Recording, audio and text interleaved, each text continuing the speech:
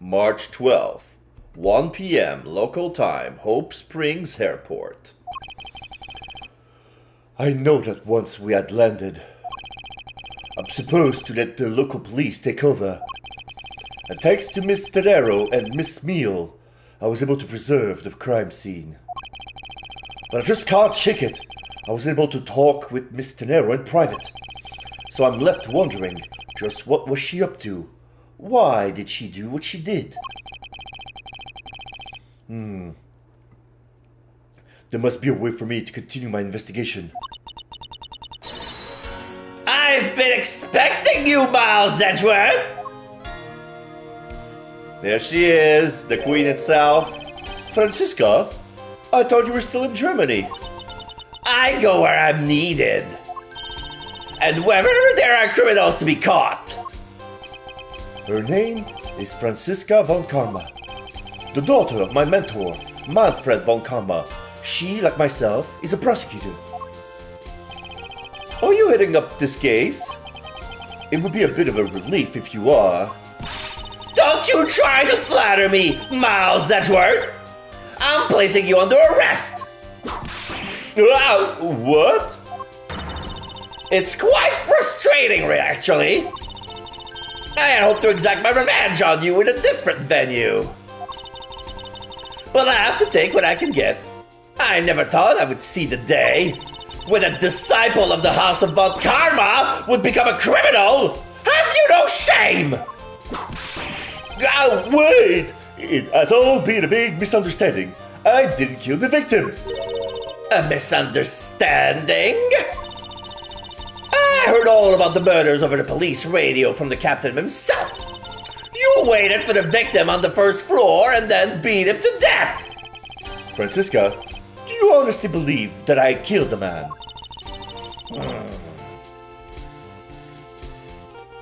Scrunching her arms. Mostly her sleeve. Like as a stress relief. I suppose I should reserve judgment until after I have investigated this for myself. I can put your arrest on hold until then. That's as it should be. Ha! I don't need a lecture on how to perform my duties from you, of all people. To be perfect in every way, the fulfillment of that creed alone is all I've strived for. Well, I have my own creed which I must fulfill, so why don't we solve this together? I have to get going. The crime scene awaits. Don't you dare leave town! Trust me, I had no intention to. Detective Gumshoe? Yes, sir. Too slow! Ow! Listen up. I'm leaving you in charge of watching this man. Don't mess up, understand? Mr. Edgeworth? I'm supposed to guard him? A simple yes or no, detective. Yes, sir. Understood, sir. You just leave it to me. Miles Edgeworth, if you interfere in my investigation, I'll arrest you on the spot. Are we clear? Now then, if you'll excuse me, curtsy. And she takes her leave.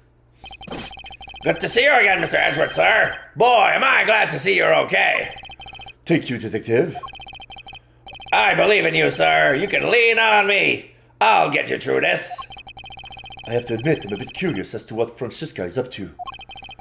Maybe I should ask the good detective. Very well. In that case, I have a few questions for you. Okay, now I can move. What a view of the planes preparing for takeoff. Besides the turbulence, they're really not all that bad as a mode of transportation. So there's a little kid looking at the planes as well. This child seems to be happily enjoying the sight of so many planes.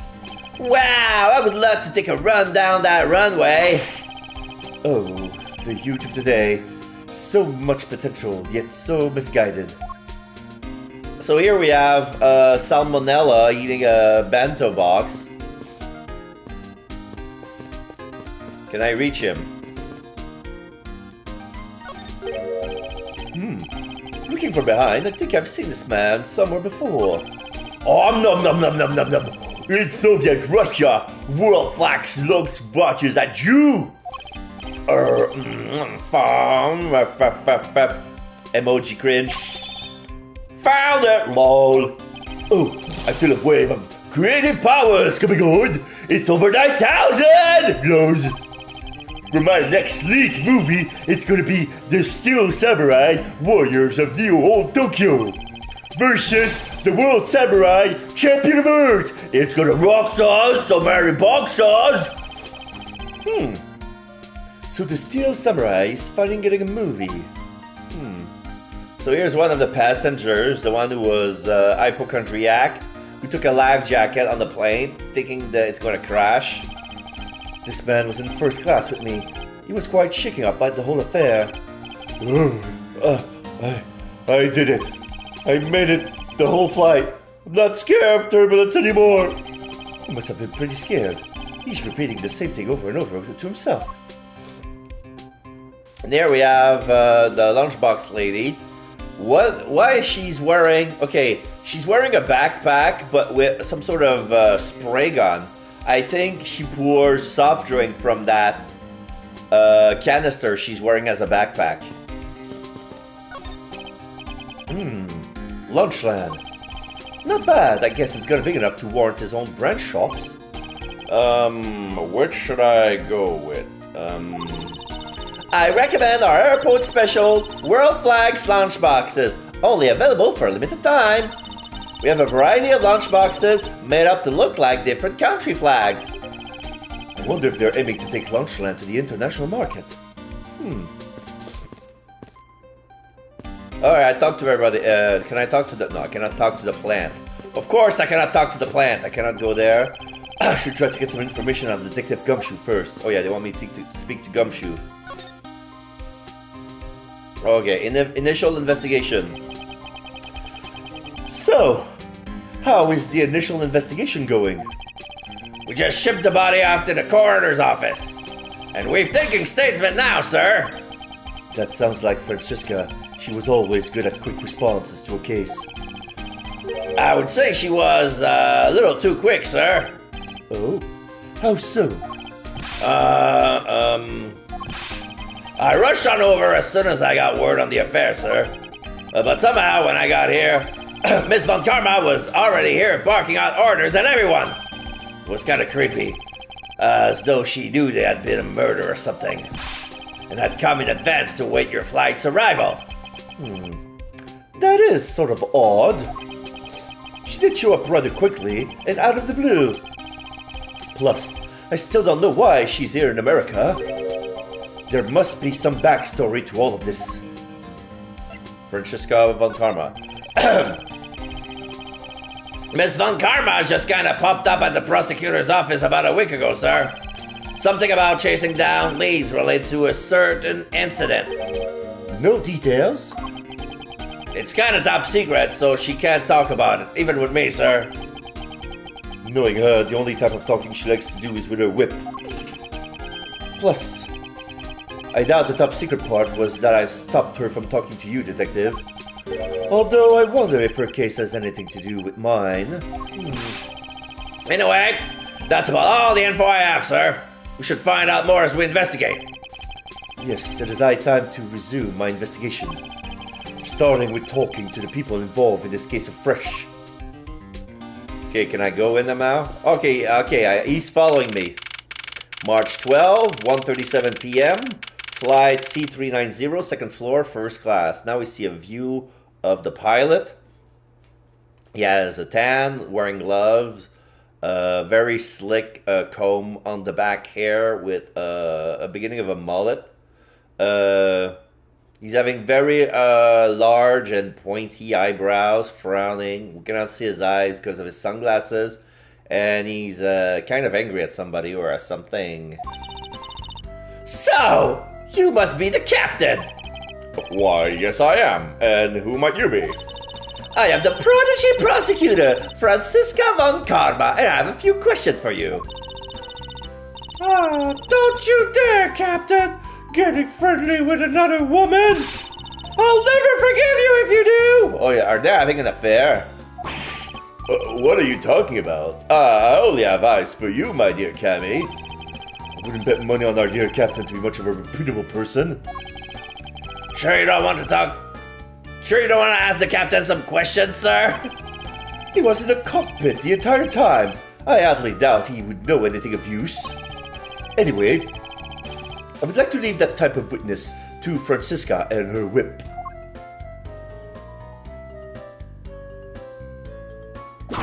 Ah! See? Shrugs. Gumshoe scratches his head and leaves. March 12, 1:40 p.m. Flight GC390. First floor, lounge. Now we have LeBlanc, who's pointing fingers as a guard. He cannot access the cargo, and he's mad about it. Now see here! Ah! Sorry. I'm so sorry! How long do you intend to hold me? It is impossible for me to be the criminal, I told you. Mr. LeBlanc. Oh, it's you. Tell this man to stop stopping me from going. Time is money. I don't have enough, even 1 second of wasteful time to spend. Okay. So here we cannot go there anymore. It's do not cross, but we've inspected this whole area, so we don't need to, really.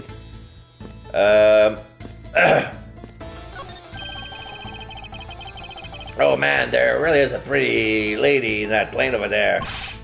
Ah, she's looking over there. Quick, sir, wave her at her with me, please. I refuse to be your wigman on this.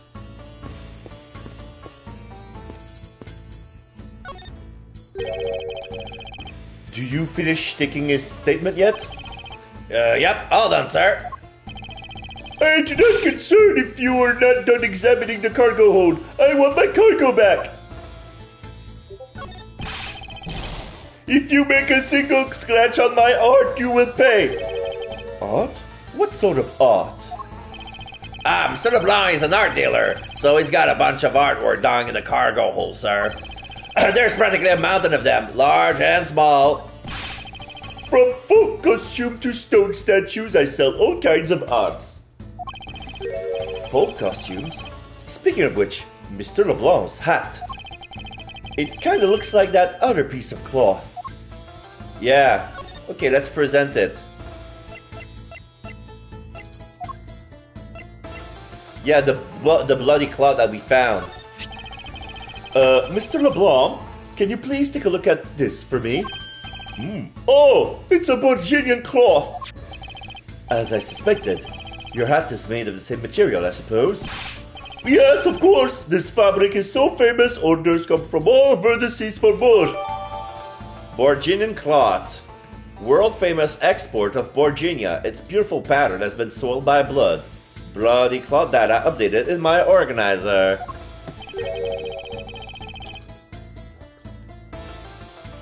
Then, this is the cargo you were talking about earlier? No. My cargo this time is much mini gigantic. You, detective, when can I have my cargo moved? You can get your cargo back when we're done investigating, pal. The stubbornness of you police, it is no good. And it is no good that attendant refuses to exit the attendant's room too. That attendant? I wonder if he's talking about Miss Tenero. Okay, let's ask. Oh, Rhoda Tenero. What did you mean by that attendant, Mr. LeBlanc? She was taken into the attendant's room for her interview. And then they still have not come out. They make no sign of coming out either. I was finished with my own interview much earlier, quicker than her.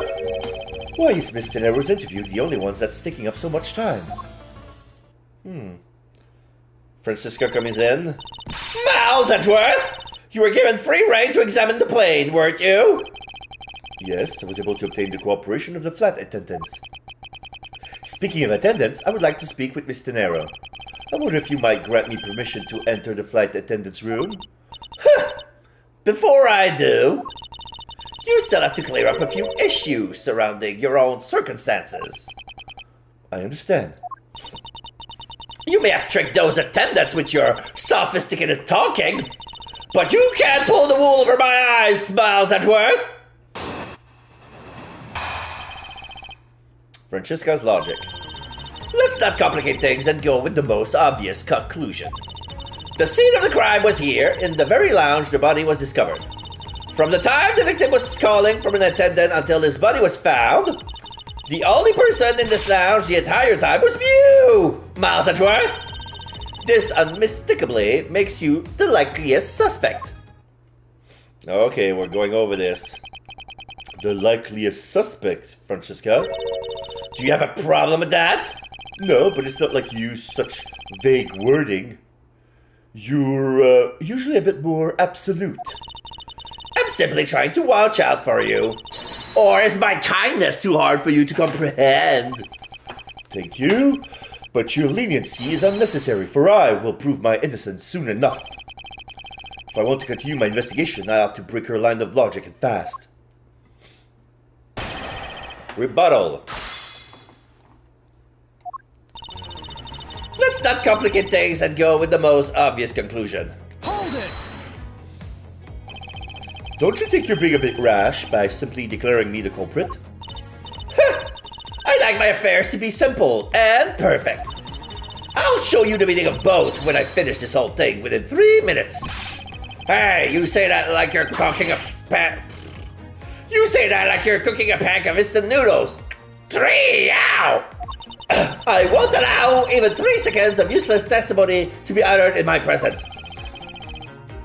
I see she hasn't changed a bit, but I won't allow her to send me to prison so easily. The scene of the crime was here, in the very lounge of the body was discovered. Hold it! So tell me, Francesca, do you know all there is to know about the crime scene? I know all that I need to know in order to arrest you. And nothing more? Are you saying there is more I need to know? Ow! Why did you whip me, sir? Sorry, Scarfe. My hand must have slipped. It would appear that Francesca doesn't have all the facts of this case yet. From the time the ceiling was seen calling for an attendant until his body was found. Hold it! But what do you mean by seen?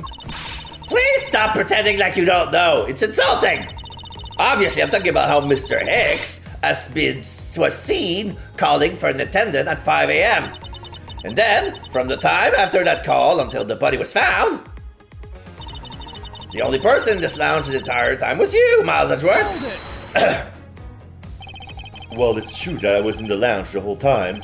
That fact alone does not make me the criminal. Objection! We'll see about that at the conclusion of this investigation. However, there is one thing that even you must admit at this time. This unmistakably makes you the likeliest suspect. Under the circumstances, I suppose I can agree that I am the most likely suspect. But I believe in you, sir. I don't think you did it.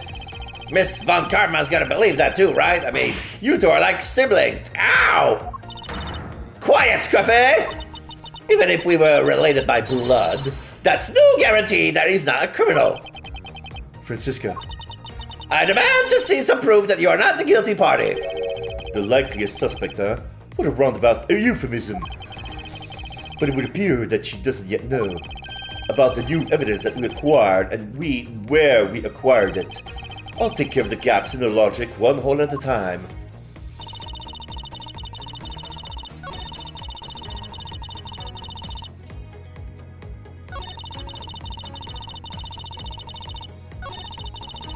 So yeah, the crime scene was not here because we found evidence that it was elsewhere.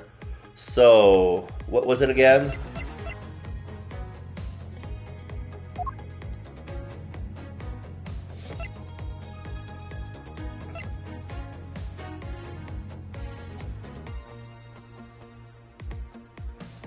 Should I go with a suitcase? Objection! Oh, okay, good. It would appear that you did not have all the information you needed after all. And what does that mean?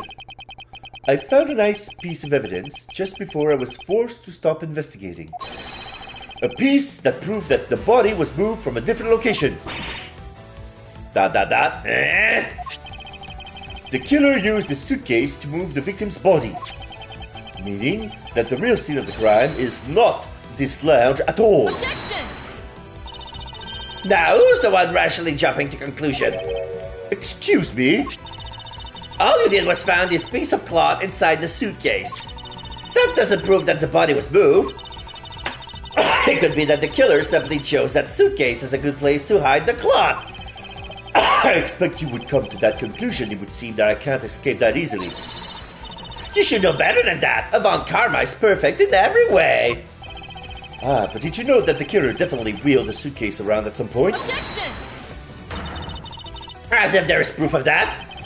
Where is the proof that the suitcase was moved around?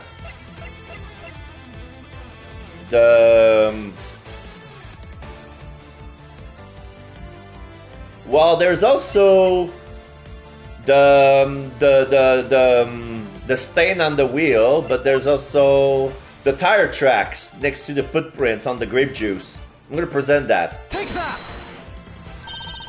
The spilled grape juice in front of the elevator? Yes, and I'd like to draw your attention to this area here. Where is the evidence that proved the killer dragged the suitcase through here? Here. Take that! This mark here. Wouldn't you say that it looks suspiciously like tracks from two wheels? I suppose. Further, there is also grape juice residue on the wheels of the suitcase. This means that the suitcase contains the victim's body definitely passed through here. I suppose this means that the killer did move the victim's body from somewhere else. I'm glad you've come to your senses. Objection! Not so fast! This still doesn't put you in the clear. Not by a long shot. Francisca's logic part 2. You prepared yourself and acquired the piggy bank before the plane hit that turbulence.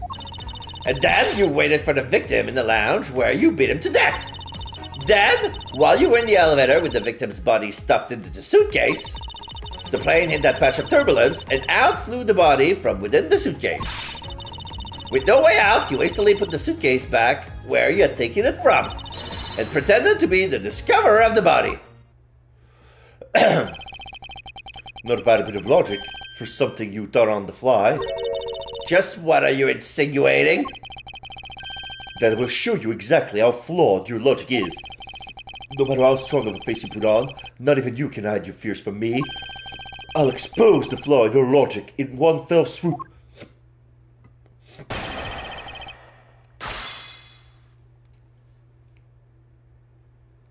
Francisca's logic part 2. You prepare yourself and acquire the piggy bank before the plane hit that turbulence. Hold it! And how do you suppose I was able to take the piggy bank out of his display case?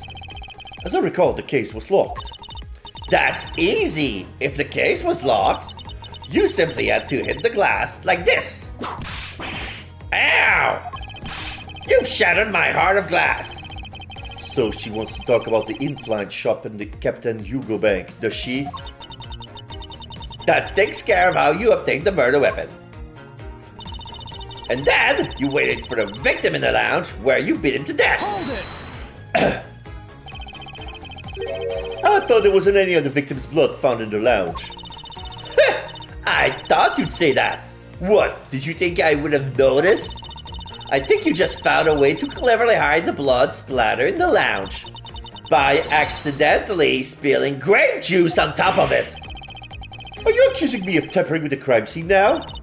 We'll see, won't we? The forensic scientists are hard at work on that as we speak.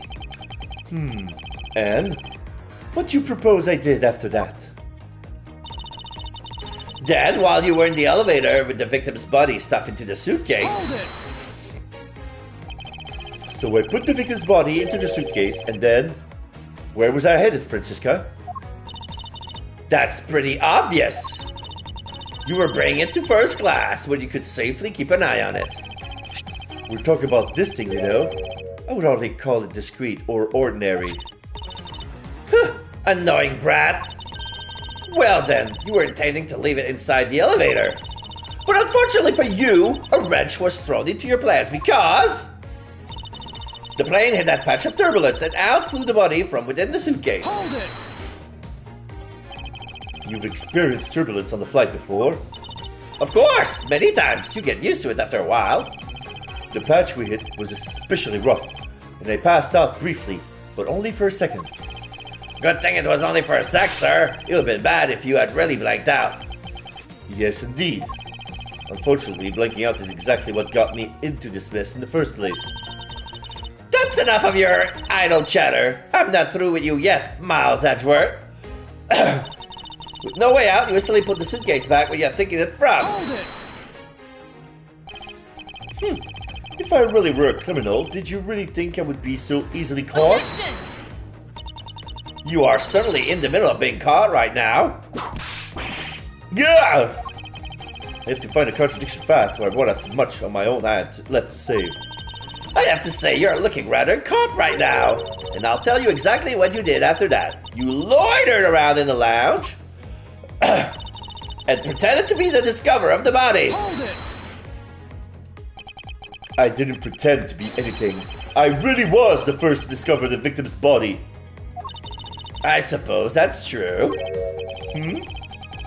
So then, you are yielding to my statement? Don't be foolish. I still insist that you are the killer, Bob. In that sense, you really were the first to discover the body to be dead. No matter what I say, she seems dead set on making me out to be the killer. Her logic is reasonably sound, and the large majority of it reflects the truth. But there is one point about it that is not quite right.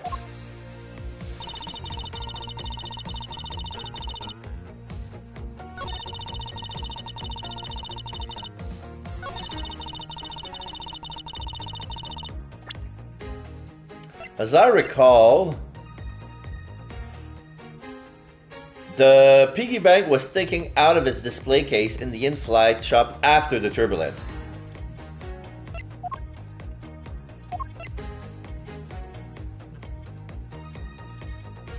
I'm gonna try that. Objection! Yes. The fact that you took this piece of evidence into account in your testimony is to be commended. Your legal prowess is certainly something to be feared. Evidence and logic. Essential tools that those who would stand in a courtroom must learn to master. But what if there was a fake piece of evidence thrown into the mix? A fake? This Captain Hugo piggy bank is just such a fake. It is not the real murder weapon. What? The timing of when the bank was taken from the shop is important, and it was taken after the turbulence had occurred. But then what about the blood on the bank? What do you make of that? I assume it was added after the murder when the killer fabricated this weapon. Looking at it this way, the killer basically did three things after the turbulence. 1. After exiting the elevator, the killer brought the suitcase to the shop and left it there. 2. The killer proceeded to pick the bag from off the floor. 3. Took it to fabricate a fake murder weapon by hitting the victim on the head. And finally, the victim's wallet was planted on my personage, in my pocket to be precise. Everything was done so that I would be framed for the murder of Mr. Hackby Hicks. You there! Yes, ma'am. Other than this piggy bank, was anything else resembling a murder weapon found? We didn't find anything in this lounge or in the shop that could be used as one, ma'am. Most of the items that could have been used were broken during the turbulence. And the remaining items all tested negative for any traces of blood. I see. Well, Miles Edgeworth, it appears your stall tactics are at an end. But it's possible it's just hidden somewhere, sir. If the criminal had wanted to hide the weapon in a safer place, I would think the weapon would have been hidden in the same place as the bloody cloth. Exactly what I was thinking. Because the cloth was hidden inside that suitcase, it signals to me that the killer had not prepared a more secure place to hide the evidence. Which means that the real murder weapon is either still on the murderous personage or is still at the real crime scene. Objection! There is one more possibility. And that would be... That you've done it!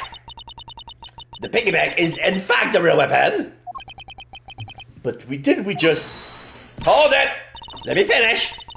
The killer took the bank out from the display case before the turbulence by opening the lock on the display case door. And it was at that time that the glass pane in the door was broken. I would say that's a perfectly reasonable line of reasoning, wouldn't you? Let's see, so that means that the killer had the key to the display case. Francisca, the person you're talking about... Not so fast, I'm not finished. The person I'm talking about also committed another sin. She tricked the captain and granted you permission to conduct your investigation. Yes, it is a sin of lying! Exclamation mark. Speaking of which, I recall that you also wish to speak with her. Yes? Very well. Permission granted, but only if I can sit in on your interrogation. Do we understand each other? I have no intention of interrogating her, but you are welcome to accompany me if you so wish. Mr. Nero is in the flight attendant's room. Let's move. Okay, we can move now? Alright, we can go. So now we are March 12th, 2:23 p.m., flight G390, first floor, flight attendant's room. So now, yeah, we have keep our cabins clean. We have a bunk bed. One is very neat and tidy. The other is messy. And not still in use, but it feels like it was used. There's another suitcase there, the same big, large, yellow and polka dotted green with a pink ribbon on it. And there's a poster of a flight attendant saying that all flight attendants must be wearing a specific way uniform and to make them look professional.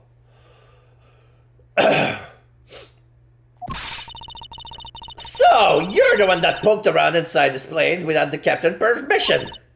Tenero. Deviating from the flight attendant's manual is very unbecoming, you know. What were you hoping to accomplish by doing that?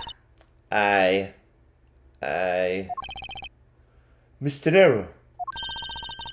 Ah, Mr. Edgeworth, you're here too?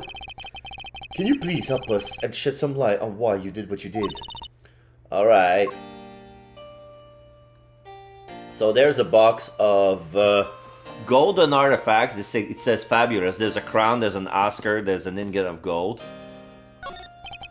What is all this junk inside these boxes? There's no rhyme or reason to any of it. Ah, that's our lost and found, Mr. Edgeworth. Gold crowns and swords and necklaces, it's like a treasure trove in there, sir. The fact that these were left on the plane implies that they were carried onto it to begin with. Something tells me it's time for Go-You to send its metal detector out for repairs. It's pretty easy to tell who sleeps in which bunk just by looking. I am almost certain that the well-kept one up top belongs to Mr. Nero. Ew, this bottom one is a giant mess. You sloven, squalid scoundrel of a man! Are you dare to scrutinize a woman's bed and invade her privacy? Ow! There are things in life best kept to yourself, detective. Okay, so this is where I came from. What exactly is this panel for? Ah, that's the emergency control panel for the elevator. We use it to stop the elevator on the first floor and to keep its door open. Okay. It's one of those suitcases designed by Mr. Nero. You can tell it's hardly even been used by the lack of even a single scratch on it.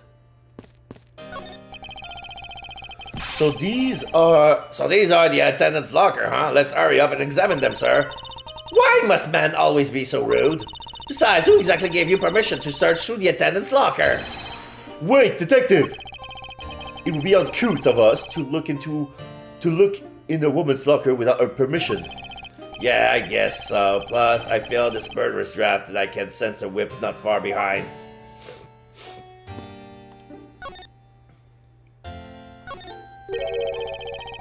Why did you lie about receiving the captain's permission like that? Because I didn't think I would be able to get his permission. What do you mean? The captain, he only has ears for Cammy. I spoke with the captain a little earlier myself. He definitely seems to be rather taken with Miss Meal.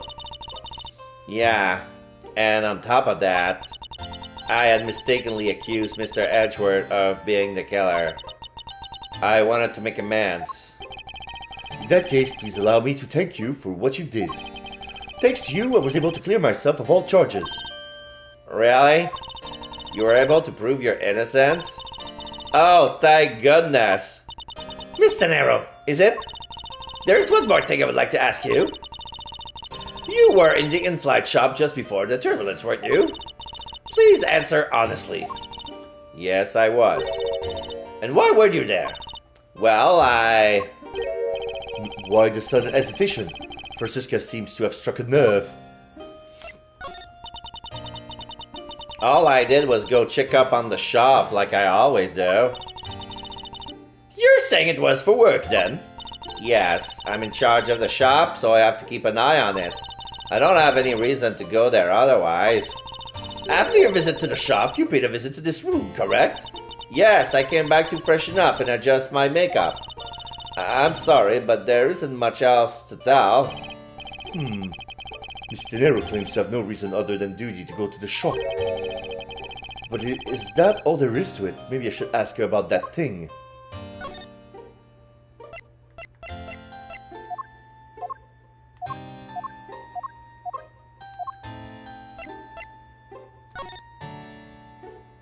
Oops. If you could please take a look at this one for me, Mr. Nero. Oh, that suitcase. Yes, about this suitcase. You are the one who designed it, correct? And I think I figured something else about it. This suitcase is the reason you went to the shop, isn't it? There's nothing you won't find out eventually, is there? Would you please tell me more about this suitcase? Yes, I was interested in seeing how the suitcase I had designed were selling.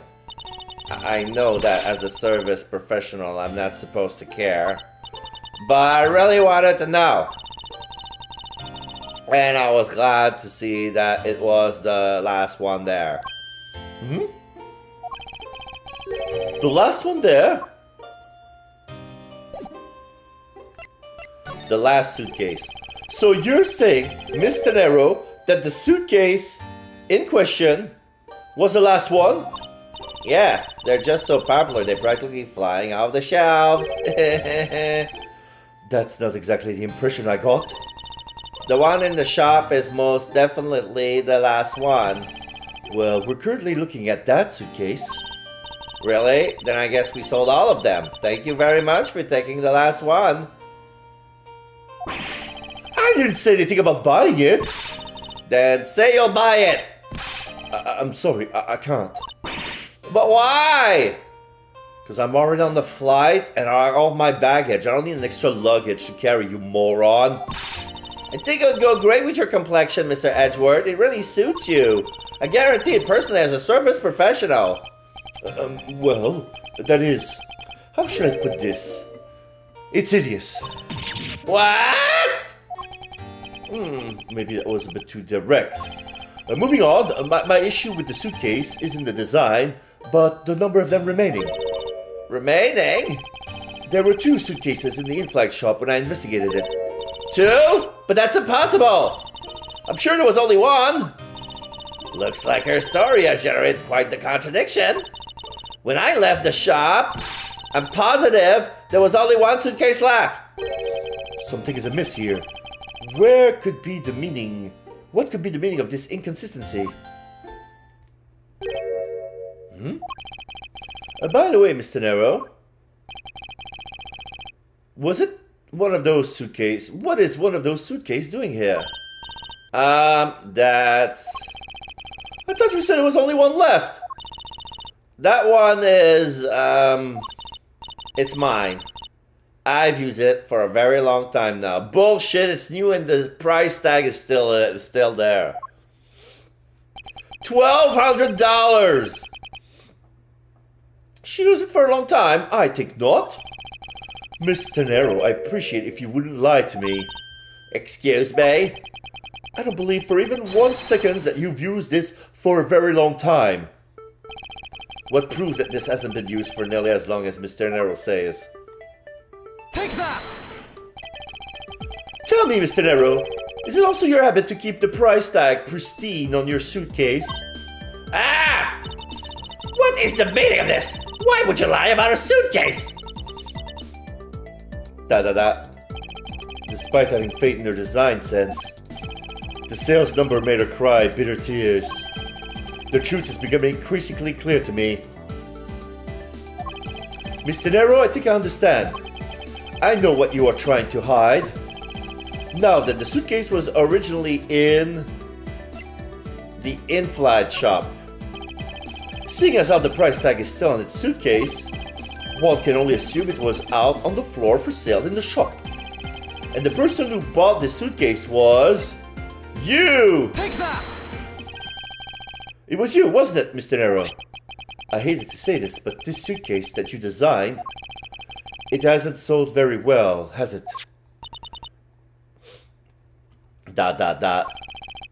You saw how poorly this design that you poured your heart into was selling, and were deeply hurt. That's why you wanted to make it look like it was selling by buying it yourself. Isn't that right? Then the reason you went to the shop and came back here was... I'm sorry! All I really have is my job. I was overjoyed when my design was chosen. I thought that maybe I'd finally accomplish something in my life. But the suitcases didn't sell. It's because of the design, isn't it? All because it's as you put it. It is. I can't say they chose a great place in which to sell them either. We weren't selling a single one and they were just sitting there collecting dust. I felt so bad seeing them there day in and day out. So I decided to buy one for every flight I work. You buy one for every single time you work a flight? I see. So in order to keep your resolution, you went and bought one today as well. Yes, and here's my receipt for that purchase. Oh, there's also a timestamp. This receipt is clearly timestamped 5:40 a.m. Yeah, bought in the in-flight shop, timestamp 5:40 a.m. Suitcase receipt data jotted down in my organizer. The truth is, there's still a bunch of them left unsold. They're planning to scrap the remaining ones at the end of this flight.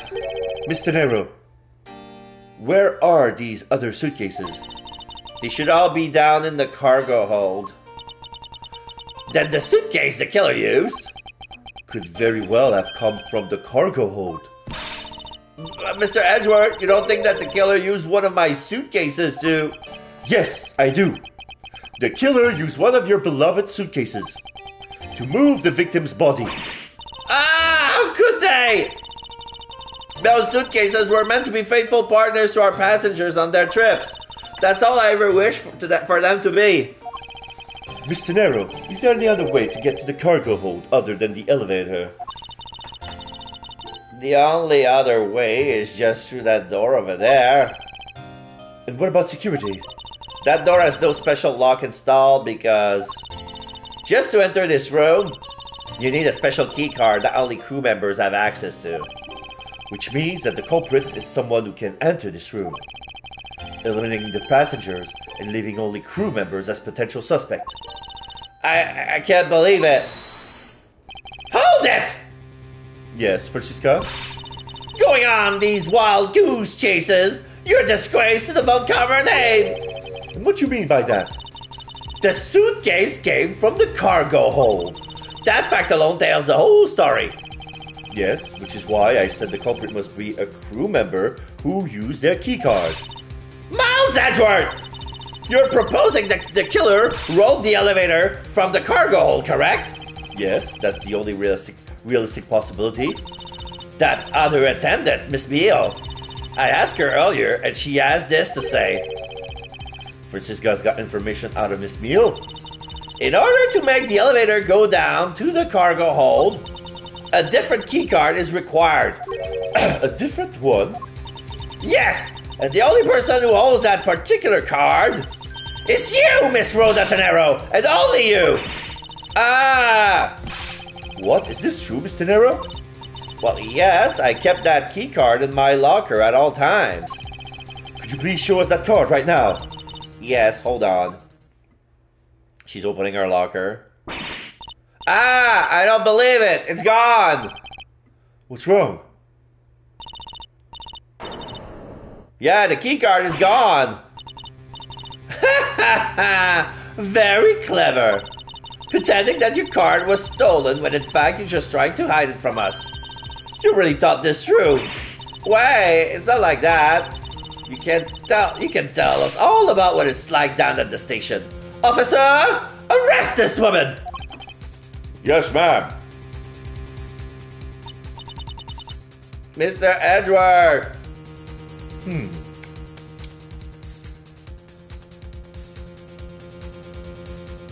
they're leaving. ...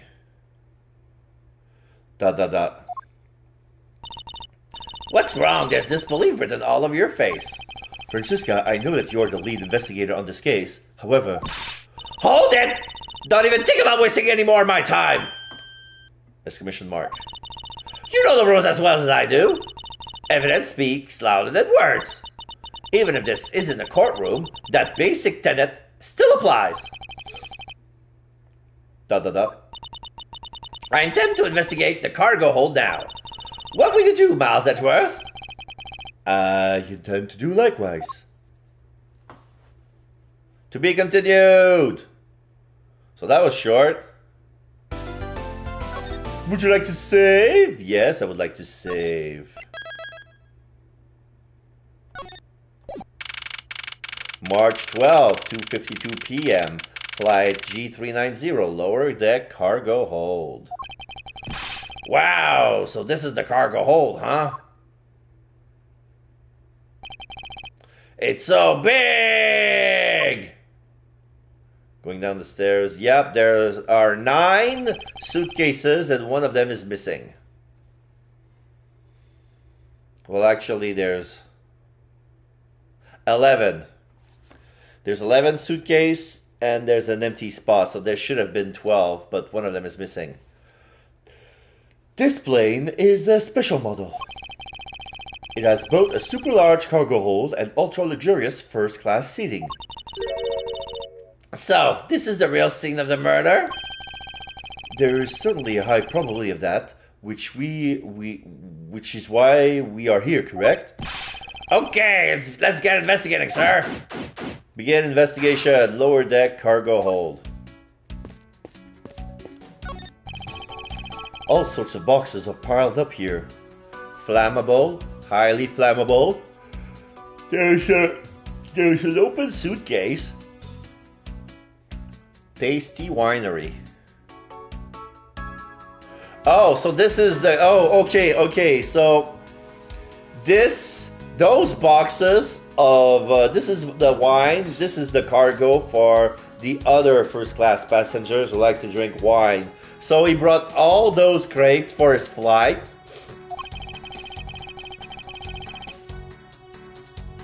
This one says flammable, and this one it says pharmaceuticals. This one says for exorcism use only. Just what kind of operation is this airline running?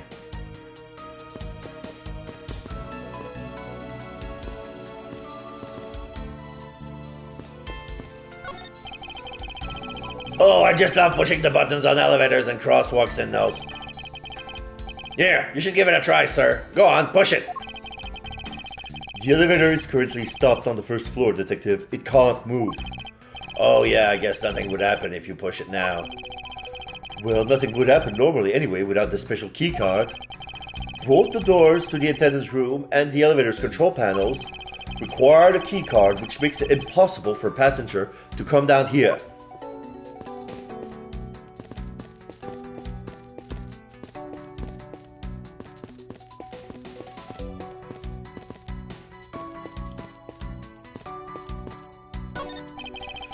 Holy suitcases, Mr. Edgeworth! It's like an all-you-can-see suitcase fair.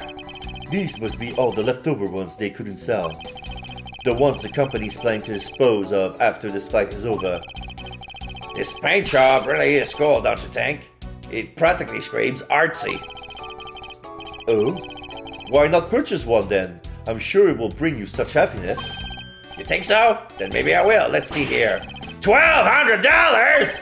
Oh, I think I'll pass. Mr. Nero wonders why they don't sell. You would need 2 jobs just to buy one. Although, it definitely looks like one of them is missing. What is this brittle substance I'm stepping on? It's a bunch of glass fragments? They look like they've been cut as well. I didn't know that this plane was capable of carrying such large pieces of cargo. This thing's as tall as 2 of you on top of each other, sir. This thing is as tall as 2 of you on top of each other, sir. It would probably take 20 of you to recover the entire surface of this monstrosity. What, really? Yeah, I guess that sounds about right. There's really no need to take that throwaway estimate seriously, Detective. So, this box says bed sheets. Color white, 50 sheets. And there's another box that says Zhangfa Express. Grape juice.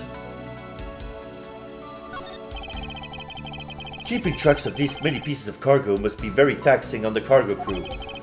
This sure brings back memories of when I work as a part-time mover, sir. By the look on his eyes, it's waiting for me to ask about the rest of the story. But no matter how he pours on the puppy eyes, I have no intention of doing so.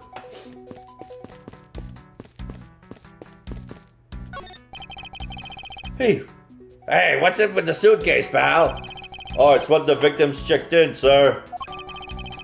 So, this suitcase belonged to Mr. Hicks. I don't think he'd mind if we took a closer look. There's nothing out of the ordinary in there, sir. Wait, a file? There's a photo of Miss Von Karma in it, sir. Looks like a profile on Francisca. Why would Mr. Hicks have a file on her? Can surely ask, Have you noticed anything strange happening around here, officer?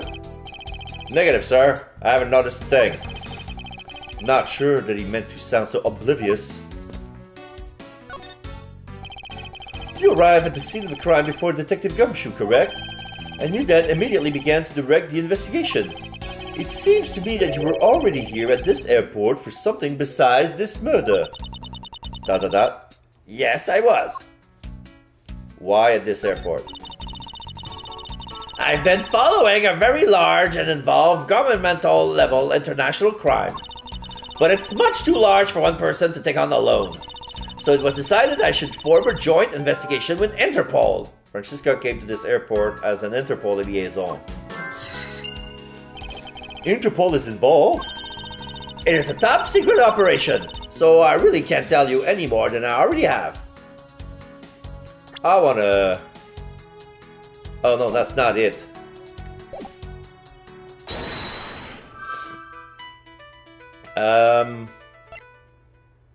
I want to compare the broken glasses and the glass shards. Do they connect? Yes. I think we can safely conclude that these fragments are from a pair of glasses. And the victim was wearing a pair of broken glasses. Exactly what I was thinking. I'm sure that the shards would match up perfectly with the remnants of his glasses lenses. Ergo, the victim was here, just as I suspected. So you're saying that the real scene of the crime was here, sir? Is that what I've been saying for a while now? Oh, is it? I didn't know that.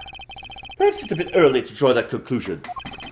However, I believe that the probability has just skyrocketed considerably. All that's left is to find the murder weapon. Profile Francisca, Interpol.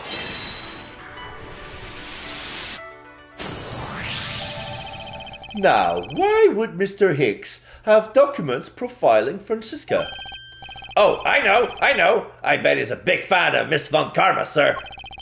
Francisca said that she had come to this airport as part of an Interpol investigation. Oh, maybe Mr. Hicks had heard she was coming here and he followed her? Detective, I think it's more likely that Mr. Hicks was actually Interpol agent Hicks. I think Francisca has some explaining to do. The truth behind Hicks. You came to this airport to rendezvous with the victim, didn't you? Nonsense! What are you talking about? We found a profile detailing information about you in the victim's luggage. I suppose it was prepared for him so that he could recognize you when he landed, which makes him not Mr. Hicks, but rather Interpol agent Hicks. Isn't that correct? I should have known you'd figure it out, Miles. But it looks like they got into it first! So you really did come here to receive an Interpol agent in? Yes. Agent Hicks was on the trail of a very large international smuggling ring. In the logic box. He went undercover to investigate this crime. And it was I who put him on this case. I was supposed to receive a call from him on his cell phone once he had landed. I never expected to receive a call about his murder instead. I think we now have pretty definitive evidence that Agent Hicks came down here to the cargo hold. But what was he doing down here, sir? There's nothing but luggage. Oh, I get it! Maybe he forgot something in his suitcase and came down to get it. Ow! Agent Hicks came here for a work-related reason, of that I'm sure. Yes, but I'm sure he was here to investigate the smuggling operation he was observing. Francisca, do you know exactly how he intended to pursue his investigation? No, unfortunately, I was going to find out from him after he landed. I see. But this raises another question. A normal passenger can't access the cargo hold on their own. Agent Hicks must have identified himself to a member of the crew and entered the cargo hold with that person who left him in. Yes, and then he was murdered here. These glass fragments and his broken glasses are a testament of that. Then, the killer put Agent Hicks into one of the spare suitcases and they entered the elevator. But while they were riding it up, the plane hit that patch of turbulence. Because of the intense shaking, the suitcase popped open and Agent Hicks' body flew out. At the same time, his wallet fell out of his pocket, spilling its contents everywhere. Which explains why there was money scattered all over the elevator floor. Investigation complete. I think it's pretty easy to say who the culprit is at this stage. What? Really, sir? I know what you're thinking, Miles Edgeworth. But the killer can be none other than Miss Rhoda Tenero. Definitive evidence. If it was a crew member, any one of them could have shown Agent Hicks to the cargo hold. But the point to keep in mind is the key card that allows the elevator to come down here. The only person with such high-level access is Miss Rhoda Tenero. I would say that's a pretty decisive piece of information, wouldn't you? I know what she's trying to say, but I'm not certain it's as simple as that. Rebuttal. If it was a crew member, any one of them could have shown Agent Hicks to the cargo hold. Hold it! That might be true, but then it could be anyone, including Miss Beale, or even the captain. Don't be a fool. A plane without a pilot in the cockpit is like a horse without a rider, crop in hand. Much like Scruffy over there. Yeah! Yeah! I can't disagree with her on that. Detective Gumshoe does always need a guiding hand. Very well. Then what about the other flight attendant, Miss Beale? I thought you might ask about her. But the point to keep in mind is that the card that allows the elevator to come down here. Hold it! But it's highly likely that the key card was stolen from Miss Tenero. Objection! It's highly likely? Is that possibility the best you can come up with? And you call yourself a disciple of my father? Yeah. Yes, well, while I don't have any evidence, I... Be quiet! You're a disgrace! There's more evidence pointing to Miss Rhoda Tenero, you know. It's not just the key card that gives you away. Are you talking about the murder weapon? The Captain Hugo piggy bank? Yes! She's also the only person with a key to open that display case. Further, there's the matter of the key to the display case that held the murderous bank. Hold it! But that is a fake! Stop right there, my Soundshort! You don't have any proof that it is just a red herring. If you must keep on insisting that it's a fake, then what is the real murder weapon and where did it go? Speechless, I see. That's not a surprise. After all, you know that we've searched the entire cargo hold and came up empty-handed. There must be a way. There must be something that can help me rule out the piggy bank as the murder weapon. What should be examined further to help us ascertain the authenticity of the weapon? The piggy bank, the crime scene, or the body? I want to check the crime scene. I think we should examine the crime scene in more detail. We might turn up the murder weapon if we search all of the cargo and luggage. Did you think I haven't thought of that? Even now we're searching through them. But we haven't found anything that even closely resembles a murder weapon. Alright then. I suppose we should examine something else. The piggy bank? Or the body? Francisca, I think you were too quick to jump on your conclusion. Oh, was I? Yes, we don't even have the autopsy results yet. How can I not say that you made a snap judgment when you have yet to even see if the wound on Agent Hicks' head is consistent with the murder weapon? Scruffy! Yes, sir. Contact the medical examiner office at once. I wish to hear the result of Mr. Hicks's autopsy. Yes, sir! Going away.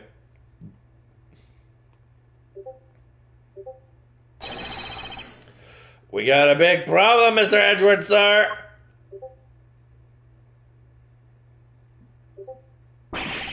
What is it, Detective? They're still doing the autopsy, but they say that they already know this one thing for sure. Report, now! The doc said that it's one giant bruise from a beating from his shoulder down to his mid-back. From the victim's shoulder to his mid-back, he was beating over such a wide area? Well, I would say maybe it's a sign the killer has a grudge against Agent Hicks. It wasn't just his head. The killer went all out and hit him multiple times, sir. Autopsy report. Instantaneous doubt resulting from blow to back of the head. Bruising head to mid-back. Autopsy report data jotted down in my organizer. Scruffy! What is at a grudge against Agent X supposed to mean? Well, that's, You're speculating! Was the wound on the victim's head consistent with the murder weapon, Detective? Oh, well, they say they were still looking into that, sir. You're completely useless! Yow!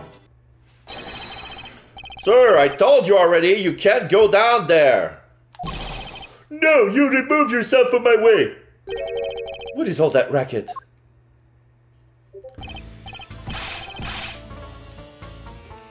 My luggage! My cargo! They're mine, and I demand you return them to me. We're still investigating the cargo hold. Please understand and have a little patience, sir. I suppose there is no choice. Finally, I think he gave it. Hey, what are you? You have left me no choice but to use strong force. Ah! You won't get past me! He dodged, and LeBlanc is about to fall. This is... Wait, that's it! So that's what this whole thing has been about. Further, there's the matter of the key to the display case that held the murderous bank. Captain Hugo Piggybank, is there some way for me to prove that this isn't the real murder weapon? After all, you know that we've searched the entire cargo and came up empty-handed. Nobody could find anything that could be considered a real weapon in the hold. Fall in slow motion. The doc said that it's got one giant bruise from a beating from his shoulder down to his mid-back. Extensive bruising from back to head down to mid-back as if severely beaten. Oh! So yeah, here we have to bring everything here. So we couldn't find a weapon because there were none. It has to do with the cause of death. No? The pieces don't fit together quite right. Okay.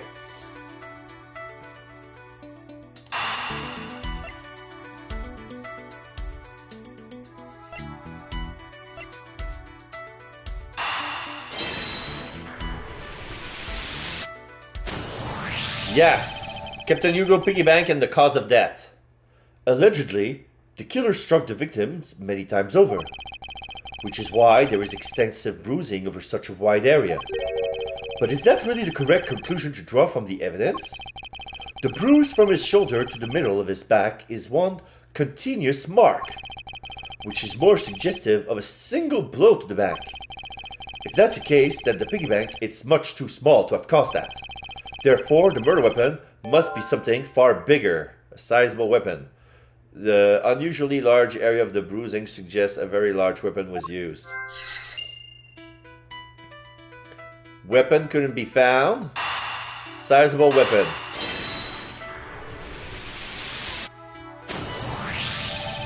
If we're looking for a rather large weapon, you'd think it would stick out. But so far, we haven't found anything that resembles a weapon of any sort. Perhaps, just perhaps, is something we all overlook from the very beginning. Because normally it's too impossibly big to be taken into consideration. What was that all about? Was he trying to jump his way down here? Francisca! What? What do you want? I found it! Francisca, I found the real murder weapon! You did? He really jumped. We didn't realize it until now, but the answer has been right in front of us this whole time. It might be hurt. We should go check out upon them, sirs. There's that pompous attitude of yours again. You should learn to drop that habit. This is coming from a prosecutor with a habit of whipping everyone she come across. Anyway, if you really are a prosecutor, then you'll back yourself up with evidence. You two aren't listening at all, aren't you? Come on then, show me this real murder weapon you speak of. I cannot because the evidence is the floor. I don't have any evidence to show you. Foolish reasoning for a foolish fool from a foolishly foolish fool meant to fool me? What do you mean by I don't have any evidence to show? Perhaps I should phrase it as that which caused Agent Hicks's death is incorporeal. Forgive me, but I do believe I have figured out what was the real cause of death. Free falling! The victim fell from a great height and subsequently died as a result. In other words, the real cause of death is free falling to the ground. He fell? He fell to his death? Yes, this is the only plausible possibility. The victim has extensive bruising on the back of his head and his back. And the only rational explanation for these injuries is that he fell to his death. But the murder happened inside this plane! I know. Are you claiming that there's some place in this plane from which he could have fallen from? As I said earlier, the answer has been right in front of us the entire time. You can't mean! Yes, I do. The victim fell from the top of the stairs of this very cargo hold. What? Then, we're in trouble. We may have second death on our hands, sirs. Gumshoes go see LeBlanc. Hey, you, tell me you're dead, pal. Quiet! Why are you screaming? Oh, you're alive. He's alive! And there you have it, Miles Edgeworth. It's not possible that Agent X fell over the railing to his death. That man is living proof of that. I suppose it's true that it's not possible, given the current circumstances.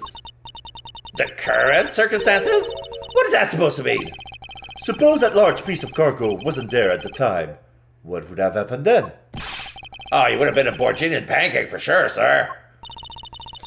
Oh, I suppose that man over there wouldn't still be breathing. But the reality is that the cargo box is there. So there's no point in entertaining your wild, hypothetical scenarios.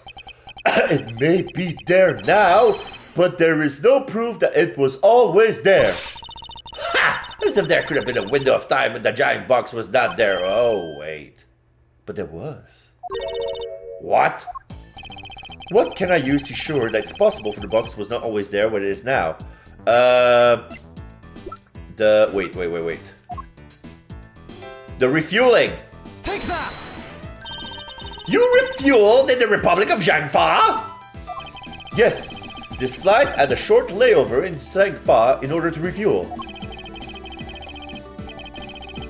But that wasn't the only reason for the layover. We also transferred some cargo. What if the box in question was only transferred onto the plane at that time? To further prove my point, let's take a look at what's next to the box in question. It's labeled Zhangfa Express. Correct, meaning it was loaded onto the plane in Zhangfa. Cargo from Zhangfa was loaded on board during the refueling between 4 and 5 in the morning at the transfer point. Cargo from Zhangfa data jotted down in my organizer. Now, what if the box in question was also loaded on at the same time? It would mean that the box was not there in the cargo hold during the Europe-Zhangfa leg of the flight. Making a clear drop from which Agent Hicks could have fallen to his death entirely possible. But your theory is still very far-fetched. Then allow me a chance to prove how very likely my scenario is. My first order of business will be to examine that piece of cargo in more detail. Begin investigation. Lower deck cargo hold.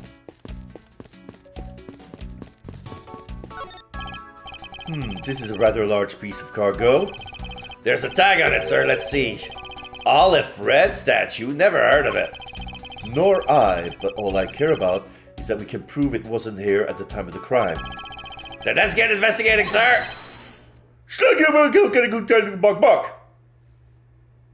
LeBlanc is going down. Look here! Do not go about touching my positions without my permission! Don't rush up on me like that, pal. So, this belongs to Mr. LeBlanc, does it? I should see what else I can find out from him. Okay. Keeping tracks of this many pieces of cargo must be very taxing on the cargo crew.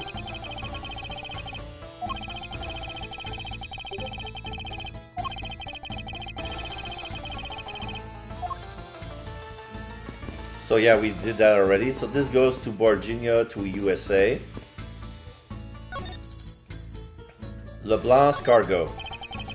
I take it that this large piece of cargo belongs to you, Mr. LeBlanc? Of course it is mine! I shipped this fine piece of art from Europe! This Olive Red statue is worth 10 million cents! No, maybe much, much more! Mr. LeBlanc's reason for choosing this plane must be the large cargo hold.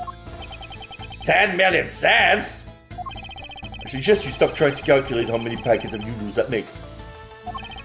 Darn! How did you do that? I feel like you keep getting better and better at seeing right through me every year, Mr. Edgeworth, sir. Do I grow with each revolution of the planet around the sun? I have the distinct impression it continues to madly spin in place. Hey, Mr. Edgeworth, so that 10 million cents, is that in euros or in dollars? The Does it really make a difference to our case? Mr. LeBlanc, there is a chance that your cargo is related to our murder case.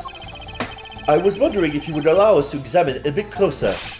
It is a very valuable piece of art, so no, there will be no touching. Okay, I'm gonna use my reasoning here. Smuggling. Agent Hicks was on the trail of an international smuggling ring. And if this is a valuable piece of art, this must be a target item.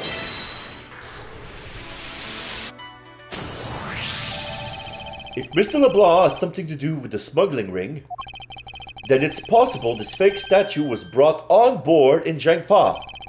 I think I need to question him a bit further. Fake statue.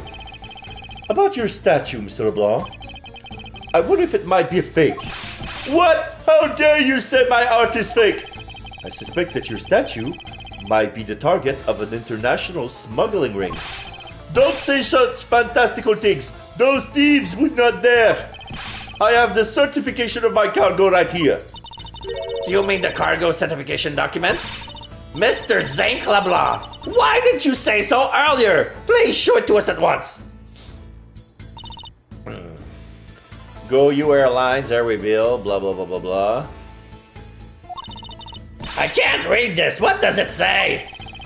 It says, as plain as day, the cargo was put onto the plane in Europe. And there you have it, Miles Edgeworth. Too bad for you. This statue was brought on board in Europe, just as it states in this certificate. No, that's... Which means that there was never a window of time in which the statue wasn't sitting there. Aleph read certificate, document written in Borginian, proved the statue was loaded on board in Europe. Aleph read certificate jotted down in my organizer. I respectfully disagree. We can't discount the theory until I see the statue for myself. Then you can have your wish. Look at it yourself and see I'm right. This, I know I've seen this somewhere before. Yeah, it's the statue that was in the photo that we found in Agent X's phone. This is the Aleph Red. It gives us such a feeling of art. I can practically smell it. But yeah, the eyes are yellow. This statue has a high amount of historic value. After it was unveiled at the museum in Europe, I brought it to this country to exhibit it. Aleph Red statue, piece of art being shipped by Mr. LeBlanc, who claims it is worth 10 million cents. Aleph Red statue data jotted down in my organizer. I believe a closer look is warranted here. Yeah. So this is the infamous Aleph Red statue. What is it, Mr. Edgeworth? Did you find something? There's something wrong with this picture. We should examine it in more detail. So I'm locking on one of the eyes. With the picture we have here, the eyes are red. Eureka! These eyes are awfully orange, don't you think? Yeah, and pretty. They remind me of sunsets when I was in grade school, sir. I don't think you see what I'm talking about. No, I do. But it's really like the color of the sun when it's setting, sir. Ah, the memories. I remember standing out in that field, spinning with my arms out until I felt ill. I don't care about sunsets. Focus, detective. What color are the eyes in this photo? Huh? Ah! Sir, they're red! As I thought, this statue is a fake. Mr. LeBlanc, what do you want? Do you not know I am a busy man? I allow you 2 seconds for your answer. The Aleph Red, I suppose this is your pride and joy, is it not? It is the biggest trophy of this European trip. Do you know why I wanted to possess this statue? The trigger started 17 years ago. Better grab a chair, sir. Sounds like this is gonna be a long story. Mr. LeBlanc, I regret to inform you and you have my heartfelt sympathy, but... What is that? Sympathy? Sympathy for what? You'll see. I would like you to compare the eyes. That large fellow in there has very bright and pretty eyes compared to you. I wasn't talking about the two of us. I meant the eyes of the statue in front of us and the one in this photo. Why the sudden yelling? Now then. Oh. Here is a photo of the statue on display at the museum in Europe. Noir! Now, do you see, Mr. LeBlanc? The statue before us is a fake. Ah, fake! I believe that even further examination will be required. Now that we have confirmed that this is indeed a fake, there must be some sort of proof that this was brought on board in Zhengfa. And I will present to you evidence that will resolve the remaining contradiction. Ah! Because there's a piece of tarp that says Zhengfa Express, and the statue is sitting as it's put on top of the tarp. Right here. What's this? The statue looks like it's stepping all over its neighbor's cloth cover. It kind of resembles its owner's attitude in a sense. Ho ho ho. You! What did you say now? Further, my clothing's hem is not being stepped on by anyone. It is too expensive for me to allow that to happen. Please forgive me the trespasses of my subordinate. Why should I forgive if the dress is passed? If the dress passes, unless it is an expensive dress, you keep it. Okay,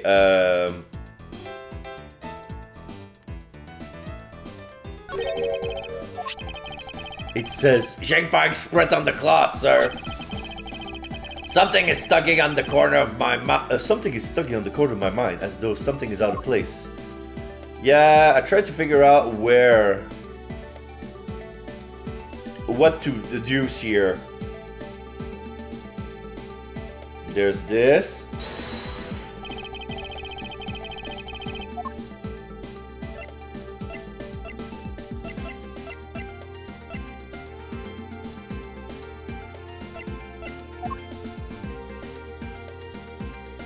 The cargo was loaded on board during the refueling between 4 and 5, the transfer port. So that means that the murder happened there.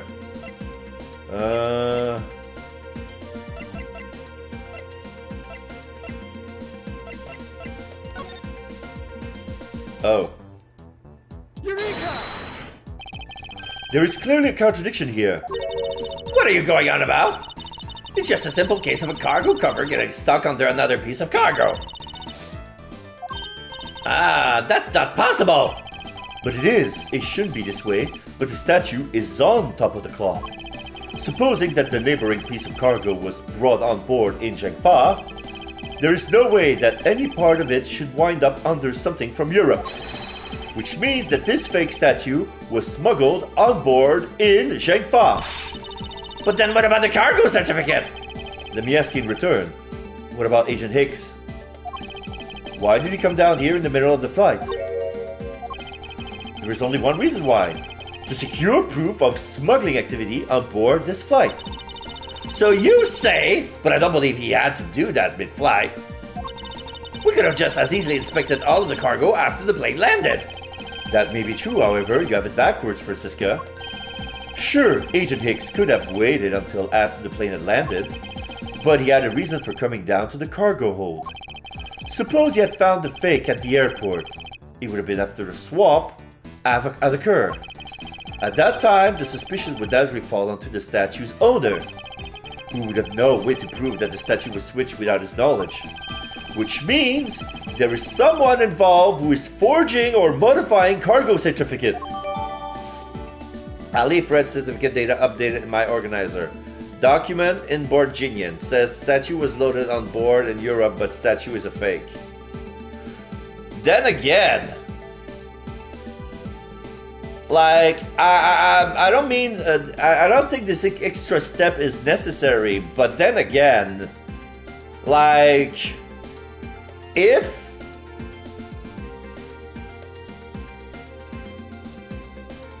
you put if you create the document when you board it, when do you get that document? Before the flight or after the flight? Because this says that the statue was loaded on board in Europe. This certificate could have been made before the plane took off. It would have been real.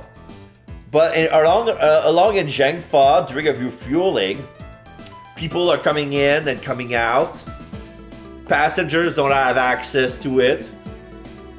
They could have swapped it under his eyes. That doesn't mean that the certificate is no longer valid. It's still valid. It's just that if the document has been swapped, I don't think that I don't believe in one bit that they need to falsify documents just because they made a transfer. Investigation complete. And I got all my life back. I guess the victim knew the real version of this was gonna get nabbed, huh? Yes, while this photo could be seen as nothing more than a simple souvenir, it was in fact taken to be used as a reference document later on. Next, Agent Hicks has to secure proof that the smuggling had taken place. He came down here to take a picture of the cargo hold. A rather empty one at that, right before the fake statue could be loaded on board. A photo of the hold missing a valuable piece of cargo would have been proof enough. After that, all you had to do was hold the Zhangfa cargo crew and arrest the smuggler. Exactly. This only goes to prove my theory. If the statue was not in the cargo hold during the Europe-Zhangfa leg of the trip,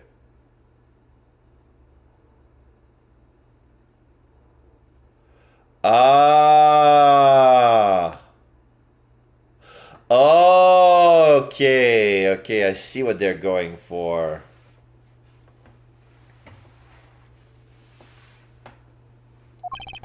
there would have been enough height from which Agent Hicks could have fallen to his death. So they're going that the real statue was never moved. Officer! Move this statue immediately! I want a thorough examination of the wood floor underneath. Now! Miss Von Karma, I'm ready to report my findings. Go on. After moving the Alfred statue out of the way, we tested the area under it with luminol and there was a reaction. I see. There was a reaction to luminol, an indication that there was blood in that spot. Can we stop looking at it now, sirs? It would seem that my deductions were correct after all. I suppose it would appear that way. The culprit cleaned the blood up well. And how do you think the killer did that? How did the killer clean up all the blood? Well, with the Borginian cloth, of course. Take that! The killer used the bloody cloth I found inside the suitcase to clean up the mess. I see. They had a need to clean up all the blood before the plane landed in Zhangfa. Yes, because otherwise, the cargo crew would have discovered it during the layover. So you guys are saying that the murder happened before the plane landed in Zhangfa? There is no other conceivable timeline for the events of the murder. But if that is true, then that throws a certain person's testimony into doubt. If the murder occurred before we landed in Zhangfa, then this becomes highly suspect. I want to check everybody's testimony. She said that Miss Mills said that Hagby was there in his seat when we took off at 5 in the morning. But if the cargo load was between 4 and 5, that means he was murdered then. So Miss Mills' testimony is false. Recall Miss Mills' testimony about Agent Hicks in his regard to when we departed Zhangfa. I saw Mr. Hicks sitting in his seat at 5 a.m., you know. She claims Agent Hicks was alive at the time of the service calls, but... That totally contradicts the facts, sir! But why would she lie about something like that? I think the only person who can answer that is Miss Mills herself. To be continued! save your progress? Yes, I want to save my progress. And now she's here with Dinero. March 12th, 3:35 p.m. Flight G390, lower deck, cargo hold.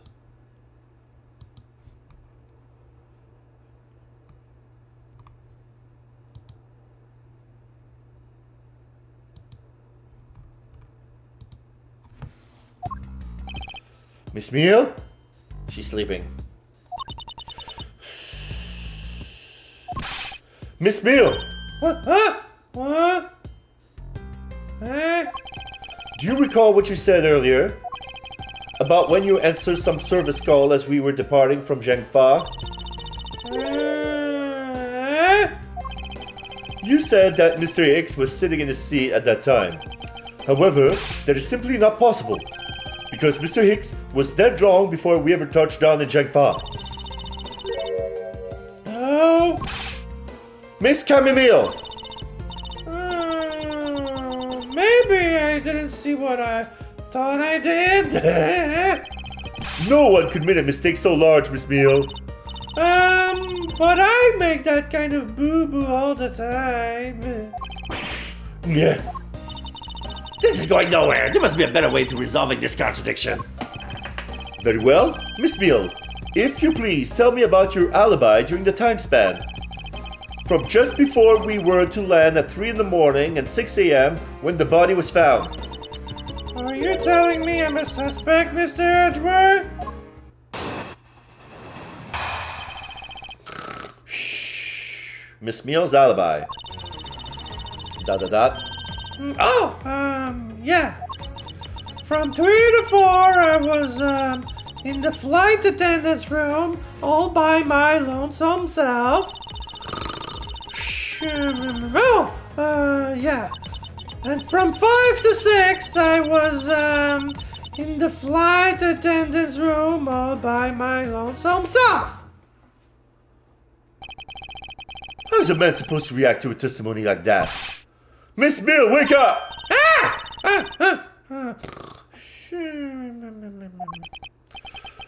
She fell asleep again. It looks like the only way I'm going to be able to wake her up is by pressing her.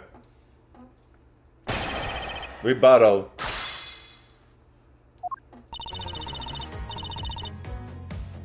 Hold it! Miss Meal, wake up!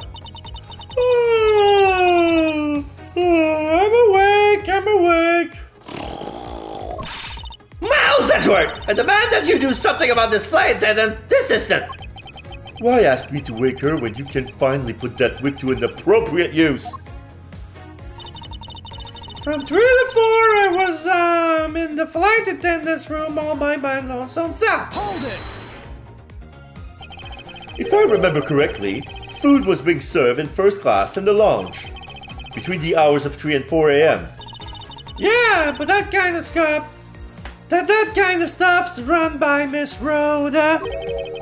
Then what were you doing in the attendance room at that time? Eating and then having a most delicious dream. You mean you were neglecting your duties? No way! Sleeping's part of our job too, you know.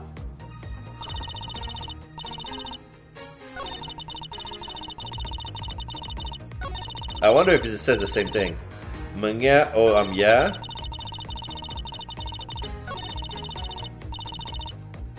Hold it! How many times do you have to repeat myself? Wake up! Oh, I'm awake. Ouch! Why did you whip me for, sir? Oh, what did I miss? A poor detective being on the receiving end of a lash in your stead.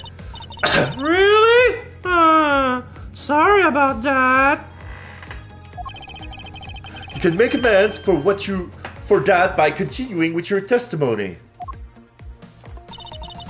From 5 to 6, I was in the flight attendant's room all by my lonesome self.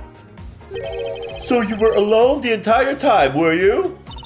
Yeah, no one else even popped their head in to say hi. Oh, well, I think a contradiction just popped in to say hi. What should I do? Should I raise an objection? Miss Beale, there is a clear contradiction embedded in your testimony. What are you talking about? It's not possible that you were alone in the attendance room the whole time from 5 to 6 a.m. Because you would have seen Miss Dinero buying one of her own suitcases. Take that! I wonder if you would be so kind as to take a look at this receipt, Miss Beale. A receipt? For what? It's for the suitcase Miss Dinero bought. Now, if I may direct your attention to the timestamp, as you can see, it clearly says 5:40 a.m. Miss Dinero. Yeah? Why is the killer here? I thought you would have her locked up by now. I requested that she be present as a witness so that we may straighten out your complex lie. Now then, Mr. Nero, between the hours of 5 and 6 a.m., you took a trip from first class down to the first floor in-flight's shop, correct? Yes, I went to the shop to buy a suitcase. After which, I went straight to the attendant's room to drop it off. And did you see Miss Meal there at that time? No. So, Miss Meal, where were you really between the hours of 5 and 6 a.m.?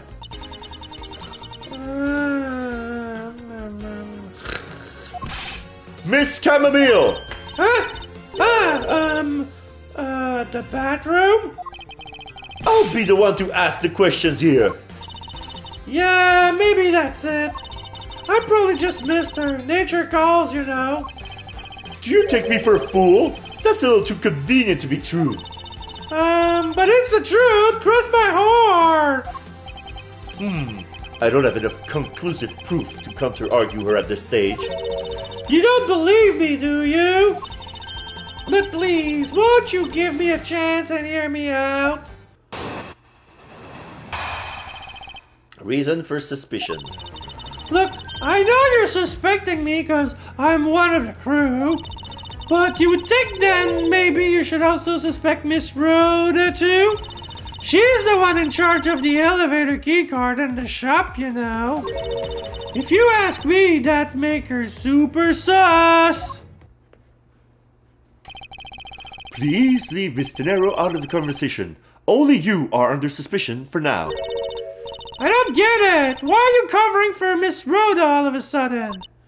Oh, now I get it. Maybe you've got your eye on Miss Rhoda. Of course I'm keeping an eye on her. I can't very well let her escape, can I? Oh, never mind. But you want to do something? Miss Rhoda actually kind of lied. I have absolutely no interest in people who can't appreciate my sense of design. Now's not the time. No, like you. Okay. The lie means not for lie, but like. Miss Rhoda kind of likes you. No, I don't. So yeah, Miss Rhoda actually kind of I have absolutely no interest in people who can't appreciate my sense of design. There you go. Now's not the time for this sort of talk.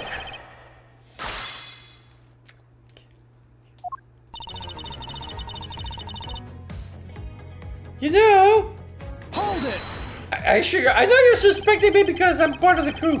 No, it's not the only reason I'm for suspecting you. Your statement regarding Mr. Hicks also turned out to be a bunch of lies. But say I wasn't an attendant. You wouldn't suspect me then, would you? Yes, I suppose that's true enough. You think that maybe you should also suspect Miss Rhoda too? She's already being detained for further questioning, or have you already forgotten? Oh, yeah, I guess I just forgot. Cammy, don't tell me you suspect me too. Sorry, can't help it. I mean, other than you, there's no one else who could have done it. I can't believe you would think that like that. I mean, me. I can't believe you would think that. I mean, me, a killer. Miss Beale, what did you just mean by just now by no one else could have done it? She's the one in charge of the elevator keycard in the shop, you know. Hold it! And what are you in charge of, Miss Beale? I take care of the attendance room. That doesn't count! Oh, but I spent so much time in there. It might as well be my responsibility. Mr. Edgeworth, Cammy is very talented in languages, so she assists passengers who may not speak English, especially those who speak Borginian. She is the only one on this flight who is fluent. Oh, you meant that kind of what I am in charge of. Why didn't you say so in the first place? What else could I have meant? Yeah, so I'm really good at Borginian. She's fluent in Borginian. Then I suppose you're in charge of processing documents in Borginian? Yeah, I take care of everything that has to do with Borginian. Very interesting. Very interesting indeed. If you ask me, that makes her super suspicious. Hold it! Actually, your on-the-job behavior makes you super sus in my eyes. But why? While Miss De Niro is busy with the passengers and all of her other duties, you have a lot of free time on your hands, thus providing you with ample time to commit the crime. Mouse Edgeworth! I demand that you cease and desist in this line of conjectural questioning. I won't allow you to bluff your way through like a certain defense lawyer. But I do not honestly believe Miss Beale does any actual work aboard this flight. Oh, that's not true, Mr. Edgeworth. Although, well, all I'm in charge of are the attendance room and some Borginian stuff. Okay, I'm gonna present something. So, if that is true, that means that the document in Borginian was filed by her, and if it's just a fake... Objection! So, you are the only one in this flight crew that speaks Borginian. Is that correct? Yeah, I guess so. I studied abroad in Virginia for a while.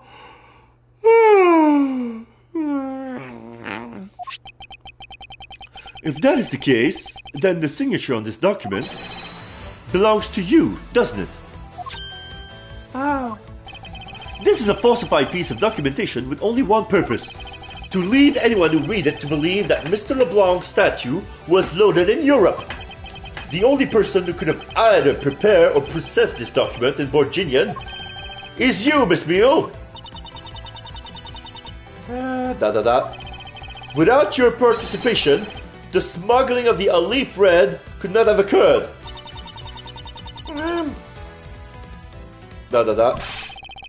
Don't sleep while I'm pointing my finger at you! Ow. Oh, I wouldn't dream of falling asleep on you, Mr. Edgeworth. So yeah, now we have, you know, those bubbles that she does when she sleeps. When she removes her hair from her face, we realize that she's blowing soap bubbles. And now she's all serious face. She doesn't pretend to be dumb anymore. It is exactly as you say. Are you confessing to having participated in the smuggling? No, far from it. It's true that I was the one who signed off on that document. But you can't use that fact alone to make your allegation of smuggling stick. There is no direct correlation after all. All you have is my signature on a piece of paper. Really? All you did was sign it? I neglected to check if the cargo has been loaded onto the plane properly. So, sorry about that. It seems that she's finally woken up. This is going to be one tough fight. Suppose, and this is just a supposition, even if I was involved in the smuggling, you can't throw the charge of murder on me just like that. Objection! If you were involved in the smuggling, you would have a strong motive to kill. Agent X was in the middle of an investigation regarding a smuggling ring.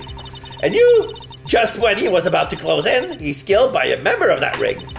Well, did you ever stop to think that maybe Rhoda is a smuggling ring member? After all, like me, Rhoda has access to many things on this plane for work purposes. So, perhaps there is some element of a setup at play in this case. What are you talking about? Don't worry, I wasn't talking about you. I meant the killer. First it was myself, and now it's Mr. Nero who is under the microscope. Seems to me that our killer is going to great lengths to pin this crime on anyone they can. You have no proof that Rhoda is being set up, or that she isn't? Actually, I believe that she was indeed the intended target from the very beginning. I believe that the plan was to push all of the blame for the crime onto her. And this evidence will prove my suspicions. This proved that the killer was out to frame Mr. Nero from the very beginning. The piggy bank. Take that! This piece of evidence will answer for all of our questions. Are you sleep presenting or something, Mr. Edgeworth? No, as you can plainly see, I am wide awake. Ha ha ha! I'm afraid you failed. You were making so little sense that I thought maybe you were asleep. Talk about Dr. Sleepy Mrs. Hyde-esque transformation. Is this it? But wasn't there a piece of evidence that's still unaccounted for? Oh, the phone! I need to stay calm, think carefully, and then present the condemning evidence. Yeah, if the killer would have removed Mr. Hicks's phone.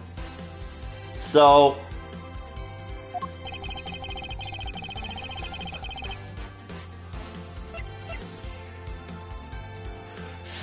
yeah.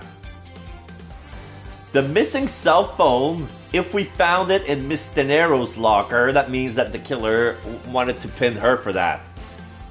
Take that! This piece of it... Oh, okay, that didn't work. That didn't work. Okay. That was still speculation. That wasn't evidence. That was speculation on my end. I admit.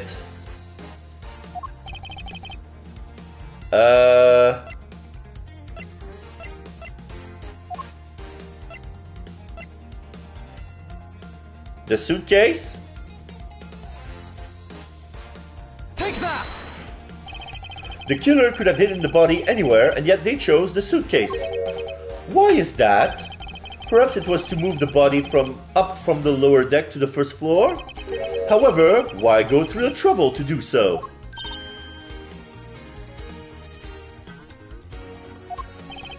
The only way all of these actions make sense is if the killer had wanted to frame Miss De Niro for the murder. Miss De Niro buys a suitcase on every flight she works without fail. But should her suitcase be switched with the one containing the victim's body, that would put her in a very tight spot. Unfortunately for the killer, the turbulence put an end to that plan. There wasn't enough time to put the body back into the suitcase. Ergo, they made do with whoever was at hand, adapted their plan, and tried to frame me as I lay unconscious on the floor from the turbulence. The killer then went to hide the suitcase in the in-flight shop and brought the piggy bank back to the elevator in order to fabricate a false weapon. A lot of work for a fruitless endeavor, wouldn't you agree? Sounds like the killer had a tough time too, huh? I mean, why did the killer need to fight someone that badly anyway? That is because of the special circumstances surrounding this particular case. What special circumstances dictated the need for the killer to frame someone? Where the murder took place? Who the murder took place? No, where the murder took place, when the murder took place, or who the murder victim was. It's the who. The killer was at a loss for what to do with Agent Hicks's body. But as it just so happened, there were a bunch of empty suitcases nearby. Being a skinny man, the killer thought to put his body in the suitcase and hand it off. You mean that the whole plan to frame someone was an elaborate coincidence? No, that's not what I said. You wrongly deduced my meaning, Miss Lee. The one with the wrong deduction is you. Think before you speak again. Patience, Francisca. I was about to reveal the truth. What special circumstance dictated the need for the killer to frame someone? The where or the when? The where doesn't matter because there's no jurisdiction. When there's a murder on the plane.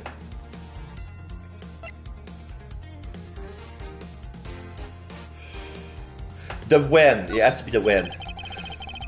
The murder took place before the movie was scheduled to go on. Around that time, almost all of the passengers had returned to their seats. Therefore, the killer had to choose someone who was not at their seat for frame. Isn't that an explanation for how the killer chose who and not why they had to? Well, I thought it best to start from there. If you're going to talk about completely unrelated matters, do you mind if I take a nap? Hold on! I'm just getting to the meat of my argument. What special circumstances? Okay, it's the where. Alright, it's the where. The special circumstance is simply that the murder took place on a plane mid-flight. No matter which country, customs is quite strict in this day and age. So no matter what you do, the chances that the body will be found is very high. Therefore, there was no choice but to frame either Miss Tenero or myself.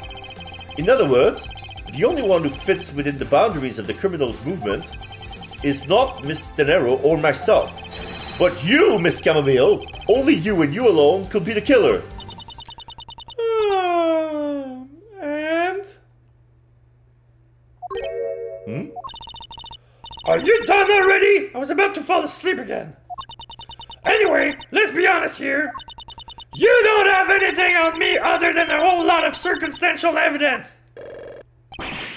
Yeah.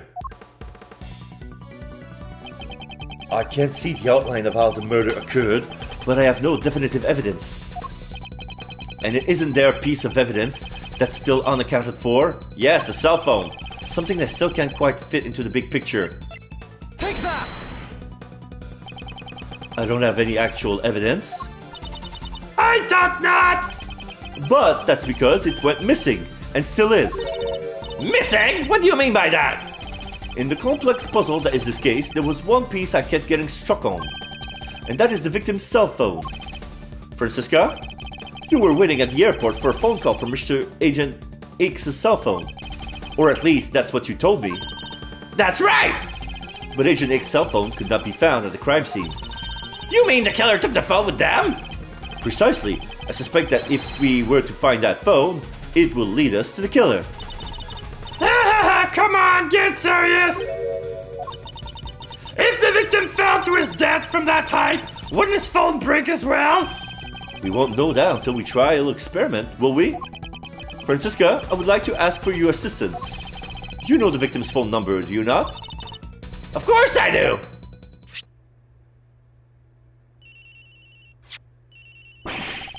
Agent takes his phone! It's ringing from somewhere, sir! I hear it, detective. Now, where is it coming from?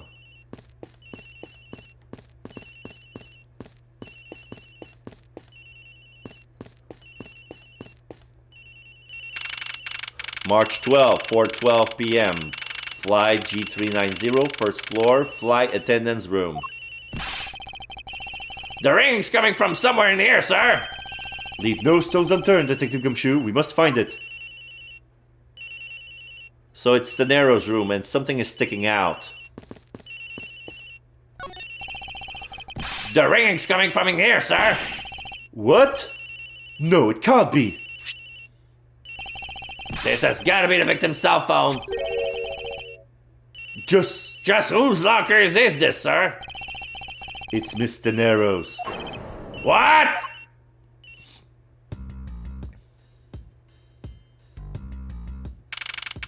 March 12, 4:28 p.m. Flight G390, lower deck cargo hold. So, Mr. Android, how did it go? Where did you find the phone?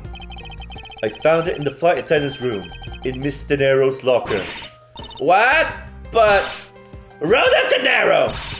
I don't know anything about the phone. It wasn't me. It wasn't me. Miss Von Karma, is it? I suggest you arrest Miss Rhoda Tenero right away. Wait, I have a theory. This is related to the incident with the keycard. When the killer went to steal the keycard, they could really stash the cell phone in Mrs. Tenero's locker at the same time. This is related to the keycard, alright? In the same way that we have zero proof that the killer did just that. The only voice that sings the truth is evidence. That is the one bird we cannot ignore. What should I do? Francisca's right. I can't offer baseless conjecture at this point. Alright then, why did the culprit take the cell phone from Agent Hicks? It must have something very incriminating on it or in it. Hold it! What now, Miles Edgeworth? It's not over yet. We have yet to figure out why the killer took the phone. What? Inside this phone lies the final piece of incriminating evidence that will point us to our killer. We need to examine this phone in more details. Okay, the screen is cracked. There's a camera on the back. The LCD is broken. Without a screen, you can't even place a call with this.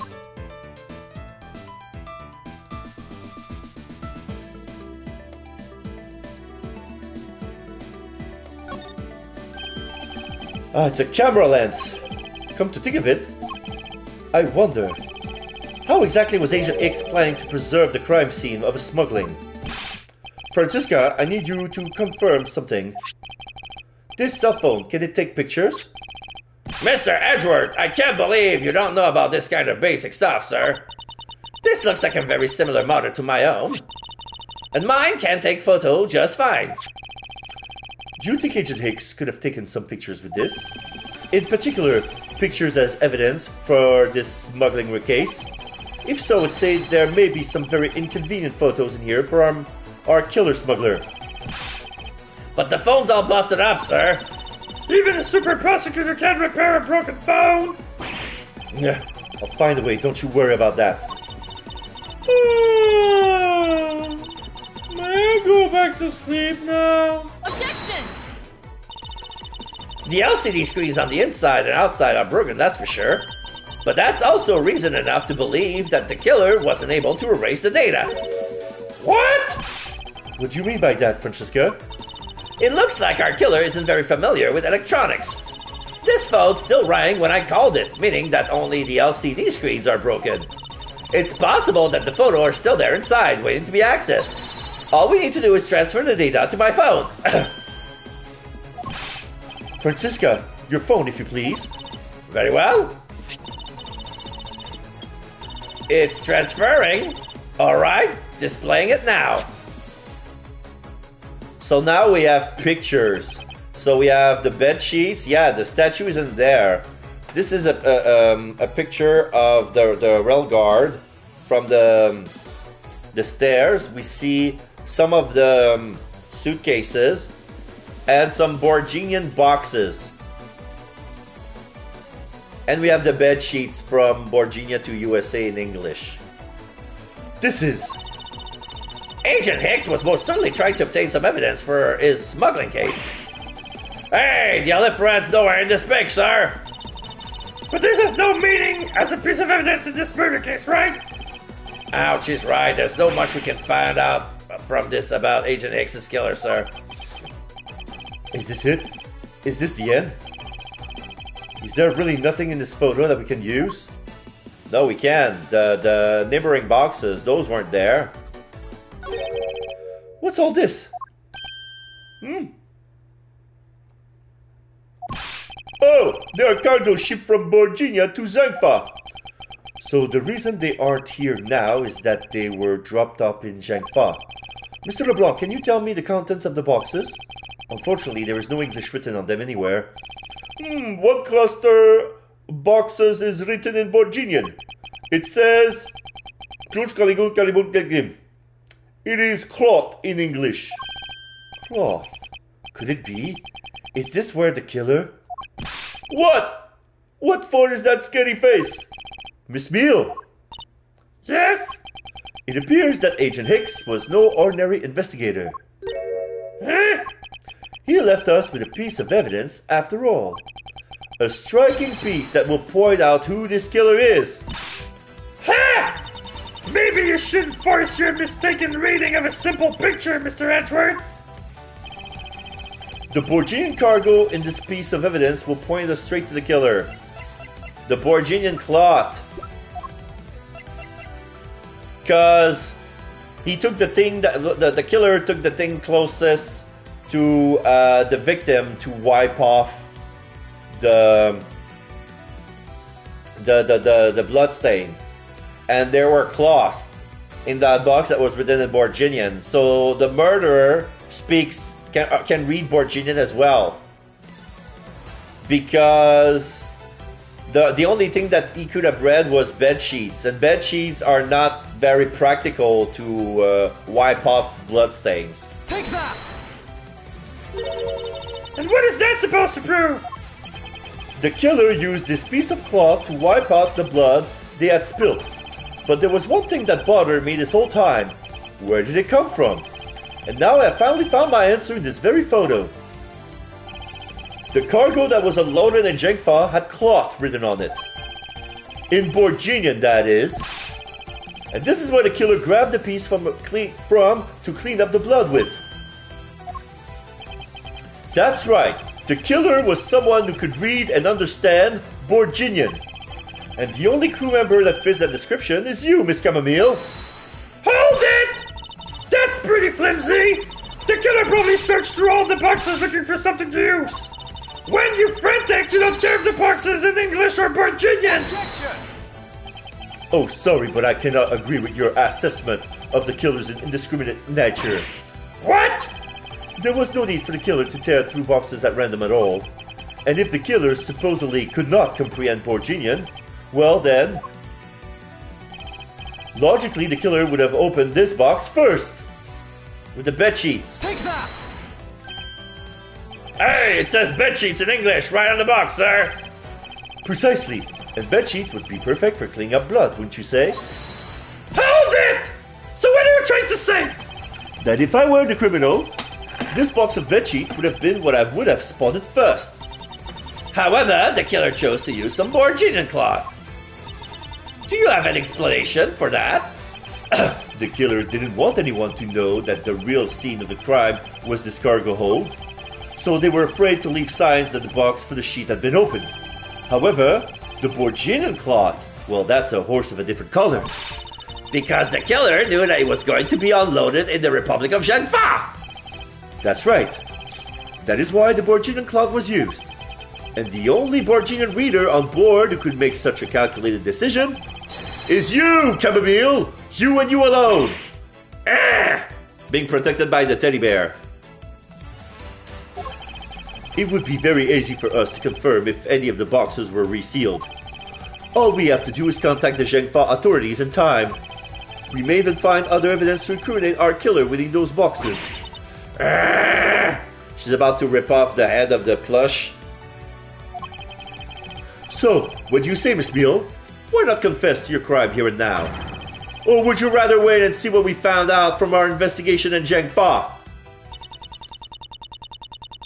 Blowing bubbles.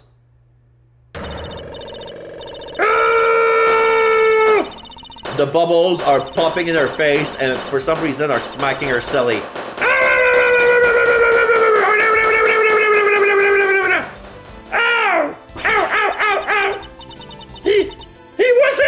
I couldn't stop it! I brought him here! He started taking pictures! I couldn't be found out! I was scared! I was in trouble! Pushed him out of it! I pushed him off the rail guard! Pew!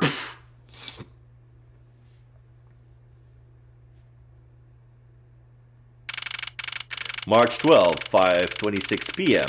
Flight G390, first floor lounge. We finished making all the arrangements to take the suspect in, sir. Very good, Detective. What about the smuggling route?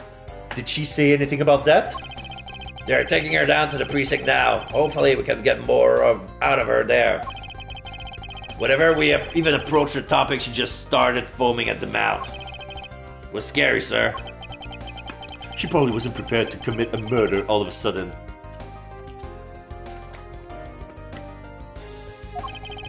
One thing is for sure, the ring behind this whole mess means serious business. It looks like there's a lot more to this case that meets the eye. Mr. Edgeworth, I just wanted to say how much I appreciate everything you did. Thank you very much. It was nothing. In fact, I should be the one thanking you for your cooperation. But truly, if it wasn't for you, I might not be here right now. Instead, I can continue to serve our passengers as a flight attendant. I hope that, well, please accept this as a token of my appreciation. That's... She wants to give him whatever suitcase. I see. You don't have to take it if you don't want it. No, I mean, I would never turn down the lady's generous offer. Oh, thank you. I'm sure it will serve you well. You can always resell it for half the price. I'm gonna make $600 bucks, ka-ching. And remember, we here at GoU Airlines are always ready to serve, Mr. Edgeworth. Thank you. I'll keep that in mind. Now I must bid you farewell. May all your skies be blue, no matter where you go. Bows.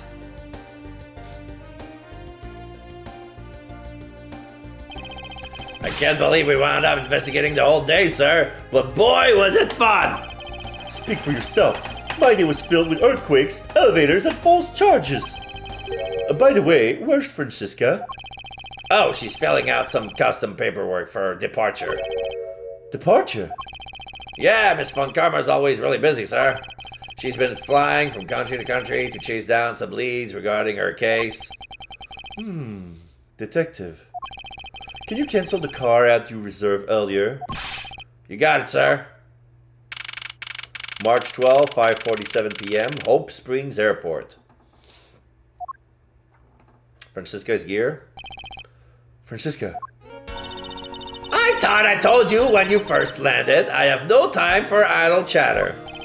I have no intention of wasting your time. However, it has been a while since we last met. I have no time for such familiar reminiscence. Just who do you think I am? You are Francisca Von Karma, a very proud prosecutor deserving of much respect. Until only a little while ago, I was but a wretched mutt who was always losing to you. A dancing Piero, living her life on the name and fame our invincible father built. True. Your father, Manfred Von Karma, didn't lose a single case for 40 years as a prosecutor. However, I wouldn't say he was invincible. What are you talking about?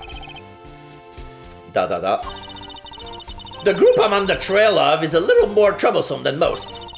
The smuggling route we found this time is only one sliver of the big picture.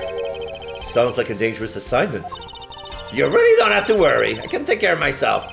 Yes, I suppose you can. Plus, there's another agent on this case with me. Oh, another agent. He's a Starbank Interpol agent and has the highest successful arrest rate. Who knows? You may even run into him one day.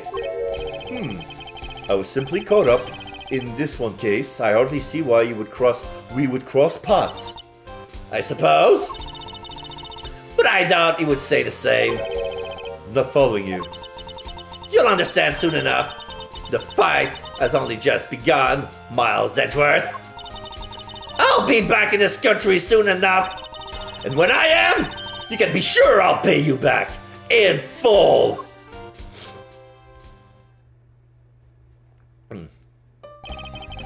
And just like that, she's gone, huh, sir? Thank goodness. I can finally rest easy knowing I won't have to watch out for her whip.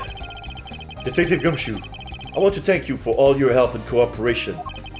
Aw, it was nothing, sir. I was just happy to be able to work with you again. I think I'm gonna celebrate by adding a little extra salt to my instant noodles tonight. Just how much did you cut his salary by, Francisca? Detective, I was wondering if you might give me a ride down to the prosecutor's office. Sure thing, sir. I'll even fly down the road in the patrol car if you want. Don't make me remind you, Detective. Safety first. Thus, I solved the first case upon my arrival home. Francisca Von Karma, the smuggling route she was after. The leaders of that ring that already put their trump card into play. And the players on the other side of this war. They would begin to make themselves known through the next incident.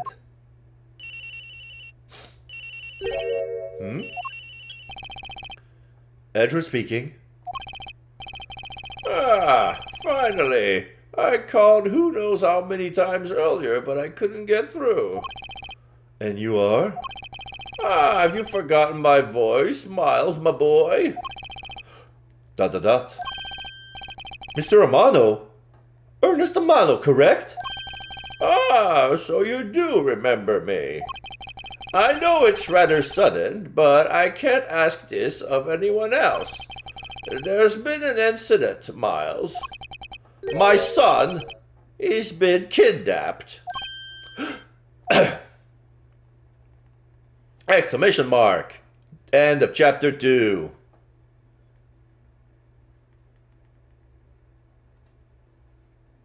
Turnabout Airlines. Complete episode 2 without using story mode. Yes. Save your progress? Yes. Save complete. Now we have the episode 3, The Kidnapped Turnabout. Start episodes. Here we have a shadow of... I forgot his name. I have Zhengfa in mind. The Zhengfa agent, the Zhengfa Interpol agent, the wolf guy.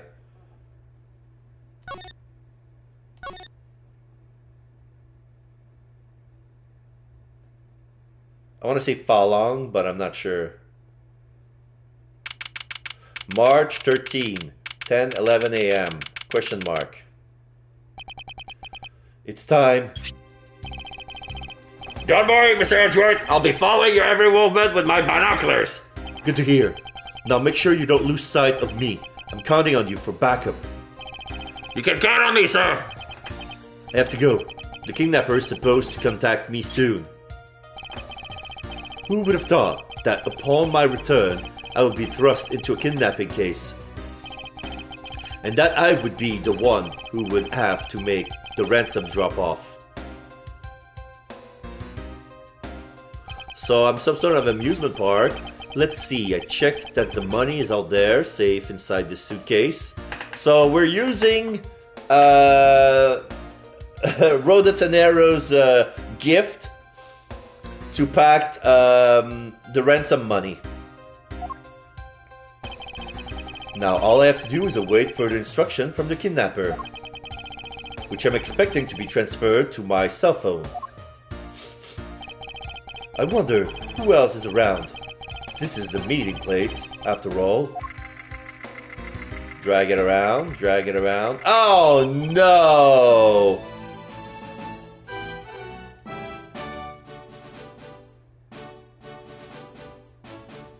I'm just gonna let it play.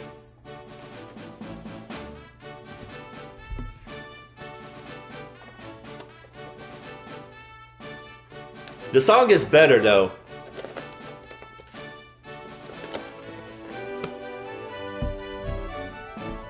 So here we have a mascot of the Blue Badger, but it's quite different.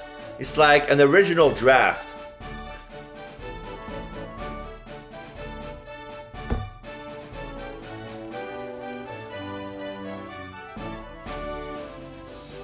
He's got beady eyes with a nose and a creepy smile.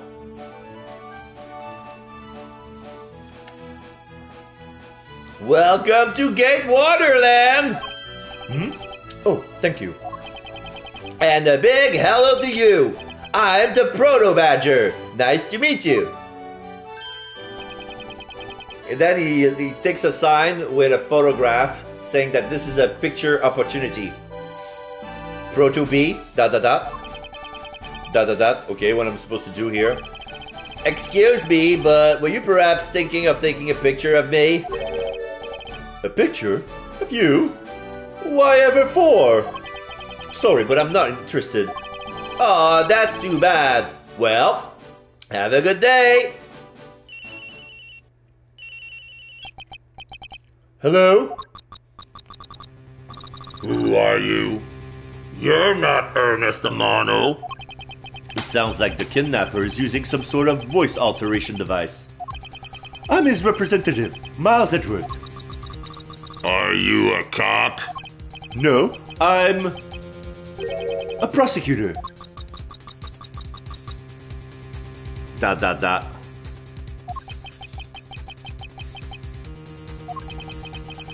I know what you're wondering, and yes, I have brought the ransom money with me. I see. In that case, bring the money with you to the stadium. So this person intends to see if I'm being followed, huh? Please, Detective Gumshoe, I really need you to come through for me this one time. So we're going in. So there's a stadium. This is a stage at the very least. There's a sign of the Governors. Yeah, it's the Governors. Because there's one of those guitars, it says Patrol on it. So if I recall, this is... what's his name? Raymond? Shark Dude. Event schedule: Battle of the Musician, Max Galactica versus Troop Gramarye. And then we have the Governor Special Concert. Whoa!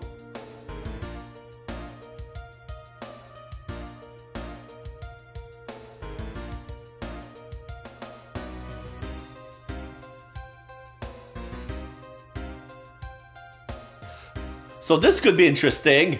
A Battle of the Magician, Maximilian Galactica versus Troop Gramarye. Wow. Edgeworth speaking. Next, come to the haunted house. Just how long do you intend to have me wander around for? That's for me to decide. You don't have much of a choice here, my friend. I suppose not.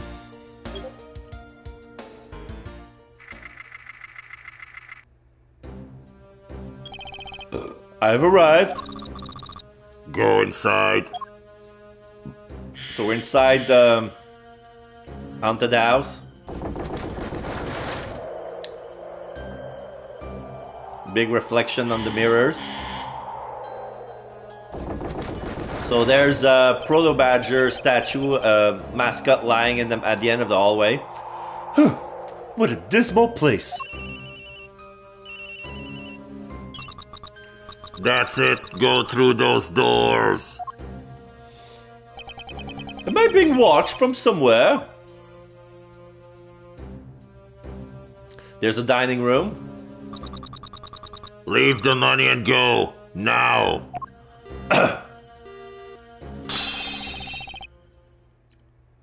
Somebody made some noise somewhere, I don't know where. I was hoping for an exchange, but maybe I should do as they say for now and not push it. I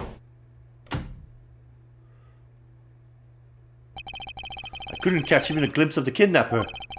Perhaps I should keep an eye on this haunted house until police backup arrives.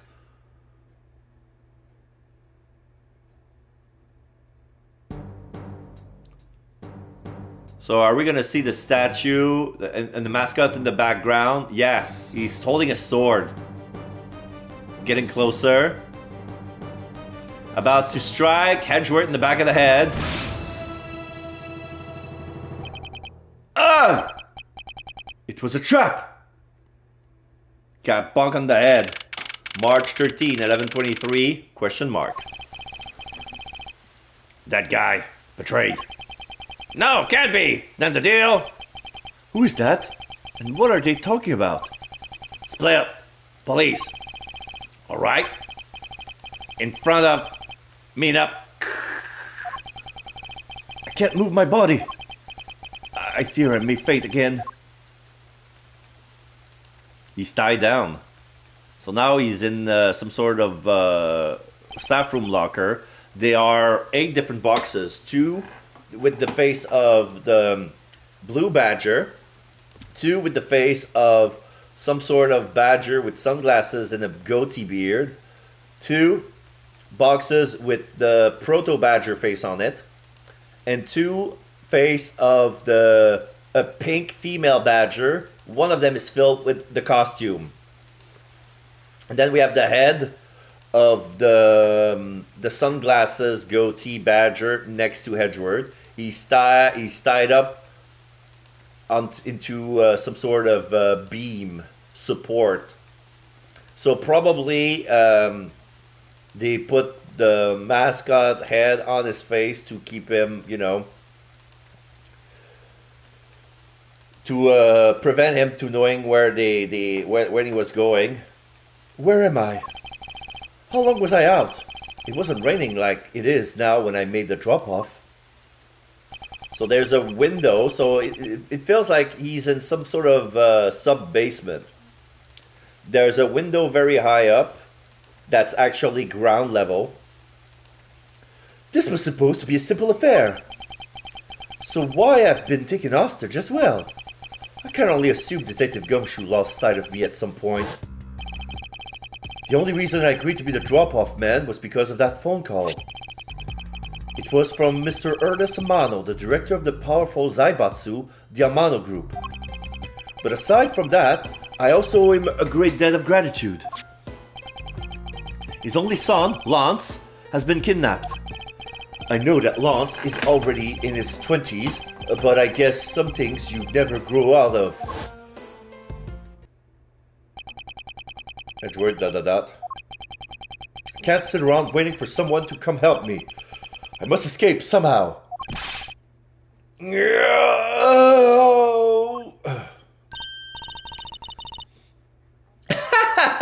Was that you making that funny sound? Who's there? And how dare you laugh at a gentleman's pride? Yeah, there's a young girl dressed like a ninja that jumped down. Who are you? Are you one of the kidnappers? A kidnapper? Me? No way! I'm not into such petty crimes. Nope! I'm after something much bigger. Edgeworth, ... Ugh! Must be worn out from today's ordeal. Focus, Miles. Oh, I forgot to introduce myself. Sorry about that. Ahem. Even in the depths of night, when no other birds dares to take flight, one alone soars to shine the light of righteousness on the world's plight. And that one is me, for I am the great thief, Yatagarasu! Great thief? And did she really just claim to be the Yatagarasu? Oh, but my real name is Kay Faraday. You can call me Kay, okay? Good. Glad that's settled. ... Not quite. I have a mountain of question for you. But first, if you would be so kind as to remove these ropes. I wonder, should I remove them? I was actually having a whole lot of fun watching you make those silly faces. Edgeworth, ... Hey, there's no need to get all mad and nasty glary on me, you know. This rope goes through here, and there you go. What a relief. I owe you my thanks. It's okay. You can pay me back in full later. Now then, what question should I start with? Unfortunately, I can already tell nothing is going to be easy with this cheeky girl. Great thief. You call yourself a great thief, yet are you really a thief at all? You doubt me? I get it. You think that a young lady like me couldn't possibly be such a big-time thief, right? That's not the part I have a tough time believing. I am the real, genuine Yatagarasu, you know. Yep, I'm a pure-blooded great thief. It's a little something I inherited from my predecessor. In that case, you wouldn't mind if I arrested you then, right? What? Of course I wouldn't mind. I haven't stolen anything yet. Seriously, I don't know how you can say such a horrible thing to your savior. That's true. Technically, she hasn't stolen anything from me. Yet. Yatagarasu? When you say you're the Yatagarasu, do you mean you are the Yatagarasu? Yep! The most righteous of the righteous! The legendary great thief! But I inherited the title only recently. So I haven't had a chance to steal anything yet as the second Yatagarasu. I was not aware that thieves could pass down their titles like that. But don't worry, I've got some big plans in the works. Big plans, huh? They wouldn't happen to lead to a big arrest, would they? I knew it. There's just no reasoning with a prosecutor. I'm not the problem here. I'll have you know that the Yatagarasu has no interest in stealing petty trinkets. There's one thing, and only one thing I want to steal. Only one thing? And what would that be? But that's going to have to wait until we found our way out of here. Well, at least there is one thing we agreed on. I'm sure I'll have plenty of time later to learn more about you. So, you never told me what your name is, Mr. Prosecutor. Oh, I guess not. I'm Miles Edgeworth. Aha! Now I remember. How can you remember something I just told you? But she sure is cheery. Alright then, Mr. Edgeworth. Let's get out of here. Ah, that door is locked. It would seem that we are locked in from the other side. What? No way, I don't hear you, la la la la la la la. Okay, do you remember where you came in from, right? Looks like that might be the only way out of this room. Like some sort of window. Whoops! Slight miscalculation. That's a good height to make an entrance from, but I can't jump that high to make an exit. Now you're stuck up here with me. You're stuck up here with me. I suppose we have no choice but to look around and see if we can't find another way out. Begin investigation. Alright, so the door is locked. We have a head here. What is this? Looks like the Bad Badger, and it's looking as bad as ever. Looks like a costume head to me. Yes, the Bad Badger's costume is at the very least a two-piece, huh? The real question is, why is only the head sitting out there on the floor? Bad Badger's head, costume separate into head and body. This head was left into the isolation room. Bad Badger's head gently jotted down in my organizer. Okay, cell phone. Isn't this my phone? Looks like it made it through the ordeal intact. If only there was a way for us to contact someone on the outside. But we do have a way, right here. There was a cell phone there this whole time? If I'm right, Detective Gumshoe should have contacted the precinct for backup by now. Mr. Edgeworth, sir, are you okay? I was so worried, sir. I'm fine. I was knocked unconscious for a spell by the kidnapper, that's all. I'm sorry, sir. I'm such a failure. If only I hadn't lost sight of you. Detective, we don't have time for this. Have the police set up a perimeter right now. You don't have to worry about that, sir. I already got the boys working on that. But in doing that, I sorta... What's wrong, Detective? Sorry to butt in, but I'm afraid you're going to have to make do with me. Who is this? Shilong Lang of Interpol. A pleasure to speak with you, Mr. Edgeworth. I've heard a great deal about you. So what exactly is an Interpol agent, like yourself, involved in a domestic kidnapping case? Don't sweat the details. A crime's a crime, whether it's on a local or on a global scale. Besides, you're the one who's in a world of trouble. And why would you say that? Lang Ji says the pack that runs together stays together. You catch my drift? You caused quite a ruckus by running blindly into a situation and then getting caught. Tusk. You should have contacted the police from the very beginning. I'm sorry that this happened because of a lapse in judgment.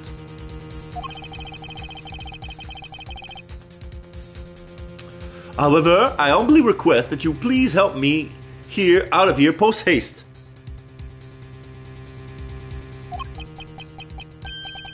Sorry, no can do. What? We're hunting the kidnappers now, and I haven't got my hands to spare. Any hand to spare. As I said, my pack moves as one. You're the one who wanted to go it alone, so good luck to you, Mr. Prosecutor. Oh, and once we do catch a kidnapper, rest assured, we'll come find you, eventually. You! What's wrong? Did you get cut off? No. My phone ran out of power. No way! It doesn't matter anyway. We should try to get out of here through our own means. Yeah, I have a name to live up to after all.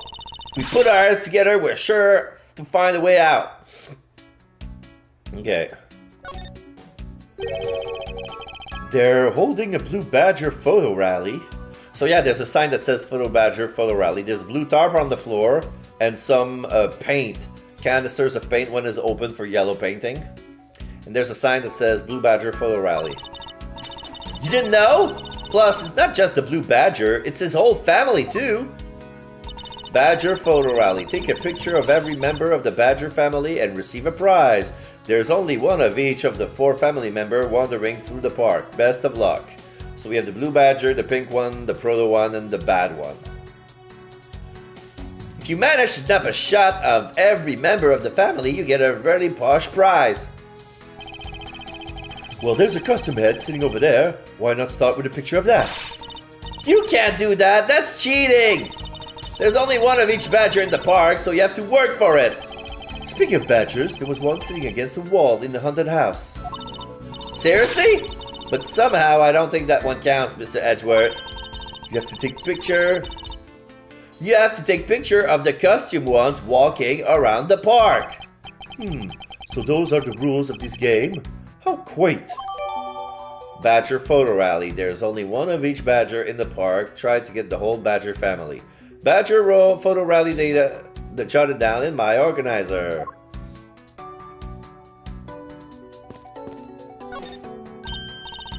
Hey, there's something inside the bottom right box. Oh, I think it's a big badger costume. Pink badger? You don't keep up with what's going on in the world, do you? In that case, you better study up on the whole badger clan with this. So there's some sort of flyer. What is this thing? Proto Badger, the very first badger. Blue Badger, an ally of justice who keeps the peace. Bad Badger, vice criminal with a gun. He's got a gun in his hand. And the Pink Badger, note her unique pink bow. Well, she's unique in another sense as well, since I realize the Bad Badger also has brown pants. He's got a belt, probably for ammunition. Proto Badger is naked. Blue Badger has some sort of a belt strap. There's shoulder to hip, and then there's a regular belt. And the Pink Badger has some sort of beauty badge and satchel with nothing written on it. She has some sort of bracelet. Oh, it's a handcuff, like the other end is sticking out.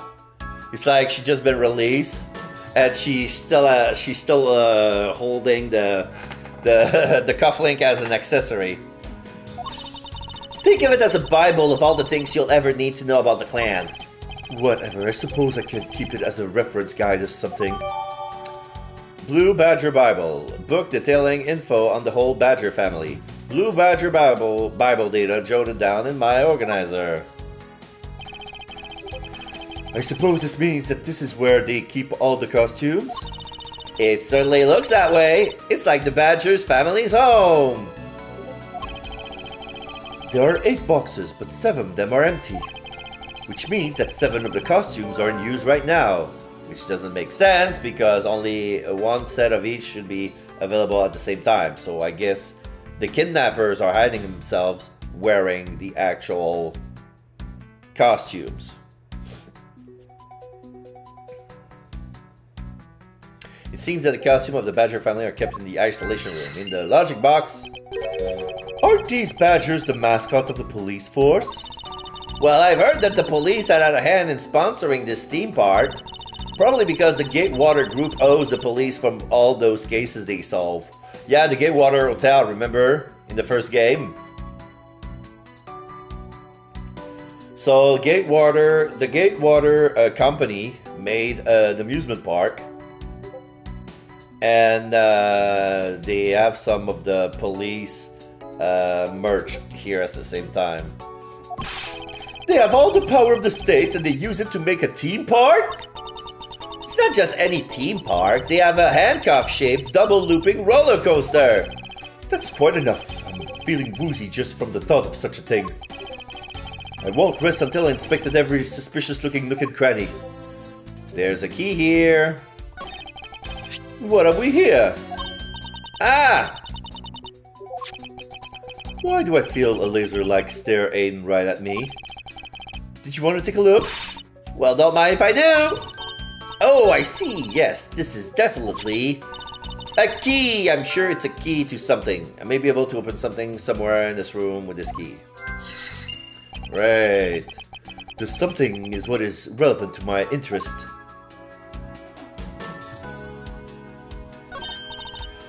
Look, it's the Blue Badger. I suppose even this thing can be popular with the women. My nemesis. What in the... Why is she beating me up? He's got the word badge in his name. That's nothing but bad news for someone like me. And to think he's out there wandering around in this park. I'd better be careful or he's going to arrest me by the power of his name alone. I somehow doubt that the Blue Badger has the power to arrest anyone. You have the Bad Badger. So this is the Blue Badger's rival, the Bad Badger, huh? Do you feel some sort of reverence toward this Badger, Kay? Ha! I can't believe you would be so stereotypical when it comes to thieves. Surely you must also think there are much cooler and cuter ones out there, right? That's it. I've decided that thieves and thievery needs an image makeover. Good luck with that one. Proto Badger. This is that Blue Badger I met at the main gate. Excuse me, but his name is Proto Badger, not Blue Badger. He's based off of the very first design created by the local police chief. You know, when you compare the two, the Blue Badger looks a bit cuter. I suppose as he continued to redesign him, the chief managed to make him cuter and cuter. Even humanity has come a long way when you think about how much we've evolved. Are we comparing the Blue Badger to humans now? I suppose this is the Pink Badger? But since he has the same design... Since he has the same design, doesn't it seem forced to call it this one a female? You think so? I mean, just look at how long her eyelashes are. That's the only difference. And the fact that she's pink? Yes. So what? That's not a gender color anymore. And her lips are red! See? Lipstick! Mm-hmm. Plus there's the bow on her head. Oh, yeah, that's very feminine. Oh, yeah, okay. She's female. What? She has nothing to say about the giant pink ribbon. Or is it that too obvious? Okay, I'm gonna come back here, because I need to find a contradiction, but I haven't found it yet. Because I haven't found everything. Maybe you can use this paint to help us escape. Yeah, somehow! What exactly do you have in mind? Well, we could paint help in really giant letters. And who, pray tell, would see those giant letters? We're inside the building. Okay then, how about we light the paint on fire and send out colored smoke signals? Anyone who saw it would think some crazy arsonist was about and call the cops. Actually, that may not be great for me, saying I'm a thief and all. Let's try to find something other than this paint to use, shall we?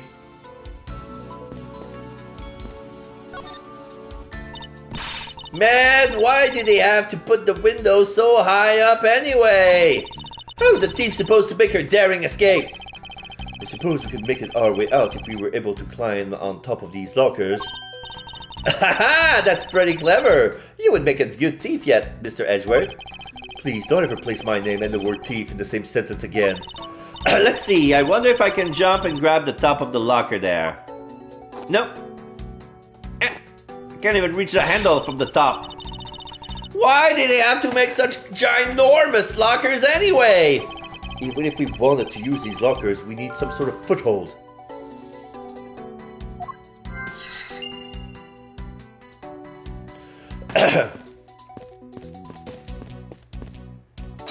Let's see, what do we have here so far? Lockers, tiny key, costumes.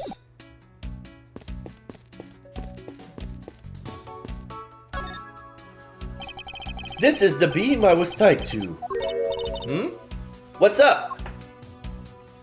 Ah, I was wondering if perhaps we could make it over to and out the window if we climb this. Good thinking, and if it's climbing action you need, just leave it to me. Thanks. This little hook looks like it might make for a good foothold.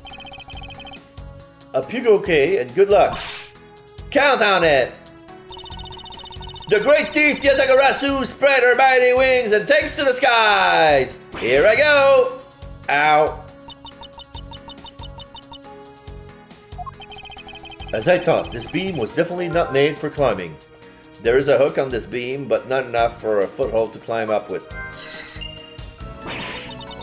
What do you mean, as I thought? I'm not your guinea pig, you know. It seems that we won't be able to open this by ourselves. It also seems quite thick, so we can't just break it down. There must be another way out of here. Can I?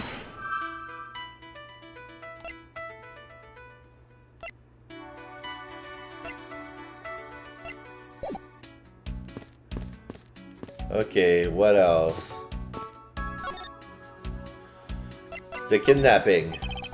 You know where the person who kidnapped me went? Well, after they locked you up in here, it sounded like they went into the next room and started talking to someone. I feel like I heard something as well, but it's all a haze in my mind. However, I do recall that the kidnapper was talking with someone.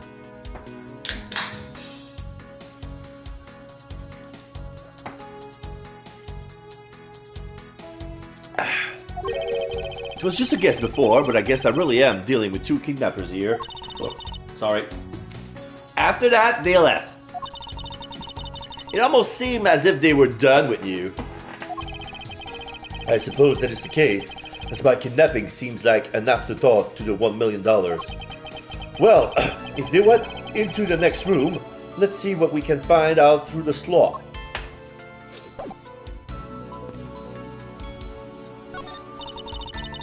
Oh, we can peer into the room the kidnapper were in from there. I won't rest until I inspected every suspicious-looking nook and cranny. So yeah, there's a ladder that goes to this. Is that what I think it is? It looks like the kidnappers has an escape tunnel prepared just in case. That's awesome! They're like a bunch of great thieves themselves. No, they're not, because I highly doubt they made the tunnel themselves. The floor panel was removed and propped up against the beam in a very specific way. The panel is held in place by a hook, the entrance to an underground room perhaps. Oh, so the hook is made to help the door open. So that means that we have a secret door on our side as well. I think this building was originally built with a basement or underground area.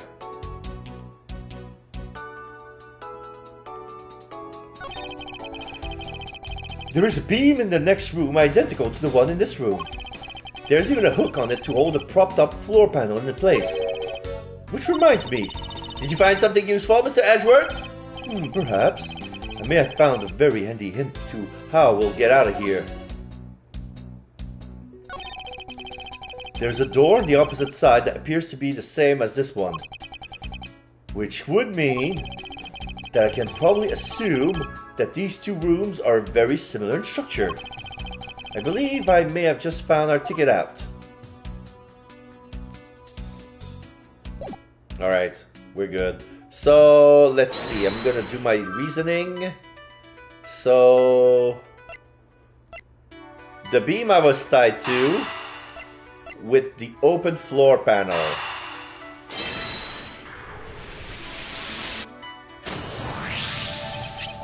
This hook on this beam. You know, I already tried. There's no way I can jump from this hook to the window. Come on, even you have to admit when something's just not possible. Huh, I was about to suggest that again. Rather, that it's here for a different purpose. Really? Like what? As you saw in the adjacent room, it's clearly for keeping a floor panel propped up. Which means that there should be a panel in this room that we can open as well. Oh, I get it. We didn't notice the existence all this time because it was being hidden by this tarp. Alright then, let's fold this thing up and see what's underneath.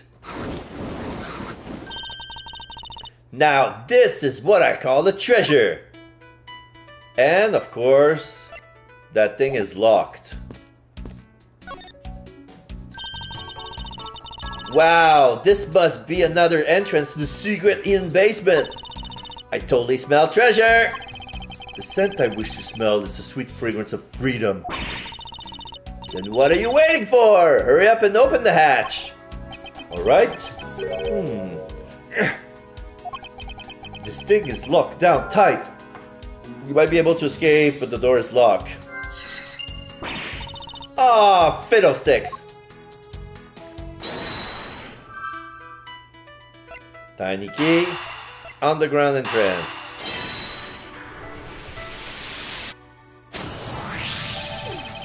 I believe you're up, Kay. Huh? Why me? Because we need to use the tiny key that you've taken quite a liking to. Oh, gotcha! Just leave it to me! I love the tense feeling of these moments when you're about to uncover something big. I believe the feeling of freedom would be much more satisfying right about now. Alright! I got the secret door open, and now... Woo! Wait! What?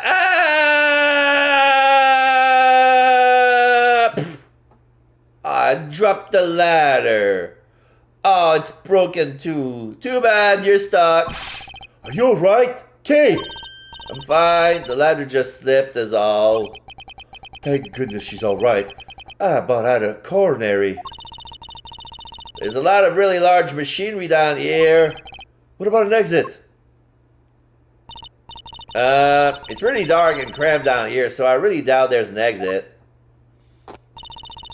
I can't believe that happened. You have only yourself to blame for leaping before you look, you know. No way. I mean, how was I supposed to know that the ladder is removable? Underground ladder. It looks as though it can be easily removed, but it is really safe to use. Well, if you can remove the ladder, you can take it and pry against the locker. Alright. Underground ladder, lockers.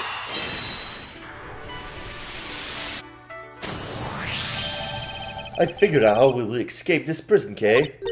Oh, so how are we going to bust out? It seems that your reckless actions were of use after all. Are you actually praising me? More of a thank you for giving me an idea regarding this ladder. The underground ladder? What about it? This ladder is just for those who wish to go down. Oh, I see. If we use this... Yes, I believe it's long enough to reach the top of those lockers. Then what are we waiting for? Investigation complete. Alright! Now we can get out of here! Yes, we spent entirely too much time here. Kidnappers who held me hostage and a mysterious Interpol agent. This case is only getting started and I'll be the one to bring it to a resounding end.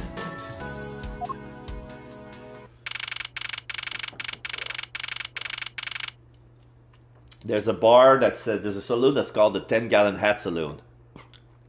So now we see different looking agents.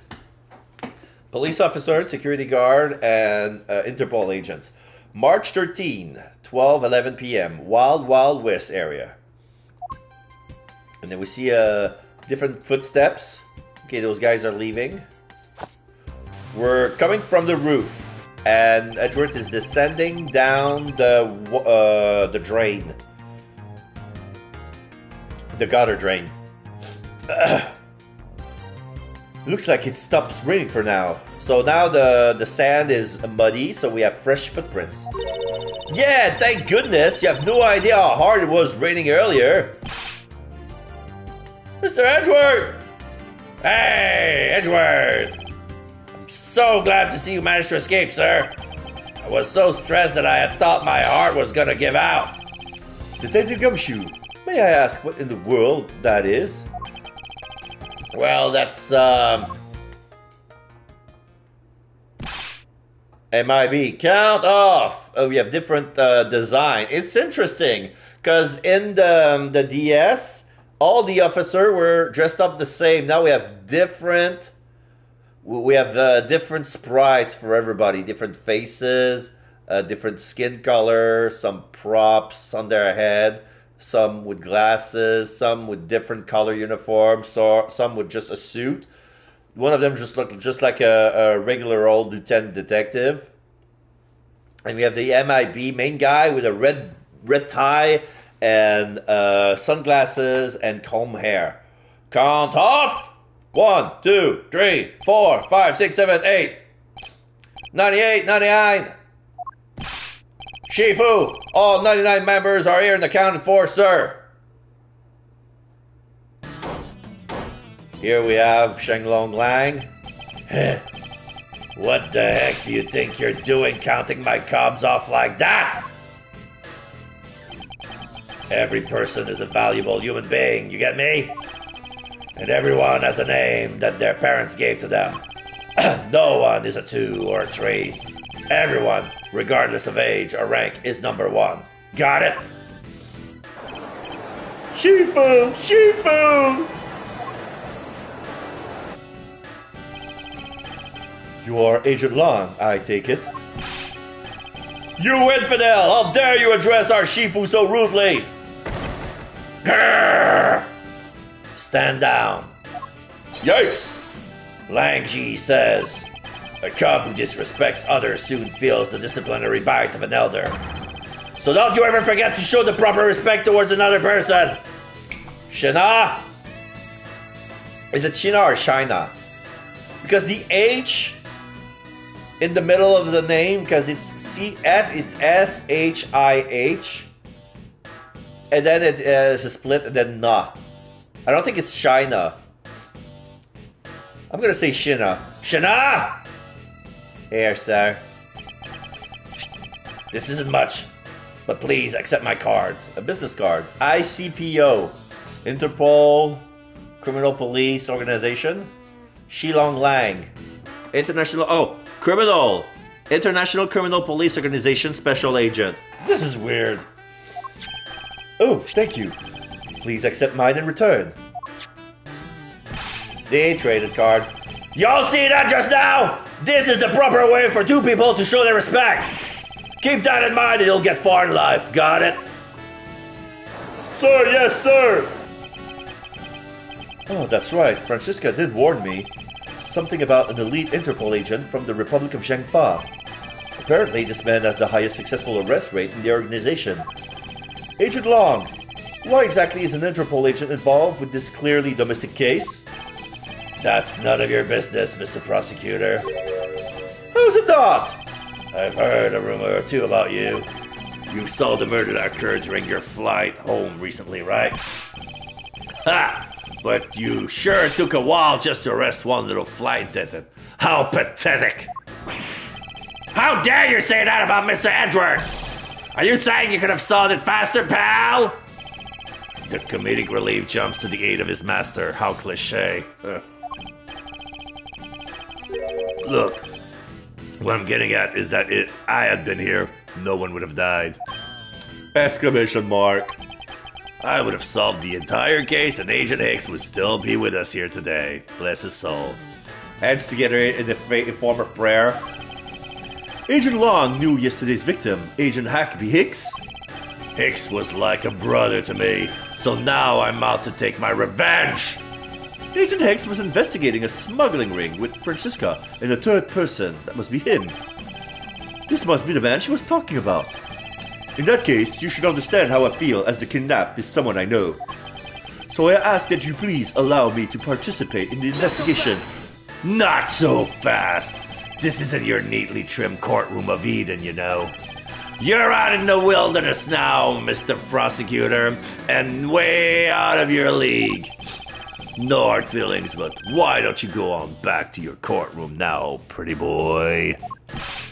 You dare to mock the court? I do, and I don't need the help of a filthy prosecutor. Sorry, but the truth doesn't need the likes of you to distort it today. Who used the adjective filthy to describe a prosecutor? How dare he? And why? Why do I feel such intense loathing emanating from him? Put the sunglasses back on. China follows him. Alright, man. Good job on the perimeter around Gatewater Land. Now just find me the kidnapper and bring the punk to me. Dismissed! Sir! Now then, Mr. Prosecutor, you just sit tight here and don't cause any trouble, understand? Wait! And he leaves. Yeah, both of them leaves. Gumshoe and Kay stays with him. Mr. Edgeworth! It's been a while since I met someone so disagreeable. Why, of all places, did he show up here? And completely out of the blue at that? I suppose I have to ask Detective Gumshoe to fill me in on that. Alright, now I can explore this.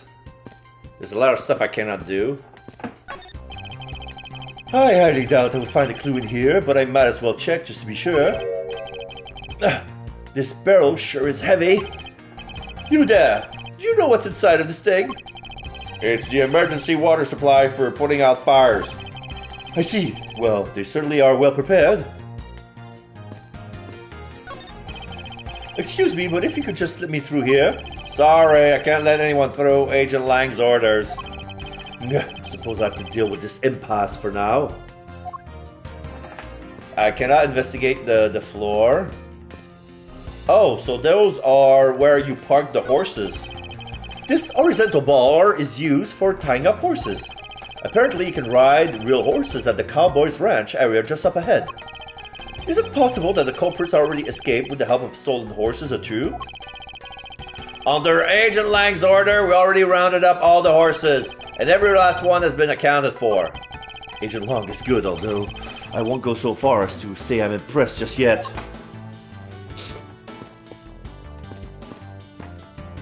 More barrels. Empty barrel? I would venture to guess that its only purpose is to set the mood. Cactus? It's a cactus. There's something written here on the sign. This cactus is a very gracious gift to Gatewater Land from the local police precinct. I can't believe the police went so far as to even donate a cactus to this place. So there's the blue badger.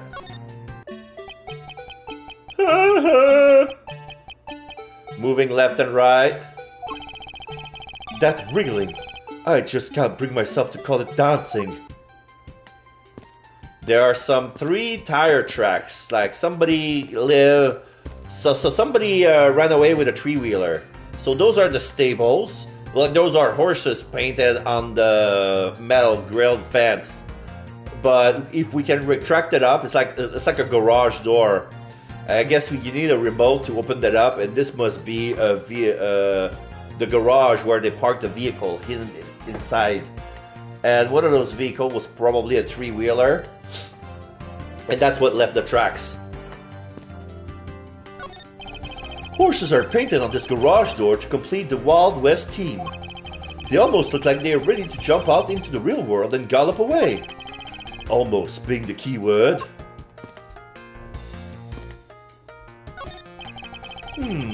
Some sort of tracks were left in the mud here thanks to the rain.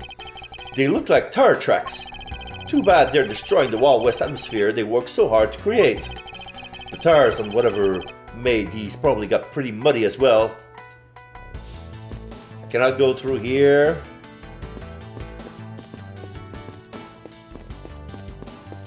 Oh, rocking chair. It's an old-fashioned rocking chair, the kind that makes you feel instantly at ease. There's something written here. A soothing 10-minute sitting for running. Only $100? They're charging people for a 10-minute sit? I see. Reverse psychology. Makes it so expensive that no one would dare sit on it.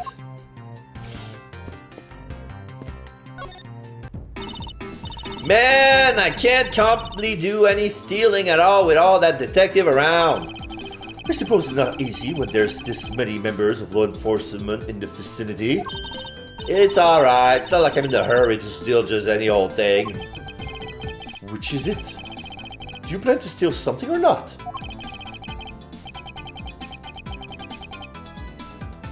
Quite the mystery, this one.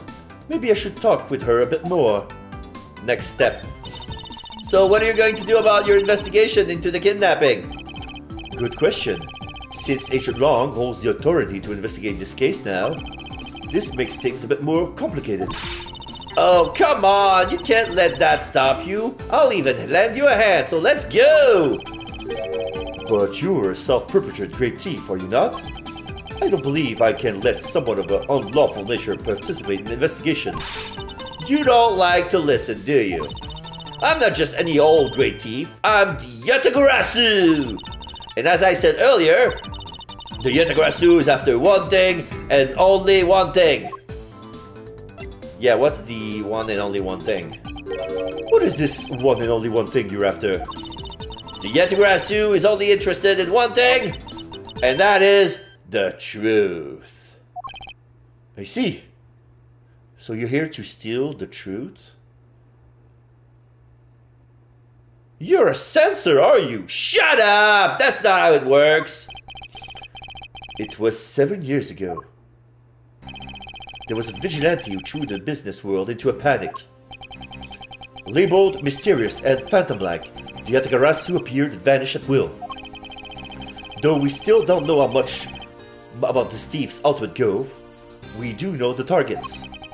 The Yatagarasu like to find and publicly disclose evidence of corrupt dealings of all sorts. Once a target was chosen, no dramatic calling card or announcement was sent forth. Instead, the chosen corporation was infiltrated without even the target noticing. Some days later, the evidence that was found was sent out to the mass media, along with a card with the mark of a three-legged raven. Looking back, I suppose you could call what the Yatagarasu was stealing the truth. Could this child really be the successor to the original Yatagarasu?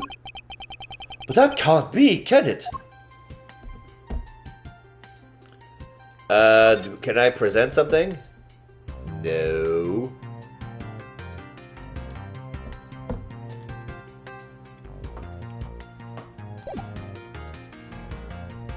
Oh.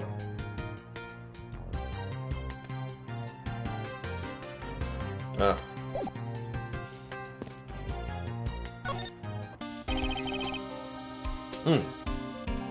So, great job, detective.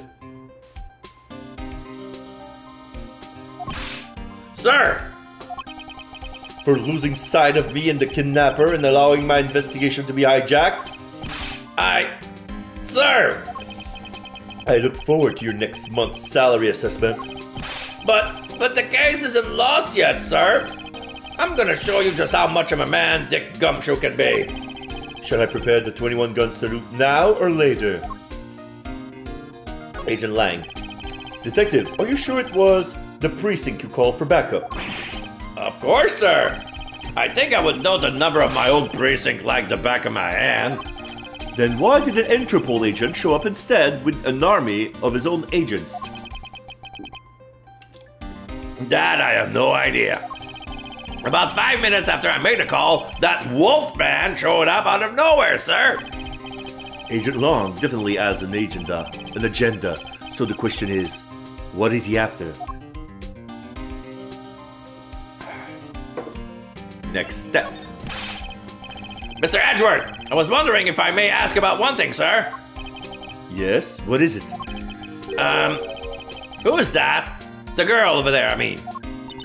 I'm Mr. Edgeworth's assistant, Gay Faraday. No, you're not. What? You're replacing me, sir? Funny. I don't recall making you a... Yeah, I'm Mr. Edgeworth's assistant. Me, M.E. It's been like this since forever, okay? You got that, pal? Sorry, but I just stole your supporting role. How can you say something so serious with that giant grin on your face, pal? Mr. Edgeworth, we got a thieves on our hands, sir. She stole my role, sir. I'm taking her in, getting her convinced and making sure she serves out her sentence. Oh, come on. It'll be fun. Like musical chairs. You better stay fast on your feet. No way! I won't. I will not use the spotlight to you, little girl. Lance, where are you, son? Here's in the store, Mano.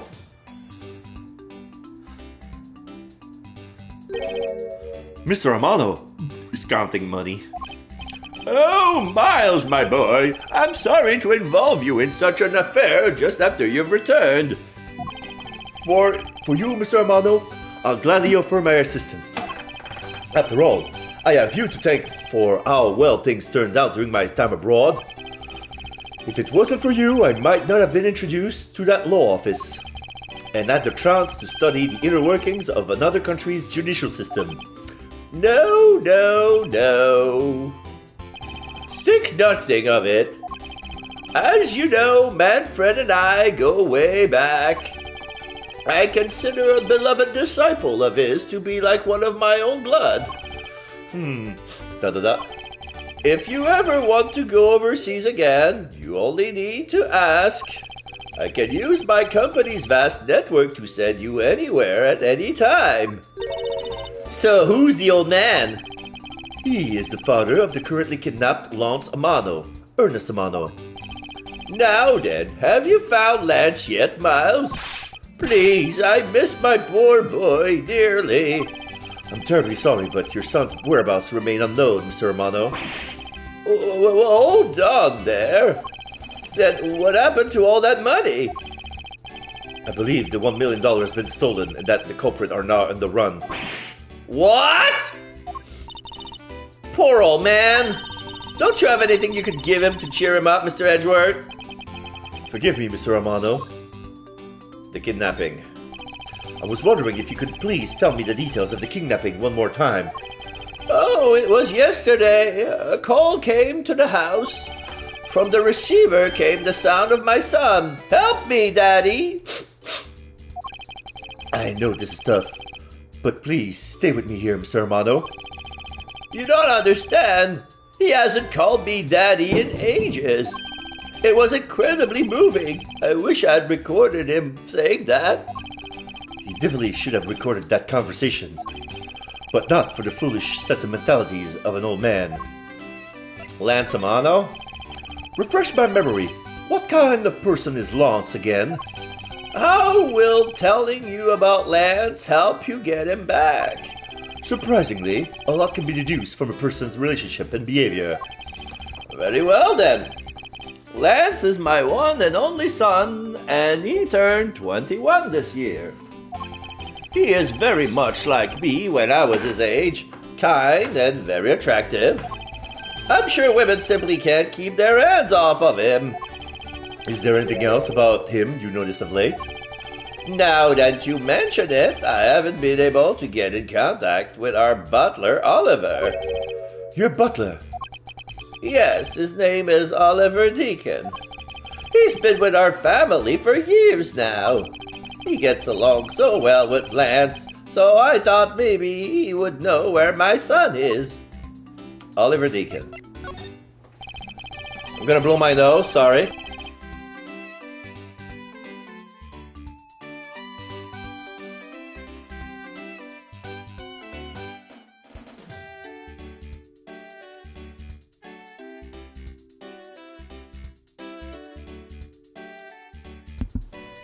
Okay.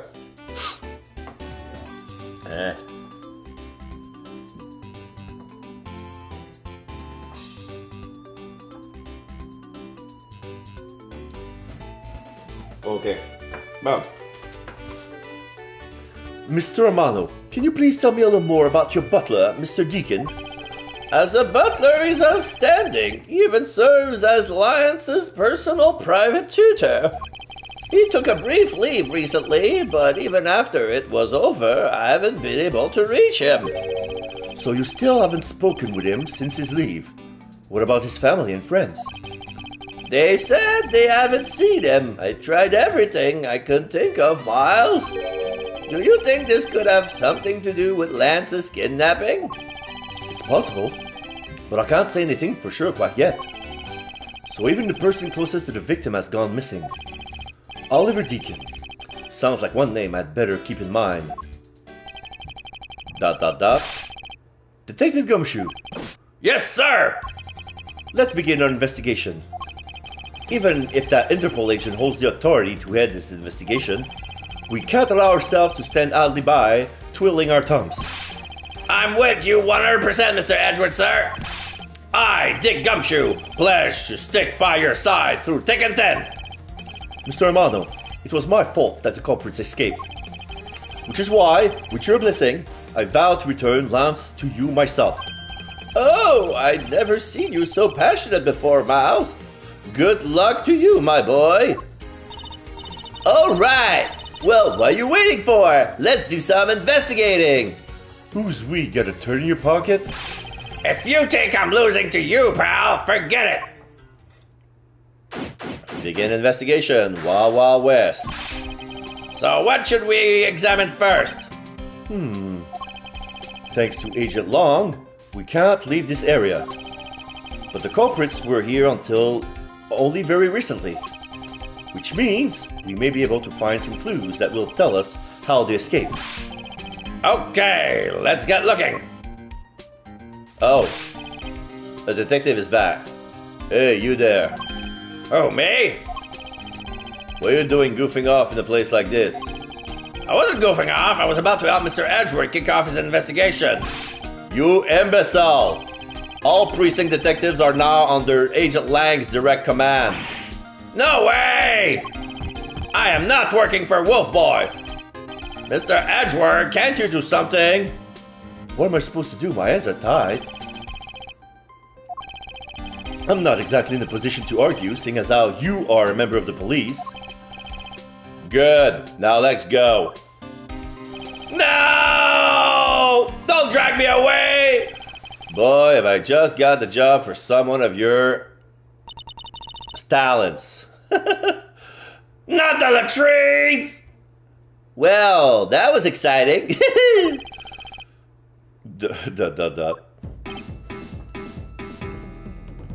Okay. What? Can't you tell I'm all ready to get down to some detective work? You should go home. Your parents must be worried about you. Ha! What makes you think I have any parents? Oh, come on. I finally get to be your assistant and you tried to ditch me? I don't recall offering you the position. Huh. Why do you have to be so difficult? Besides, it's already too late, you know. Like I said, I've already stolen the position of assistant a while back. Huh. You're the only one asserting that. Well, by the time anyone notices, it's already gone. That's the EDGEWORTH way. You shouldn't speak so lightly of things you know nothing about. Fine, whatever you win. Go ahead and do your little investigation. But the talented Assistant K is going to tag along no matter what you say. Even if she turns out to be useless, she's not going to listen to me. I might as well surrender and let her come along for the ride. Alright, so... now I can investigate the footprints. Hey, there's a bunch of footprints in the mud over here. I remember hearing rain fall out of here while I was being held in there. Yep, it was just a passing rain. That's why the ground is already pretty much dried up. I should be thankful. It left us with some nice footprint samples. You know what? I bet if we follow them, we can find out where the kidnappers went. They went in 3 different directions. Plus, we'd be able to spot them because of their muddy shoes. I don't think it will be that easy. Why not? Look carefully. There are quite a few different sets here. We don't know which one belongs to the kidnappers. Oh, that's true. We don't know what kind of shoes they were wearing. If we knew, we'd be able to track down the kidnappers from the footprints. Okay. Ha! I've got you now, you vile criminals! I would think the kidnappers would have the better sense than to try hiding in there. Oh, come on! Lighten up, will you? I was only joking. I don't really think that the criminal would be hiding here, right in front of 2 officers. I certainly hope not.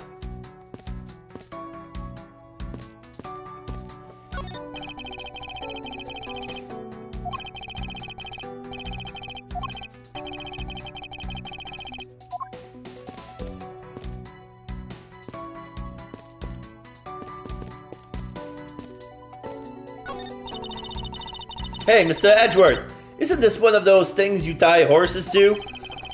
Yes, although the horses are in another location at the moment. Ah, and here I was hoping I would get to ride one. You know how to ride a horse? Nope, never rode one in my life.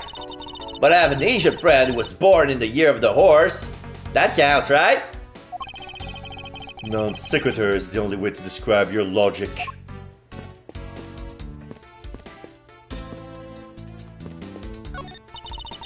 If these were real, I wonder what you would put in them. Water would be the obvious answer. But if you stored water in the barrel under the blazing hot sun, wouldn't go bad. People of that period probably didn't care about how it tasted. Sorry, but I can't let you get away with making fun of our forefathers. I mean, maybe they really like the strange taste. Look who's making fun of them now. Look, there's a blurb about the cactus here. This cactus is a very gracious gift to Gatewaterland from the local police precinct.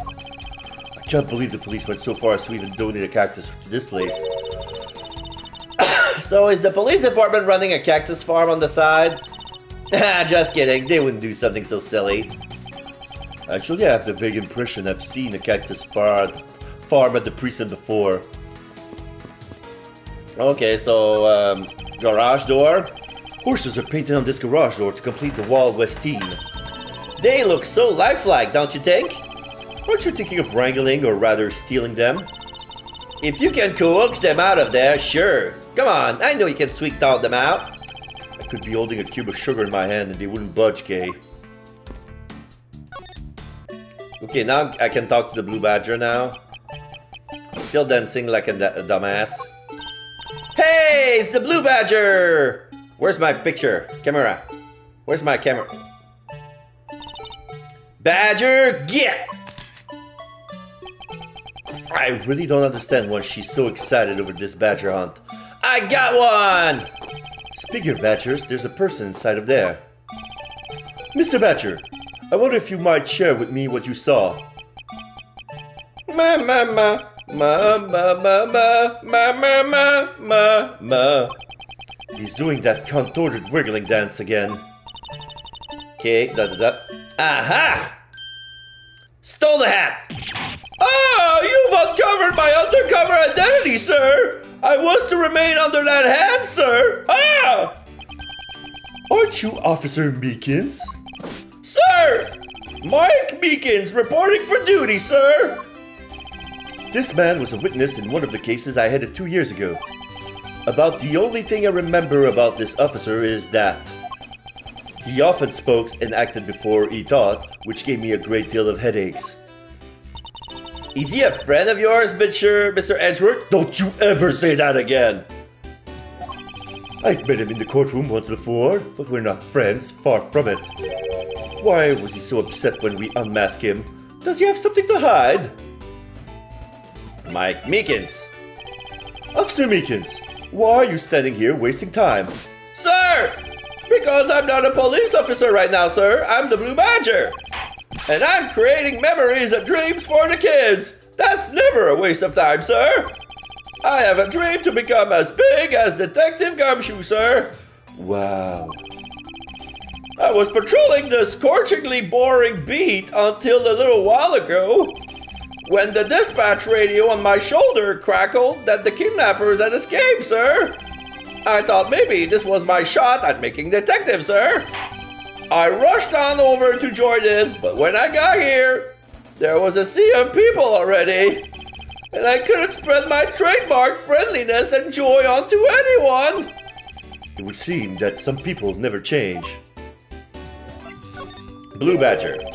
So why exactly are you in that ridiculous outfit? Sir! That's because, sir, I'm here to keep the visitor in good spirits, sir. But it's also to hide the fact that I'm an officer on the trail of a kidnapper, sir. I see. Agent Long is very wise to employ this sort of diversionary tactics. To be handed the role of the Blue Badger out of all the different disguises, sir. It's such an honor. Salute.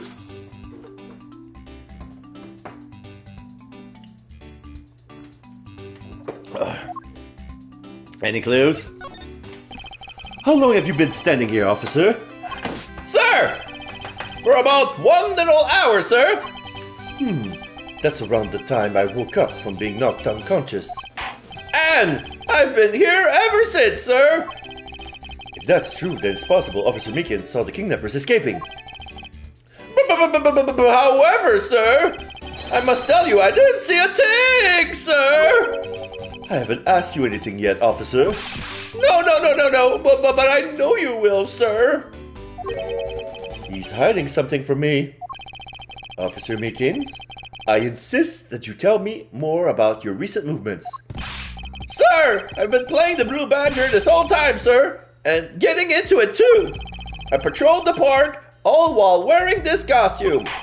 And about 1 hour ago, I came over here, sir. I haven't seen any suspicious looking people this whole time, sir. But I did see a badger, sir. A lone blue badger. What you said just now is contradictory to the facts. How so, Mr. Edgeworth? This is what Officer Meekins' testimony contradicts. Only one of each. Take that! Officer Meekins, let's back things up. I would like to ask you about your last statement. Sir, of course, sir. If that's your wish, Mr. Prosecutor. This little patrolman will wait as long as I am commanded to wait. You said that you saw a blue badger, correct? And yet, if you take a look at this, what you saw was not supposed to happen. This park is supposed to have only one of each badger in it at any given time. Which means that as long as you are the blue badger, Officer Meekins, you should not have seen another blue badger wandering the premises. What, sir? Then that would mean that there are 2 blue badgers walking around, but why? Okay, so this is where I'm gonna have to connect some dots. Costume.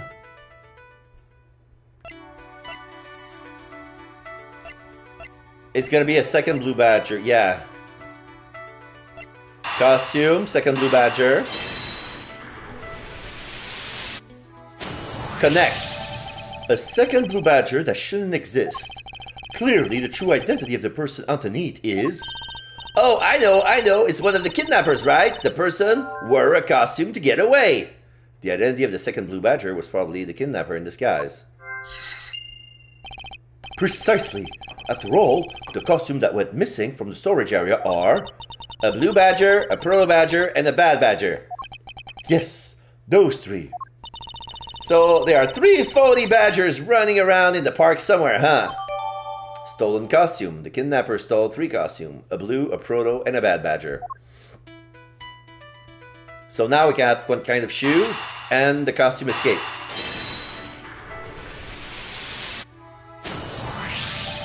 Now that we know that the kidnappers were wearing badger costumes, those footprints from earlier take on a new and very significant meaning. Oh, you mean now we know which tracks belongs to the kidnappers, right? Yes, more than shoe prints, we need to follow the paw prints of badgers. Okay, Mr. Edgeworth, it's time to use those footprints and go badger hunting. It's a set of tire tracks originating from the garage. Aha! So that means a car left from the garage at some time, right? Correct. But for the car to leave these tracks, it would mean that it left during the passing rain. That's the only explanation as to why these tracks are made of mud. 3 threads. I think we can also safely assume it's a special type of car. Oh yes, I forgot there are some cars who have 3 wheels as well. They have some small golf carts. They're more exclusive in Japan, like little putt-putt. I'm not sure the name for those.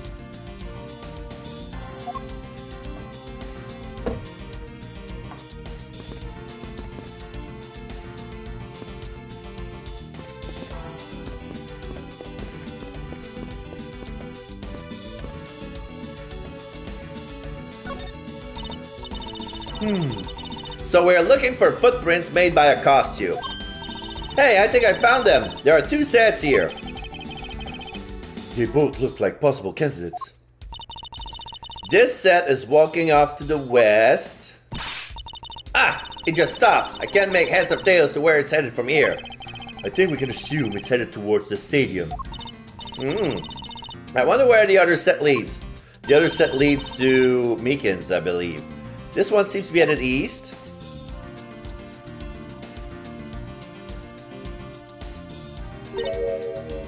Ah. Quick, Mr. Edgeworth, I got him! I got one of the culprits! Ah, no! I'm not a kidnapper, sir! Down, Kay. Clearly those footprints belong to Officer Meekins. But our criminal were each wearing a But our criminal were each wearing a costume. Aha! Maybe they came over to this garage for something? That's what I would suppose. Officer Meekins, if you could step aside for a moment. We need to examine the garage. Sir! Roger Wilco, sir!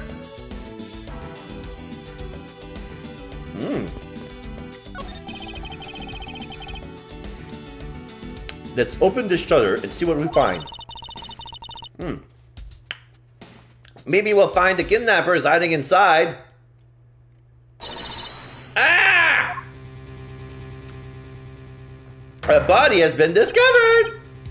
What in the... Okay, so there are two cars missing.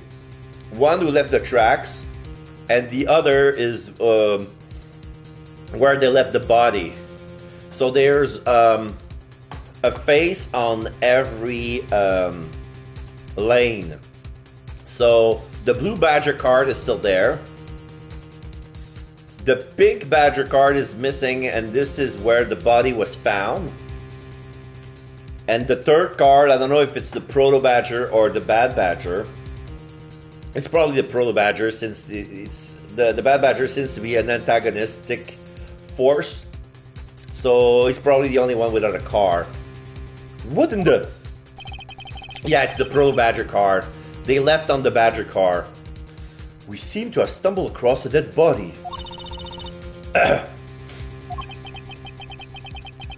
She must be in severe shock to have been the first to find it. Now then, who is this man? Ernest, it's Oliver! Mr. Amano, are you saying that this man is... Yes, it's my butler! How could something like this have happened? Indeed, and why was Mr. Deacon here to begin with? We'd better investigate this crime scene quickly before Agent Long and his men return. The kidnapper's footprints lead right to this garage, and right to a dead body. Is it possible one of the kidnappers is now a murder victim? The victim was kidnapper. Following a kidnapper's print led us to a body. Was the victim in a costume? In the logic box. From my cursory examination, I believe this man died of a fatal bullet wound in the torso, in the lower right abdomen area, and it would go from one side of the body to the next. However, his right shoulder is bloody as well. It's been seeping through the shirt and onto the vest. So either it's a different wound, or the bullet was shot in a diagonal position. Shot from the shoulder and left through the abdomen, or the other way around. If it was shot in the shoulder, that would mean that the guy was sniped. That would be the most logical case. Because I doubt that the guy was stabbed from somebody who was leaning on the ground and shoot upwards. So I believe this guy was sniped. The victim is Oliver Deacon. It seems he was shot dead. Preliminary findings data jotted down in my organizer. You sure are calm for someone who just found a body, sir. Well, it's surprising what one can become accustomed to in the span of 2 days. Besides, he's a prosecutor. He saw a lot of bodies before. I won't rest until I inspected every suspicious-looking nook and cranny. Okay, so let's examine this. This is an unusually shaped pendant. What is this? Is this something valuable? Looks like it's made of silver. Looks like a horse. She seemed to have regained some sort of a composure. It looks like her horse pendant. It's got an antique feel about it. It's very pretty. Hold on. This is made of platinum silver. Nice. It is worth something after all. Oh, and look, there's something written on the back. Colin Deveray. It's a name. Colin Deveray? But this man's name is... Okay, so I found the contradictive piece of evidence already, but I'm gonna keep examining if I can find other clues. As long as that Interpol agent has control of this case, I'm not going to be able to have a real autopsy done on the victim. I'm no doctor, but let's see what I can piece together myself. There are 2 gunshot wounds, one in his abdomen and one in his shoulder. So that means he was shot twice? No, I don't think so. I think the abdominal one is an entry wound, and the one near his shoulder is the exit wound. Oh, so it's the downward. The guy, the shooter was on the ground and he shot upwards. Nice! I knew you could figure it out. It comes with experience, and I've seen my share of crime scenes. Speaking of experience, this crime scene seems a bit too clean for a murder where the bullet went clean through. Yeah, he was dropped here. There's no blood on the concrete, on the asphalt. I should make a note of this oddity. The victim is Oliver Deacon. Bullet enter his abdomen and exit through his shoulder.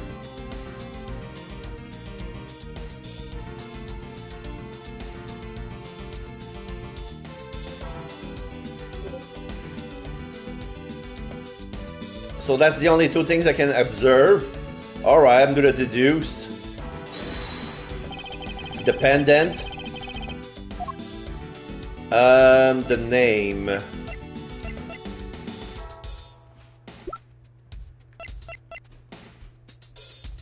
No. It has to be evidence.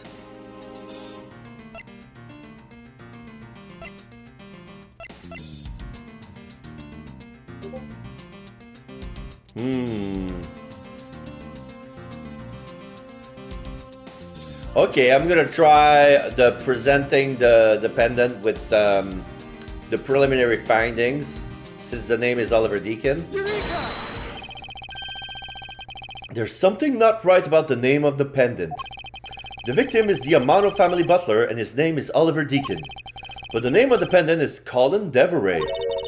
I wonder what's up with that. I don't know, but I think we've run upon an important piece of information. Mr. Deacon's pendant, it's shaped like a horse. Colin Deveray is engraved on the back. Investigation complete. That was it? Okay.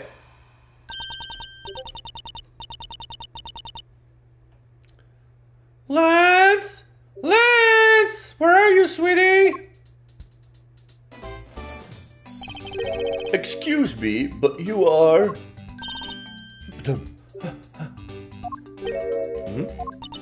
Oh, this is bad. He's really good looking. Ah, stop it, Lauren! You can't let yourself fall for a playboy, Kim. You're in love with... Sounds like someone doesn't know the meaning of the phrase inner monologue, huh? Sorry to interrupt your conversation, but might you be a friend of Lance? Yes, I'm Lance's girlfriend. My name is Lauren Pops. And she's having a ring pop and a bandage on her left elbow. His girlfriend? Oh, it's not like that. We're more like friends, and we're not lovers or anything. We haven't gotten that far yet. But I guess that's how people are going to see it, so I just accept it. I even got this ring as a present from Lance. You know what she reminds me of? A cartoon character. May I inquire as to why you are here? I haven't been able to get in contact with Lance lately, and I began to get really worried. I looked everywhere for him, and then I heard about the kidnapping, so I came here. Wow, you're really strong for having made it through all this by yourself. Is it true? Has this really been kidnapped? No one is supposed to know, but yes, it's true. Oh, lads! I can't believe you've been spirited away. I wonder how you're doing right now. Looks like she's gone back to the fair maiden in love routine. So, Mr. Edgeworth, where do we go from here? Well, we found a body, so we should look into the murder. Hold it! My men brought me up to speed over the radio. And I have to say, you really should have called. I heard you found something very intriguing. I have nothing to hide, Agent Long. It's exactly what you see before you. I'll take it from here. Yep. That guy's really dead. Hey! You waiting for an invitation? Hurry up and detain the suspect now! Suspect? Who? Officer Mickens, is it? You're coming with us. What? Sir, I have nothing to do with it, sir! Agent Long, don't you think you're being a bit rash? Do you even have a good reason to suspect Officer Meekins? I leave that kind of stuff to you prosecutors. It's your job after all. I'm only here to make arrests. Like I said earlier, the crime scene isn't as forgiving as your precious courtroom. That's your answer. I know you like your logic and reasoning, but that sort of impractical fluff is not needed out here in the field! Exclamation mark. All you have to do is arrest suspicious person after suspicious person. That's how you eliminate crime from the street. But that's also precisely how you unnecessarily arrest innocent people by mistake. Innocent people? Nonsense. There's no such thing as an innocent person. We all got a blemish or two in our hearts. That's tyranny! I won't allow such a thing to go on unchecked before my eyes. Too bad you don't call the shots around here. And I have sworn to uphold the laws of this land. I cannot allow you to take this man in. Thank you that you would arrest a man on false charges without even conducting an investigation. Have you no honor as a member of law enforcement? You! How dare you to speak so disrespectfully to our Shifu? Hold it!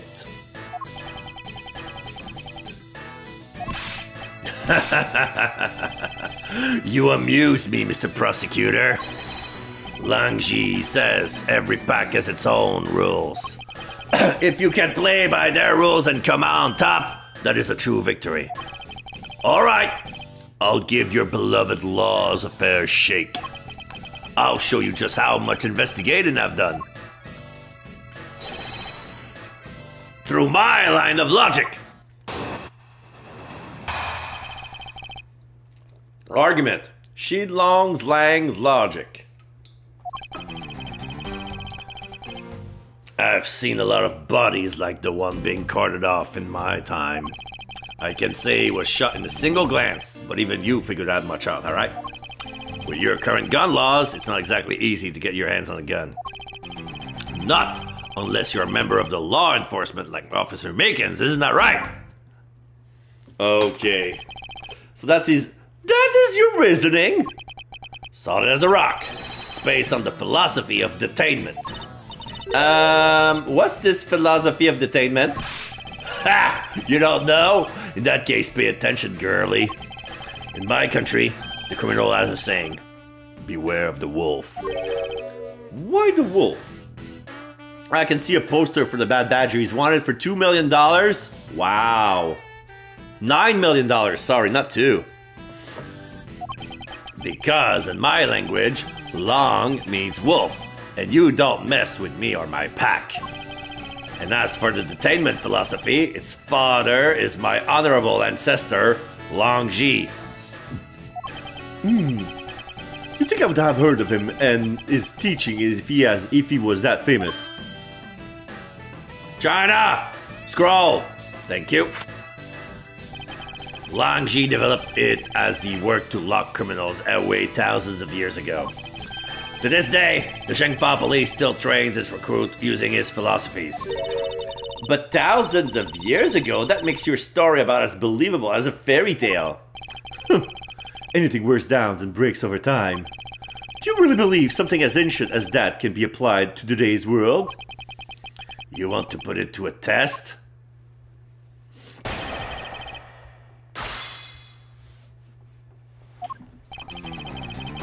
I've seen a lot of bodies like the one being carted off in my time. Hold it! So what can you tell me about the body? A lot. Even without an autopsy, I have my ways. They teach you the basics of forensics along with the detention philosophy. Oh? Then you wouldn't mind telling me a little what you figured out, correct? I can say it was shot in a single glance, but even you figured that much out, right? Hold it! Yes, I think anyone who saw the bullet wounds would come to the same conclusion. Hey, don't pat yourself on the back yet. What's that supposed to mean? China, scroll. Thank you. Lang Ji says search where the water is deepest. You have to keep your eye on the big fish that lurks in the depths, which is the killer. Is that right? And why would you know about the killer? With your current gun laws, it's not exactly easy to get your hands on a gun. Hold it! It appears you study a little of our laws. It appears you have studied a little of our law. It would appear you have studied a little of our laws. Studied? Who needs to study what every child on any street corner already knows? It's that... China! The Federal Firearms Restriction Act. Yeah, that's it, that thing, thingamajig. The Federal Firearms Restriction Act. I heard it's not easy to get a gun these days. Interesting. That woman is the one in charge of keeping tracks of the information. Not unless you're a member of law enforcement like Officer Meekins, isn't that right? But let me guess. The Bad Badger has a gun. Are they saying that it's a real gun? Is that the... I'm gonna press this. If it leans to nothing, I'm gonna present the Badger uniform. If that's the case, there are plenty of other officers who might be potential suspects. You're not seriously going to arrest each and every one of them, are you? As if I would need to. I've already looked into everyone else here. Oh. Other than Officer Meekins, I know no one else's weapon has been fired. How did you check every single person's weapon in such a short span of time?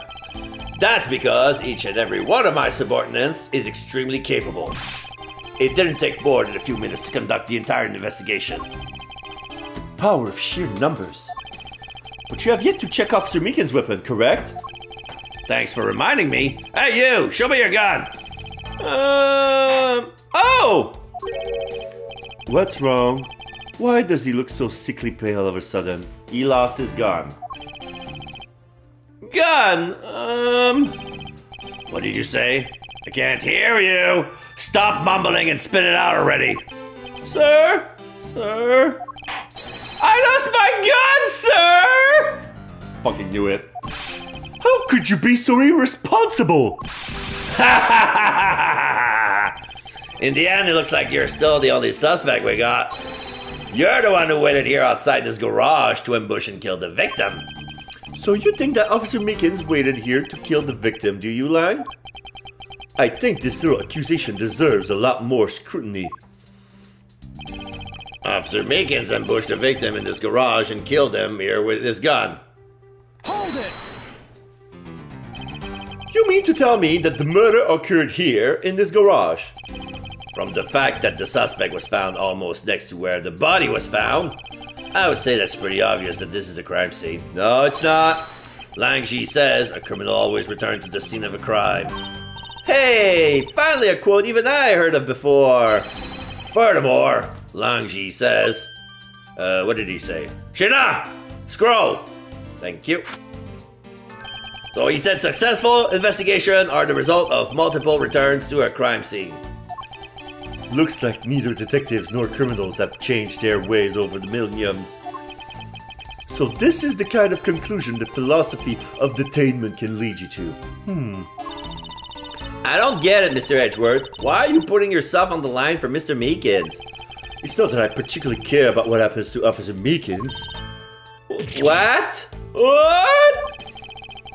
However, I can't simply stand by while Miss Agent Long ignores our country's laws. She Long Long. Just what sort of investigator are you? Okay, so I'm gonna go straight to the... I'm gonna present proof that evidence that prove that this was not the scene of the crime.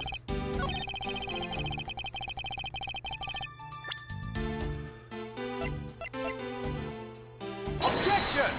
There you go. Unfortunately for you, Agent Long, that is simply not possible. What do you mean? You've seen the crime scene for yourself. And while you were looking, did you not think to yourself that it was a little too clean? Aya! So you did notice that there was too little blood. Do you still wish to claim that Officer Meekins committed the murder here? Because this isn't the crime scene. And if it was your man who led you to think it was, then I suggest you leave this case to the local police to get the record straight.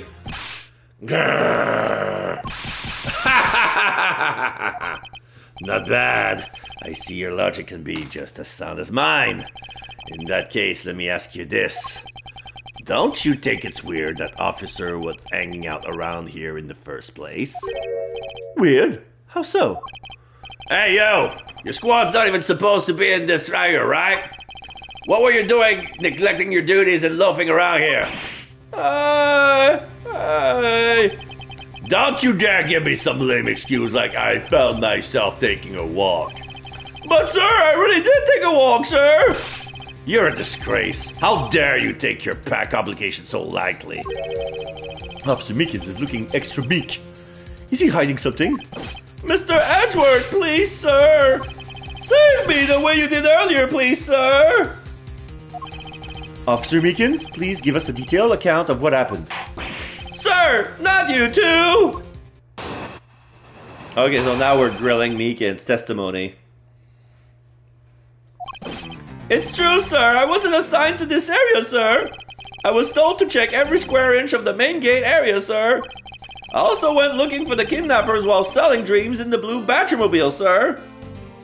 The blue Badgermobile that's parked right here. But I got completely caught up in my role selling dreams to the children, sir. Before I knew it, I found myself here in this area, sir. What is this blue Badgermobile? It's a moving store on wheels that sells sweet dreams and merchandise, sir. Oh, okay, so they're shopping carts.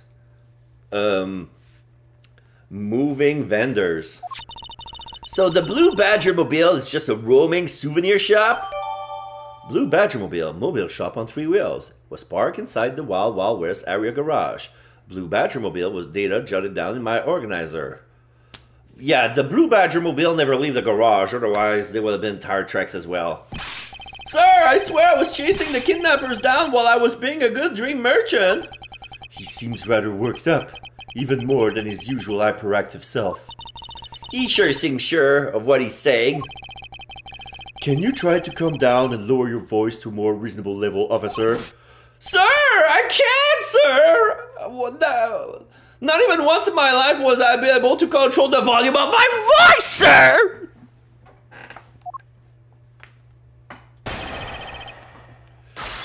Meeking's testimony. Sorry for that. To the people who were hearing that with headphones, I'm sorry about that. That was quite loud. I should have put a warning. But it was loud for me as well, so at the end I couldn't go full-blown horn because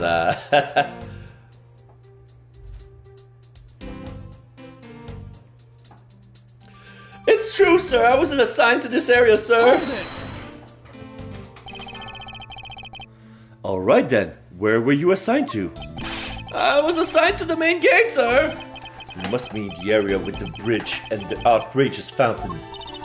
Okay then, why are you here in the Wild Wild West area? It's because of a very deep reason, ma'am. I was told to check every square inch of the main gate area, sir. Hold it! Describe for me how you conducted your investigation. Yes, sir. Well, first, I made sure there were no suspicious-looking people in the area, sir. But the only people that seemed to gather around me were little girls, sir. Well, what did you expect when you dressed like the Blue Badger? I thought I had no choice at that point, sir, so... I also went looking for the kidnappers while selling dreams in the Blue Badger mobile, sir. Okay, so this is where you call bullshit. Let's see.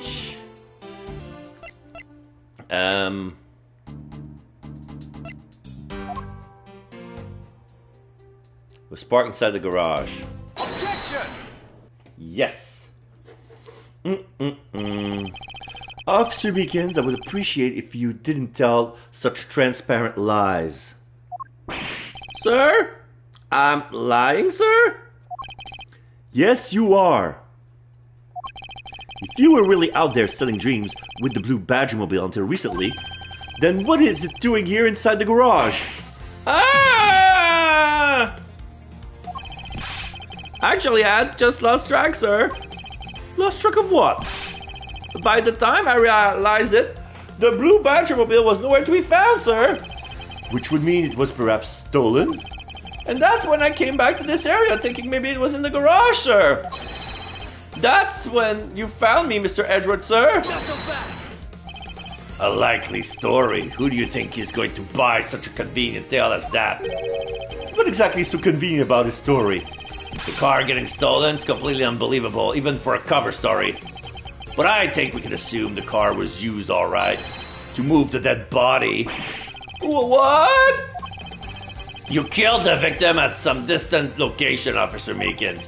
And then you used the Blue Badger mobile to transport it all the way here. Now then, you're coming with me. But it wasn't me, sir! The killer, sir! It wasn't me, sir! Agent Long, wait! What do you want now? We still don't know where the real scene of the crime is. You can't say we know all the facts of this case, let alone the truth. I told you, truth schmoot. I couldn't care less. Exclamation point. Our job is to catch the crook. You'll find out your precious truth after we arrest this guy and take him in. That's the job of you prosecutors in your fancy courts with your logic. As for us, we don't have that kind of time to waste. You boorish buffoon! I think you need to leave. What? We need to get the body to autopsy and you guys are getting in the way. You would interfere with another one of my investigation? Hey now, let's not forget who holds the actual authority to conduct investigations here. Nyeh.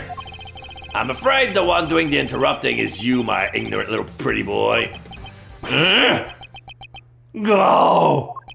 Now be a good fancy boy and get out of my sight.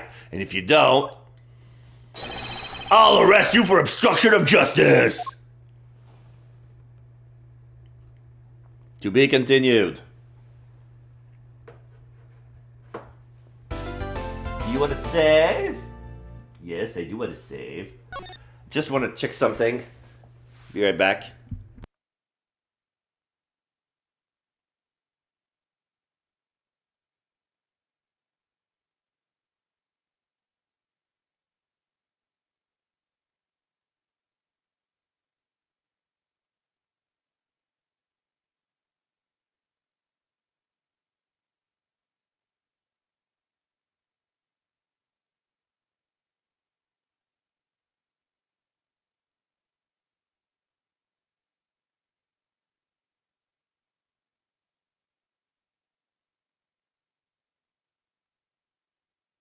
Okay, I'm back. Sorry about that. So yeah, we're gonna save. We're not far from being done. It's not even 4 hours yet. So kidnap, turnabout, find the eyewitness. All right. March 13, 1:22 p.m. Gatewater Land main gate. We've been kicked out of the park. Ugh. Chased out like a pair of peasants. Mr. Edgeworth, Yes, Kay? there's something even thieves should never steal. Do you know what that is? You really shouldn't steal anything, however. I'll bite. What shouldn't a thief steal? A life. It's too heavy of a burden on your soul to get away with, ever. That's something we can agree on. Well said, Kay. No matter what we may try, murder is the one crime that can never truly be hidden. And I intend to prove that by my own hands, when I apprehend the murderer myself. Alright, I'm going to work extra hard to be a good assistant. Let's go! I still never said she could be my assistant. I'm just going to drop the issue. The first thing we should do is locate the real scene of the murder. Mr. Edgeworth! Detective Gumshoe. Mr. Edgeworth, the stadium! Hurry, sir! This is supposed to be hush-hush, but they found a witness at the stadium. A witness? You! What did we tell you about leaving your assigned post? Oh no, the jig is up! Help me, sir! Mr. Edgeworth! Remember, I'm always rooting for you! Go get him, sir! And they're running away. Those detectives sure look like they're enjoying themselves. It's not all fun and games, Kay. Now then, let's head to the stadium and meet this witness. So we're going back in. Going to the stadium. There's a pink Badger mobile. March 13, 1:42 p.m. Stadium. So the witness is probably the pink Badger. I thought there was a witness here.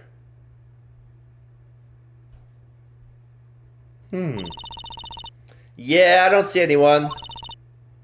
Mr. Edgeworth! Oh! Shit, sorry. It's Emma Sky. Mr. Edgeworth! Long time no see! You are Miss Emma Sky, correct? This girl is the younger sister of my former superior, Lana Sky. 2 years ago, we stood in the same courtroom together as a witness and prosecutor. But I thought she had gone to Europe to study forensics.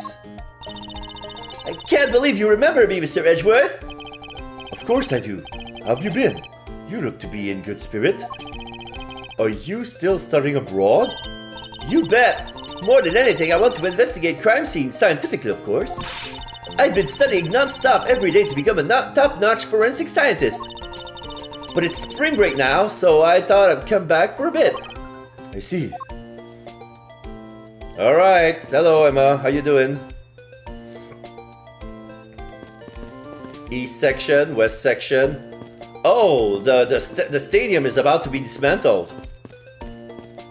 Everything is boxed and tarped. I assume this is another Badger mobile? Yeah, but it's a different color than the Blue Badger's car. Yeah, this is the retina searing pink model. The retina searing? Hey, where you going, Mr. Edgeworth? It was an accident! We have to find the witness before that mean old werewolf does. You're right, the witness is supposed to be here in the stadium, but where? I almost didn't recognize you. You've really grown in these past few years. Please don't tease me, Mr. Edgeworth. I know I still have a long ways to go.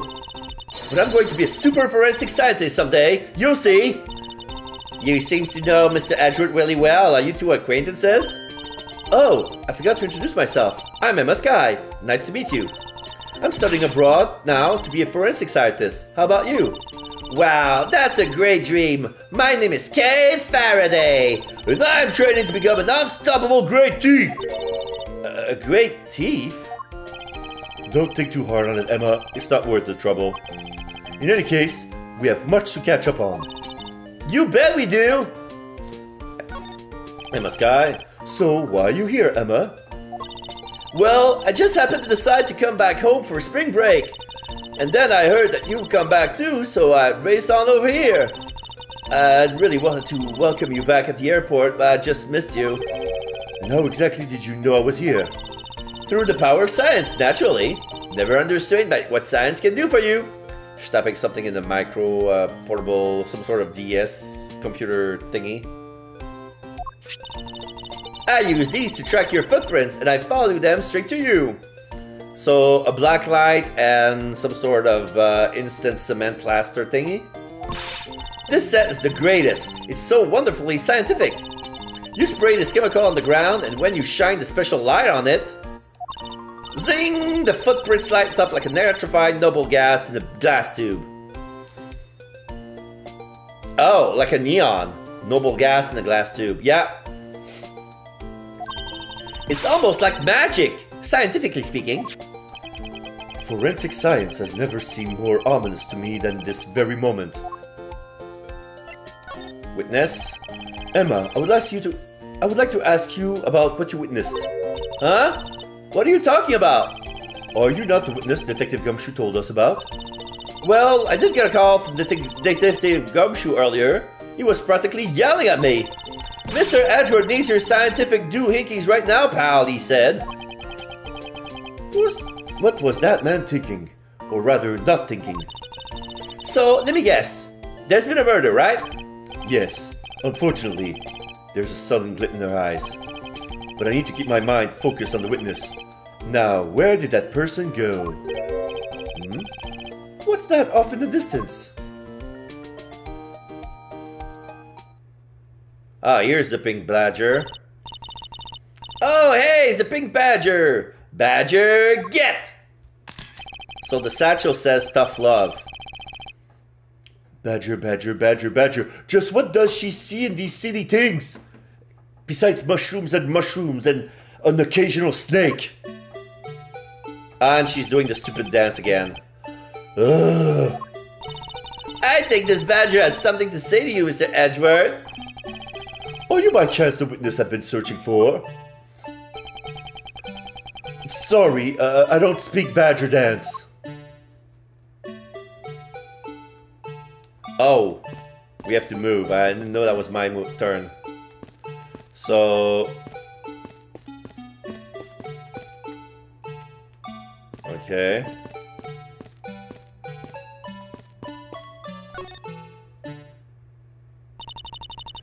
Dot, dot, dot. She gonna remove her head? I can't breathe being inside that stuffy head anymore! You're... Oh no. No! Why her? Why here? Why now? I first met this woman 3 years ago. She was a witness in one of my cases. She has since gone out of her way to pop up unexpectedly and cause me great grief. EDGEWORTH! Why could you understand what I was trying to tell you? I mean, really? I was trying so hard to keep the game streams alive by staying in character. But you couldn't pick up on what I was trying to convey to you. I'm sick and tired of that roundabout way of talking, so I'm going to be just direct. I had a bad feeling before, but this has just made it official. Today has gone beyond the typical, not my day, into the realm of waking nightmare. So you're a friend of Mr. Edgeworth too, Miss Pink Badger? You could say that, but right now I'm just a big badger, dearie. She may look the part, but I know better than to trust my eyes around this woman. My name is Wendy Oldbag. But you can call me Wendy or Granny or whatever suits your fancy. Nice to meet you, Miss Oldbag. I'm Kay Faraday.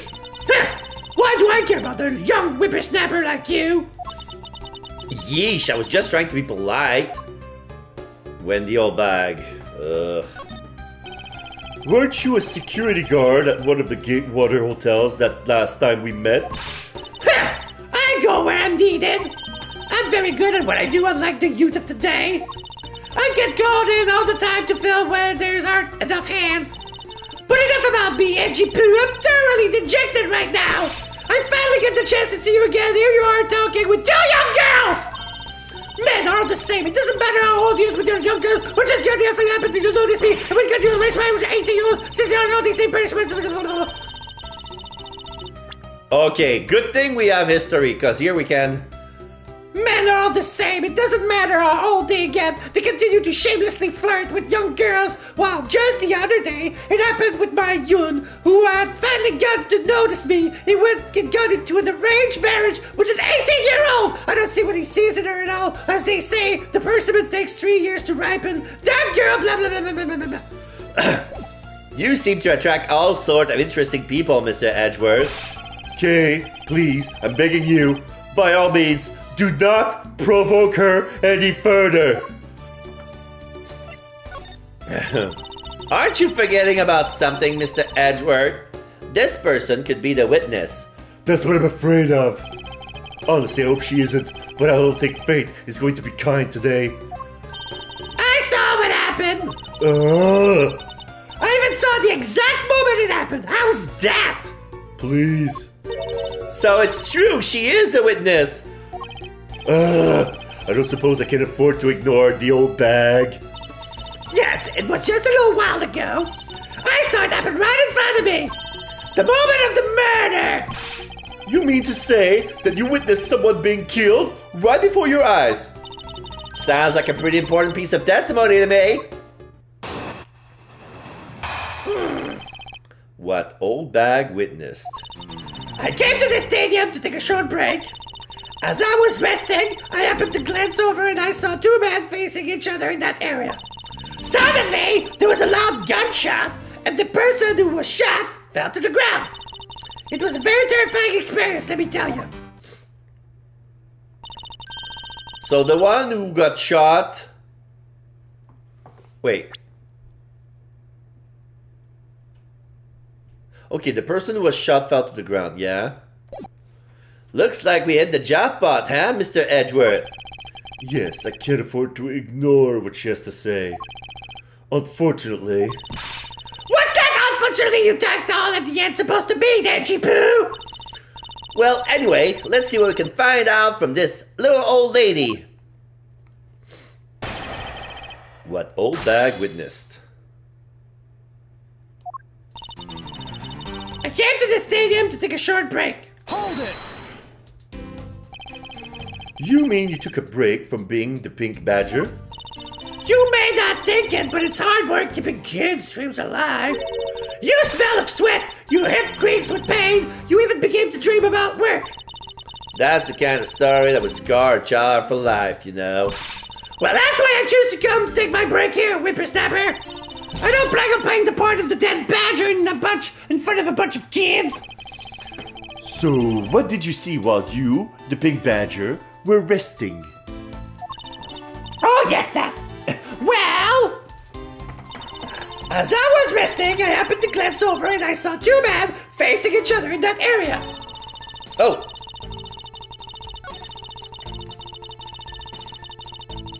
Hold it! You saw two men. Can you describe them for me? Well, they look like your average Joes, completely uninteresting and not worth fawning over. I'm telling you, they were so boring that I even remember how much beyond that. But did they have any special features? Anything you can recall would be very helpful. Oh my, don't tell me you're jealous about those two men. Hey, she's right. You do seem pretty worked up over there, Mr. Edgeworth. I'm not worked up over anyone, and I'm not jealous. It's alright, Edgy Poo. Those two were just foes compared to a stallion like you. I thought so little of them that I lost interest the instant I laid eyes on them. Suddenly, there were a loud gunshot, and the person who was shot fell to the ground. You're claiming to have seen the exact moment in which the murder took place? Absolutely! That gun made a terrible racket when it was fired. You didn't try to go help the person that got shot? I'm only one person, you smart alecky brat! What could I have done? But I took off as soon as I could find someone who could help. Two men, one bullet. It's all consistent with what were found out from the body. Sadly, there wasn't exactly a lot of information to go on in your testimony. Well, if I saw the guy again, I'm sure I could identify him for you. I mean, how do you expect me to remember anything without something to jog my memory? Self-centered, aren't we? While it was somewhat useful, her testimony also presents us with a new problem. Mr. Edgeworth, Yes? so, about this new problem. What is that giant grin on your face for? Do you want me to show you something really nice? No, thank you. Don't be so mean, I swear it's something you're going to like. What is that gadget you're holding? What you see before you is a secret weapon of a great thief.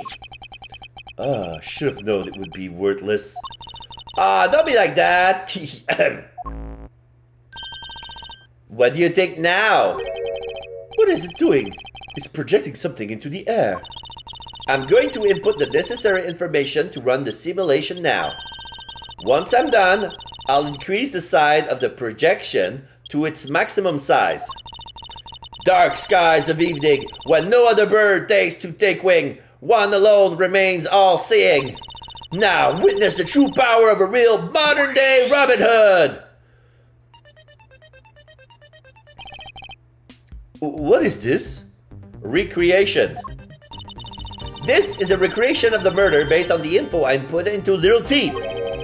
Little thief? I dare say I think you're taking the Robin Hood thing a bit too far. Little Thief is actually meant to be a simulator for me to plan my theft. But I suppose if I use it like this... Let's see, Miss Oldbag said that the two men were facing each other, and then a gunshot rang out and the victim fell to the ground. Ah, so with this we can inspect the crime scene as it was in the past. See? So, what do you think? I have to say I'm impressed by the technology thieves have to access to these days. Well, it is the super secret weapon of the mighty Yatagarasu. Indeed. Oh, but if there isn't enough information, or if something is out of place, the recreation could come out a little strange. In other words, I can use this to authenticate the validity of a witness testimony. You got it! You really catch on quick, Mr. Edgeworth. Right now, the simulation is a recreation of that witness testimony. So for now, I should re-examine everything. And if I found anything illogical or strange, I can then ask for clarification. Feel free to examine anything in this simulation in the way you always do. You can even present evidence when you find a contradiction. And if you find something, I've got Little Thief with me, so you let me know, okay? Begin investigation. Stadium. Well, yeah, there's a contradiction right here. It was not at a straight angle. It looks like they broke the stage down. The stage I saw this morning in the center of the stadium has already been packed away. Guess this means they're done for the day. Or maybe it's because of a different show schedule for start. It's run tomorrow. It's the silhouette of the killer with a gun at the ready. Okay? Is it not possible to recreate the face of the killer? Well, I can't exactly input what we don't know into the Little Thief. She has a point. According to the testimony, the victim fell to the ground here. That's right, but if that's the case, then we already found our first contradiction. Huh? What? Where? If this is the real scene of the crime, there's something missing that should be here. Which piece of evidence showed the missing item? The suit?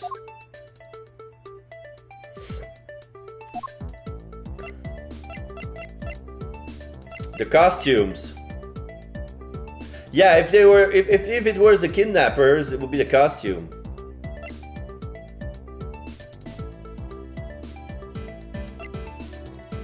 Take that! No? Maybe you're still adjusting to the simulation. Yes, that's it. Allow me to find my bearings and I'll present the contradiction again.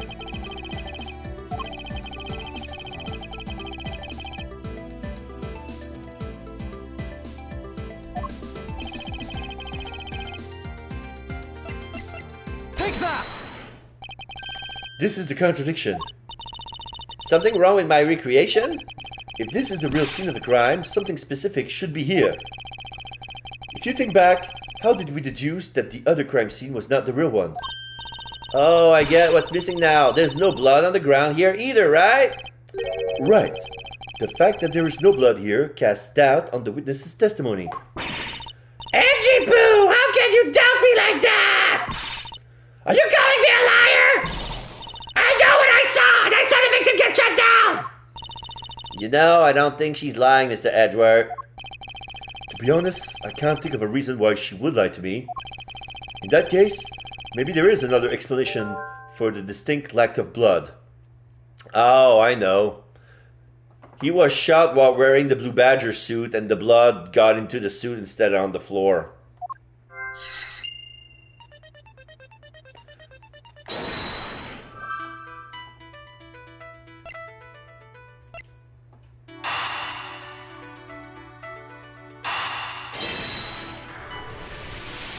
Why, the victim was the kidnapper? It is not possible that the victim was wearing a costume. So you really think that Mr. Deacon was one of the kidnappers? I think we can reasonably assume there is a very good chance that he was. And that if he was shot while he was inside one of the stolen costumes, then Mr. Deacon's blood will be inside the costume instead of on the ground. Precisely. Now, if only we could prove that the victim was wearing a costume. You'd think it'd be pretty easy if we could find some footprints. But the problem is finding them since there doesn't seem to be any around. Footprints, huh? I wonder how we can go about finding some of those. Cannot.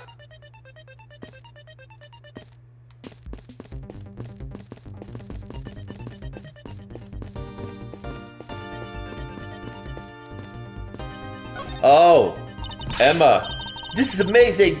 Just feel the power of science. Footprint analysis. Emma, about that method you were talking about for finding footprints. Ah, finally my expert knowledge in forensics is needed. Yes, well, can you detect and trace even partial footprints? Leave it to me. My cutting-edge detection kit can find anything. Very well. If you could please analyze the footprints in this area. Okay, stand back now and witness the power of science at work.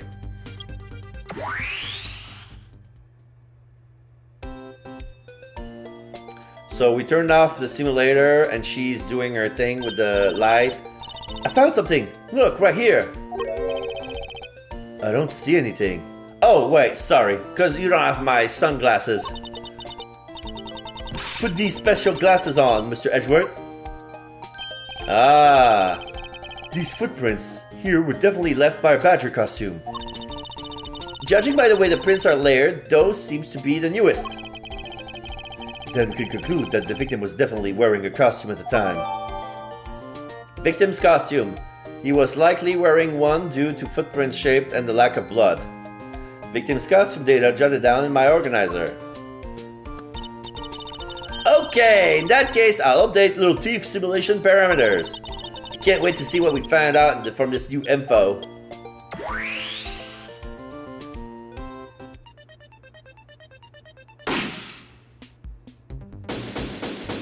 Investigation complete. So the victim was wearing a costume when he died. And with that, we should be one step closer to the truth, right? See, the recreation has changed in accordance to the new information. We may be closer, but now something else has caught my attention.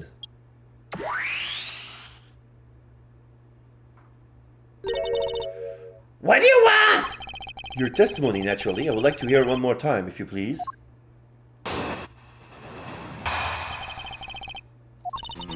I came to the stadium to take a short break.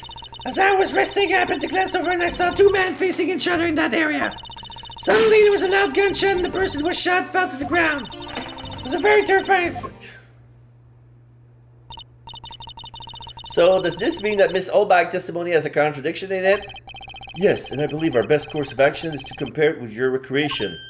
See, I just knew Little Thief would be of help. Now, let's see if we can pull more info from Olbach to put into the recreation.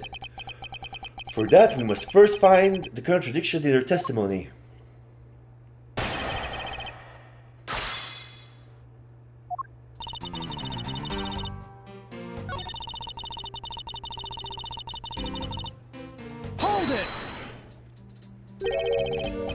You saw two men. Can you describe them for me? They look like... Okay.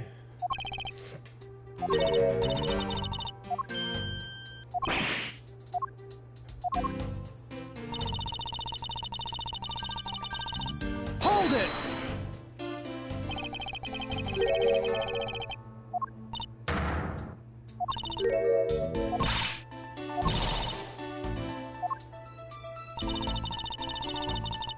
Hold it!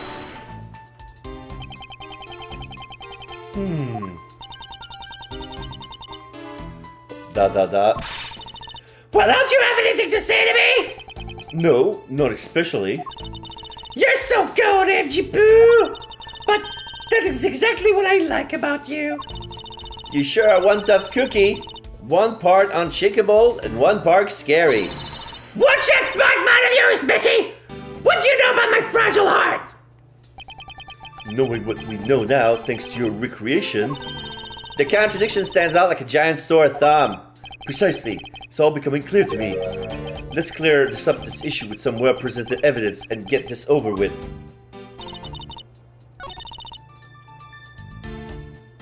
I'm gonna try this first.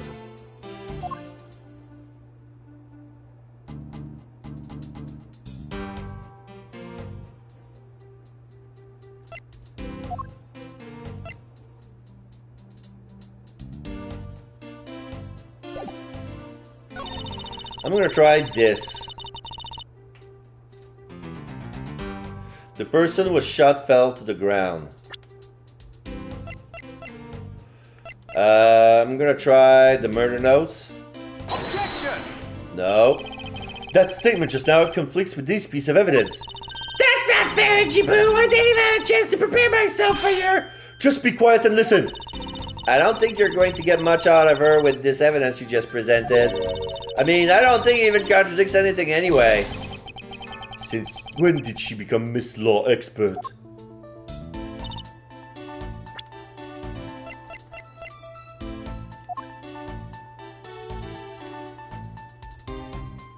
Objection! Oh, not... Hold on for a second. What you said just now in this piece of evidence... What is it now? If you have something to say, then out with it already! Never mind. This is the first time I've seen you make a face like that, Mr. Edgeworth. That's because it's reserved all for me. Only I get to see it. Ah, so that's why. I would appreciate if you kept your morbid fantasies to yourself.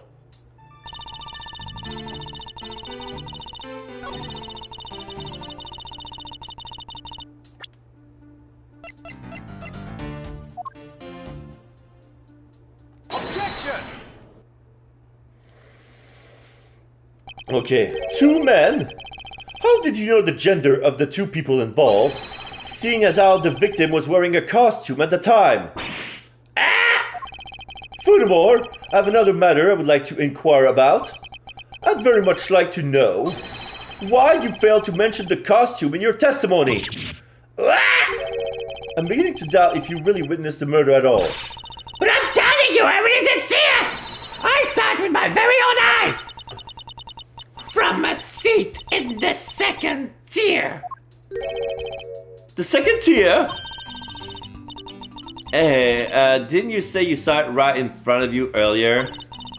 That was, I was using the phrase in the metaphorical sense. I see our witness still has a screw loose in the metaphorical sense. The cushy seats in the second tier are reserved for the hotshots VIPs. Which is exactly why I go there now and again to take a nap. I can't see how you could have gotten a good look from there. It's so high up. Were you able to see even the victim's costume from way up there? Well, I know I saw two people, but I couldn't really see what they looked like because they were in the stage shadow. In the shadow of the stage, it was hard to make out the killer and victim that Obag saw in the stage's shadow. So the shadow was built when she saw that. Another detail. My eyesight isn't what it used to be, Not like when I was young, but people give...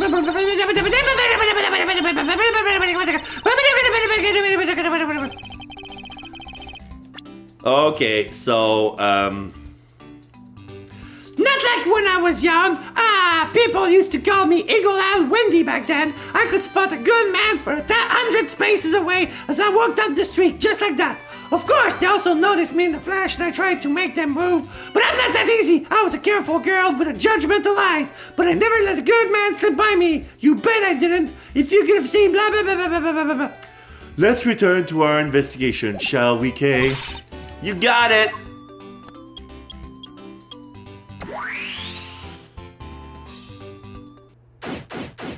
Begin investigation stadium. This new silhouette of the victim is in the costume. The silhouette can change depending on the information. I input. But Little Thief can recreate more than just people. So investigate away. We may even find more info with which to make a more accurate sim. Alright, sounds like a plan.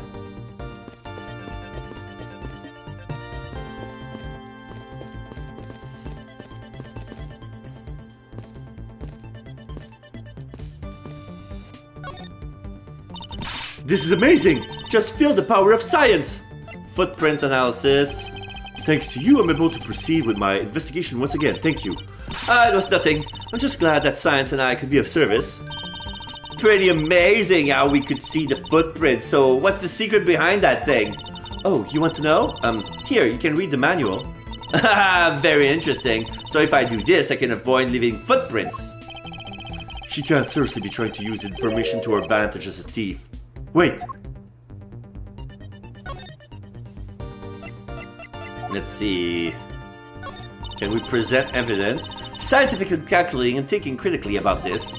Then putting it in a way that transmits the feeling that I understand. Phew! Done. She makes it sound like she knows what she's talking about, but she really has no idea. Admittedly, I'm slightly confused by what she just rattled off.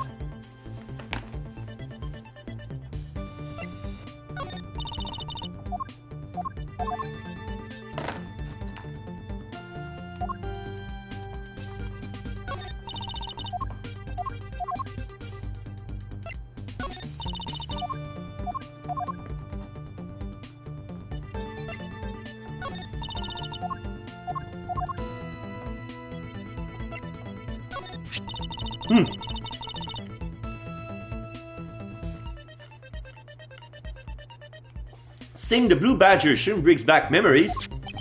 Yes, indeed. I remember it like it was yesterday. That was really something, huh? The red-hot courtroom battle between the two of us. I don't think it was quite as just dramatic as that.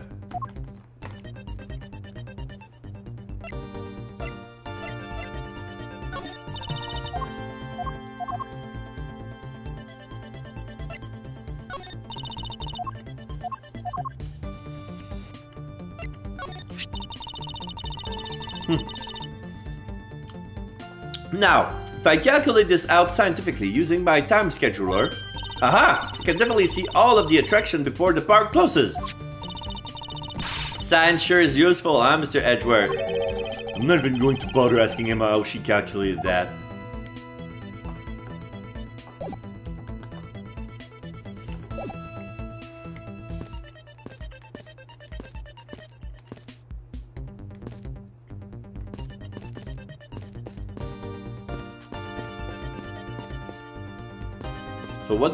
So what do they want me to look for? Oh, maybe I need a clue. Stage was packed up in the shadow of the stage. Yeah, I didn't pay attention.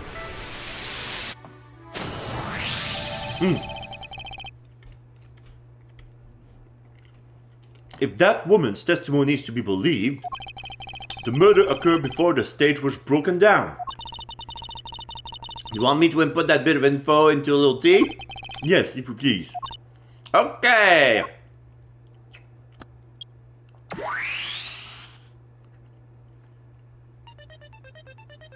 So yeah.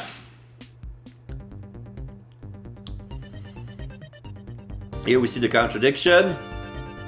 So yeah, what happened is, for the wound to make sense, the badger had to be on the stage and the killer shot from the floor.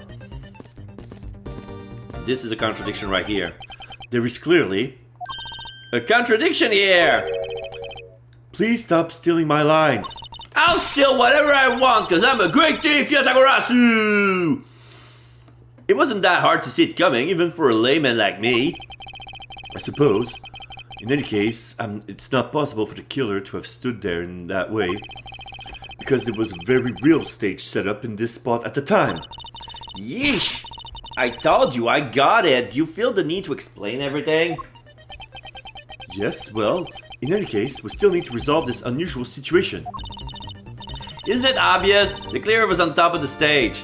Salacious B! Yay! The awesome adventures continues with you. Hello there, how you doing? Oh! Mama Dusk for a raid!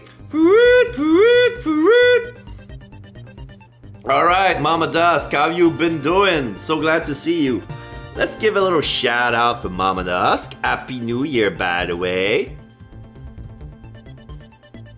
Try to remember how to do that. If it's, I think it's with the exclamation mark, but I'm not sure.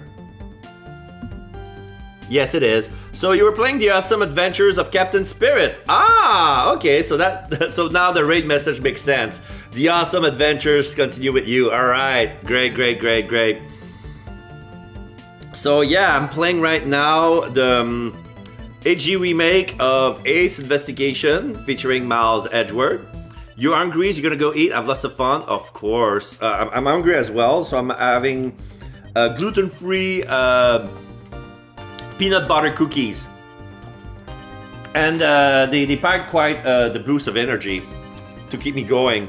It goes well with my my water. It's fun, and as you can see, the details are better drawn. So it's an HD remake that's been ported for the PlayStation for the first time, and that includes both games. The second game was never released into the North America before, and every fan who wanted to play this had to rely on the DS and a fan translation patch. It was hard for me to install it, and this game was released last September.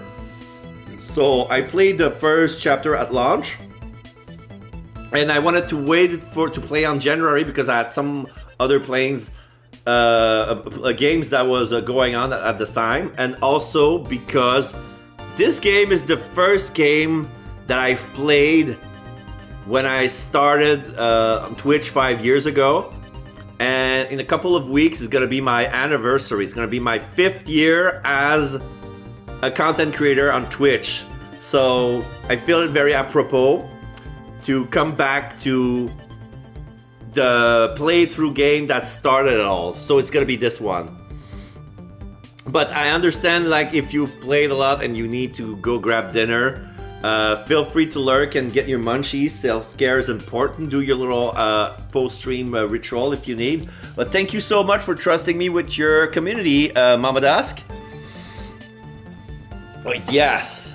So right now I'm doing all the voices as usual. So right now we're doing some sort of recreation simulation based on testimony, and the testimony is pretty unreliable so far because we see obvious glitch here. So yeah, you're gonna know. Feel free to come back anytime you like. My next stream is probably gonna be on next Sunday. Tomorrow I'm probably gonna do something else. Yeah, my next stream is gonna be on Sunday. I'm gonna be playing this game as well, and the game after that, for sure. Right now, so far, if my my schedule remains the same, my stream days are gonna be on Wednesday and Sunday.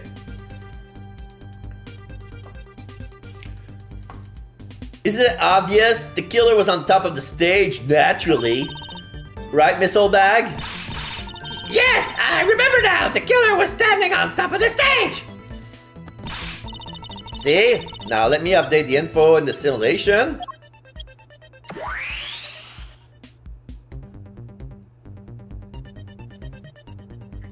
So now it doesn't make sense, because the entry wound, no, it's not complete.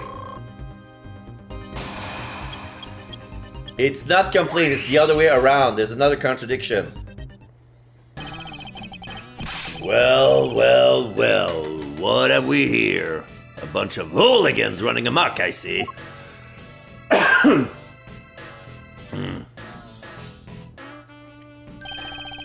Agent Long, how nice of you to join us.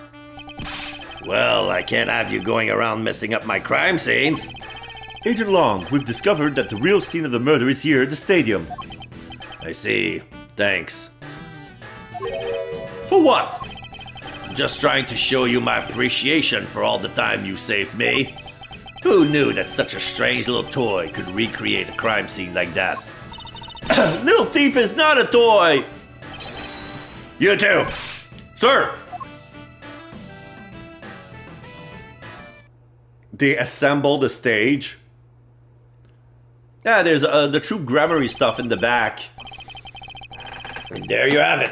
You see? Big boys like me don't need silly toys, little girl. Now this is a recreation. So what? You still intend to assert that Officer Meekins is the killer? Of course. Even knowing that the crime took place here doesn't let him off the hook.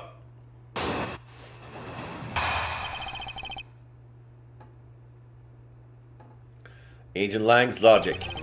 This is the real scene of the crime. Officer Meekins lay in wait for the victim on top of the stage. And when the victim finally showed, he shot him from the on high.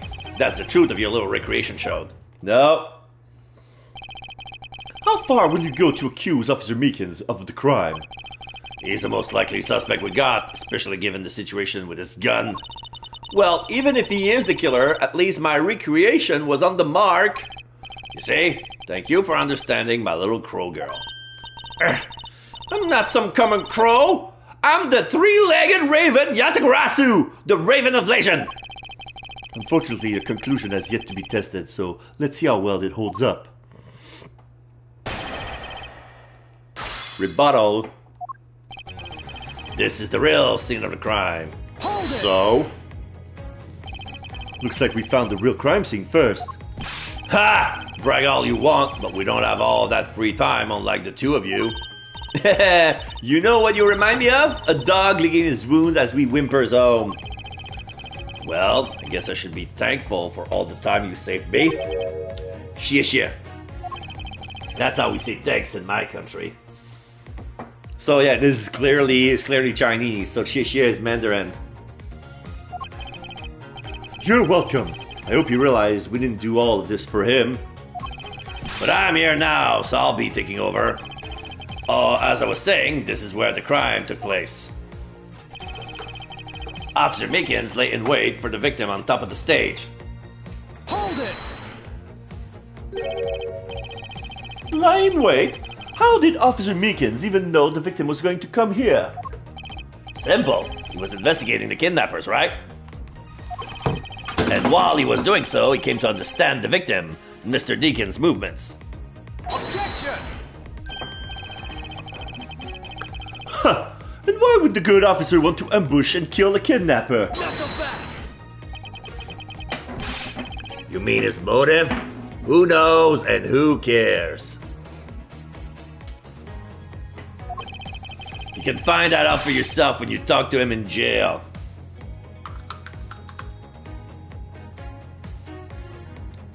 Sorry. I have to... My mouse pad fell and it kind of broke. It split open. Oh, okay.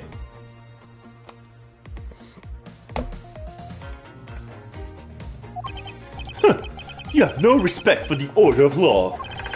Don't get me wrong, but I need more than there's no motive to convince me otherwise. He's right.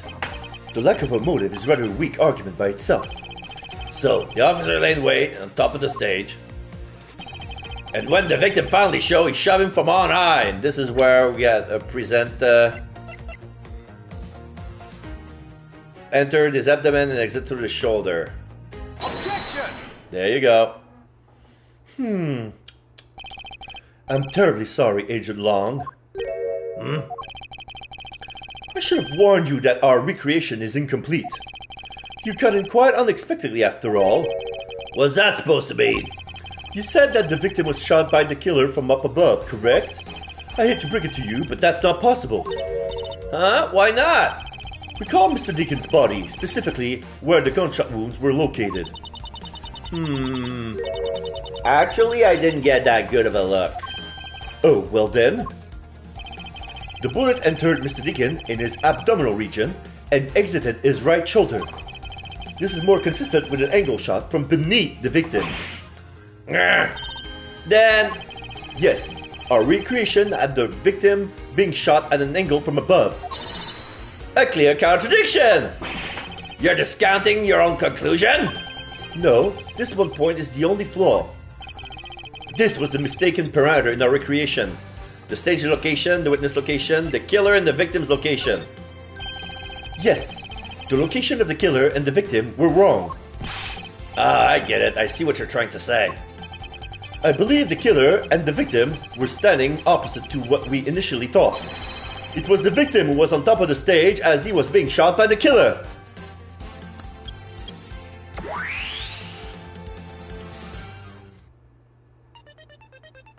Like this. Bang. If this is what happened, it would also explain the positioning of the gunshot wounds. But then, what about the footprints? Since footprints don't lie, we can assume then that the killer were also a costume. Okay, I'll try using that data instead.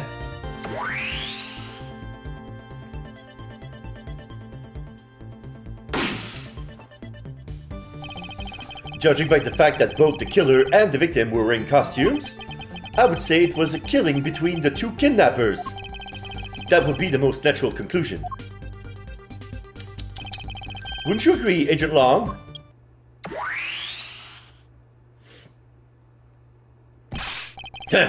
Well done, Mr. Prosecutor. But that alone doesn't clear Officer Meekins of the crime. You ain't wrong. Another bit of proof. I ask that you take another good look at the tire marks over there. The 3 marks are indicative of the blue Badgermobile. No. That story Officer Meekins told about that shop on the wheels getting stolen was just a lie.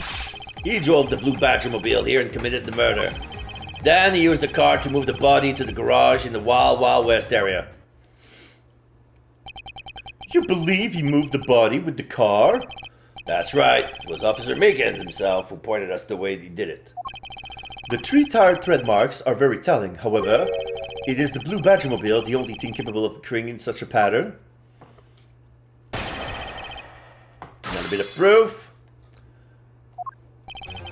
I asked her to take another good look at the tire marks. Hold it! The tire marks? Yes, the tire marks, the one there behind the stage. Oh, I can see them turn around. They were hidden up until now by the various pieces of stage equipment. As for when they were made... They must have been made after the rain had begun to fall, correct? Yes, and probably around the same time as was when the killer's footprints were made. The tires of that blue Badgermobile probably got pretty muddy because of that. I'd say it's a blue Badgermobile because, well, that's pretty obvious too. The 3 marks are indicative of blue Badgermobile. No. This is what I'm going to present. Because the blue Badgermobile never left the garage. The tires are even muddy. Objection! There you go. Sorry, Agent Long, but that's an impossible tale. And why is that? Those tire marks could not have been left by Officer Meekins' blue Badgermobile. One look at the car would have told you so. What proved that blue Badgermobile had never been to the stadium? The wheels are clean. Take that! Take a good look at the tires. There's not a single dollop of mud to be found on it. Nah. If this car had come to the backstage area and left those tire tracks, then the lack of mud on these tires stands out as very peculiar indeed. Then how do you explain the tire tracks, genius? Hey, I've got it. What about Miss Soulback's pink Badgermobile? No. Don't be ridiculous! I was sleeping the entire time, the second steer seat! Indeed, I believe we can rule her out as someone related to the crime. However, there is yet one more roving store, as I recall. Oh, you mean the Proto Badger? That's right. There was one more parking space inside that garage, and it proves the existence of a Proto Badgermobile. Agent Long, I suggest you find this Proto Badgermobile post-haste. There must still be some sort of incriminating evidence in it.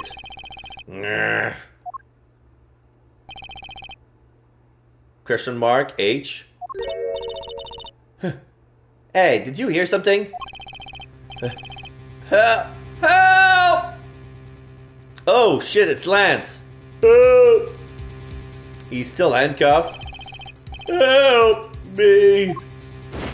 Then he faints. Are you alright?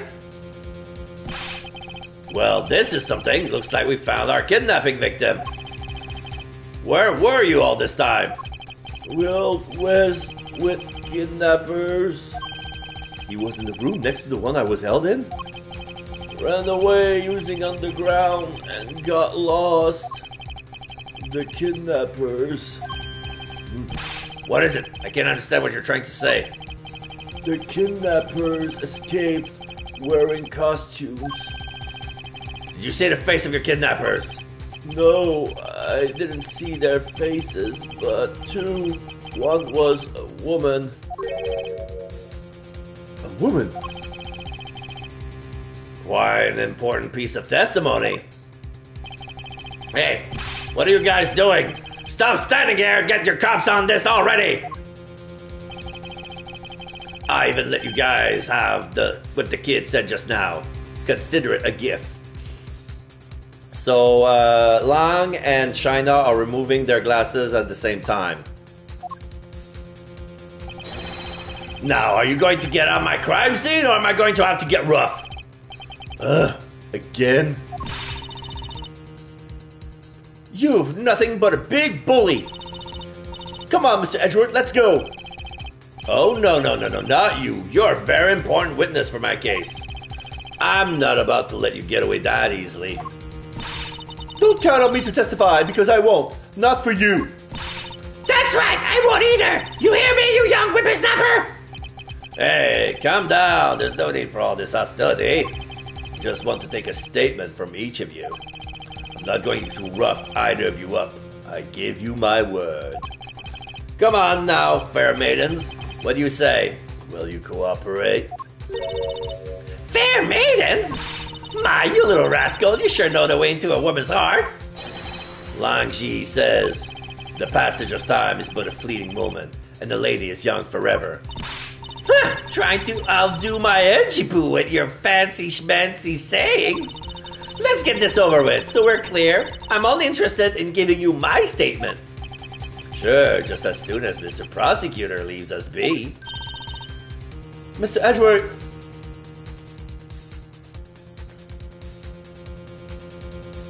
To be continued. Alright.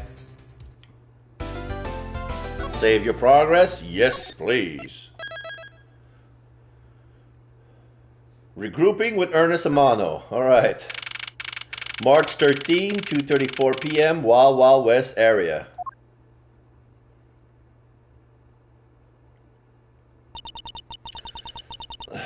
Looks like we got the boot again. With Lance safe, the focus of the investigation will shift solely onto the murder. You mean the infight between the kidnappers? Yes, and also the identity of the remaining kidnapper. Miles, my boy! So Ernest is with Lauren. Tell me it's true. Tell me that you really found my boy. Yes, Mr. Romano, we found him earlier at the stadium. Then my little Lance is unhurt? He's not exactly the picture of perfect health, but his life is not in danger. He's being questioned right now by Agent Long. Poor Lance! It must have been so horrible for him! Locked up like a...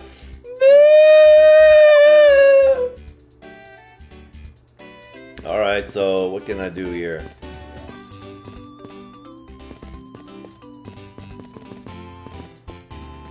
Okay, so they removed the body. There's an outline. Oh, I can go here. Oh, this is the exit. This man looks suspiciously like the precinct. Yeah, he looks like the chief officer. Bring his daughter to the amusement park. Oh, look at that lovely smile on the Blue Badger's face. Ah, it's looking at me. Make it stop. It's scary.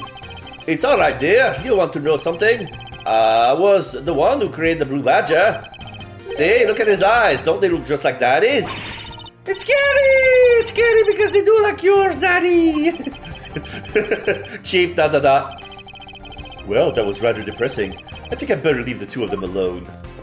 The Blue Badger's daddy. Oh, I found a trophy for that. Having met the creator of the Blue Badger in front of the Gatewater Island main gate in episode 3. Alright, so that was a trophy. Oh. To think they were but a hotel. Now they have their own safari park attraction. Talk about a veritable goulash of rides and attractions. With so many of them, you'd think they would have a ninja house. Like one of those buildings with a zillion secret places to hide in. Those are fun. Well, they don't. Hey, how can you be so sure? Oh, I know. I bet they really do have one, but it's hidden in real ninja fashion. Come on out, Ninja House. I know you're around here somewhere. A hidden ninja house. Next, she'll be looking for a lost pirate ship.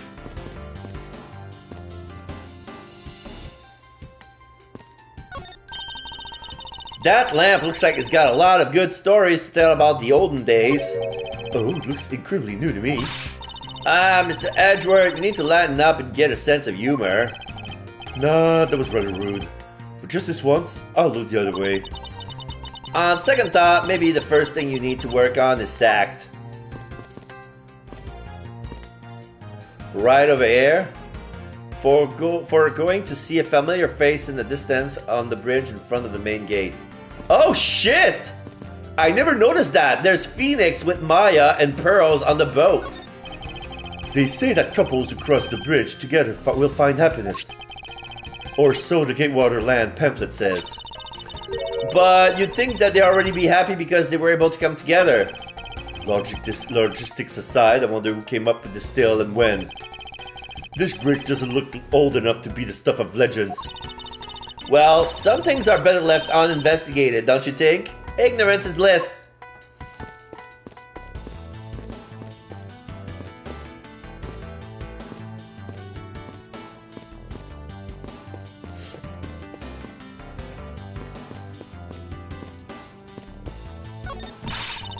Why is there a Blue Badger here too? Are you deathly allergic to him or something? It's not that. It's more the half smile on his face is really unsettling. She's disturbed by the half smile. I'm more disturbed by its movement and how it's managed to obstruct an investigation. Yeah.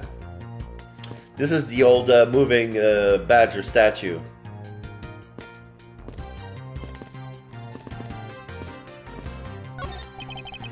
So, this must be the Blue Badger mobile that Officer Meekins was driving. He said it was stolen, didn't he? Don't tell me that you were the one who stole it. What the heck are you talking about? I don't even have a license. It's illegal to drive a car without a license. A great thief doesn't break the law. This little girl has a very odd understanding of the word law. Look. Okay, we read that already. Where's my water? Okay, there it is.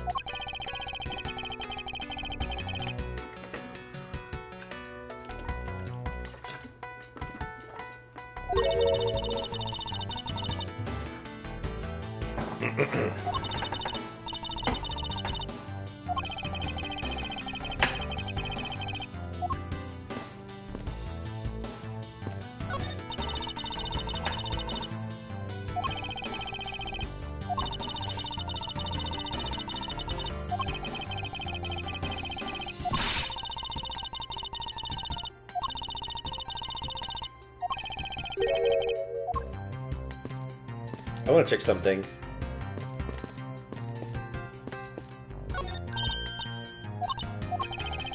Aha! This is the first time I see him shot from the front.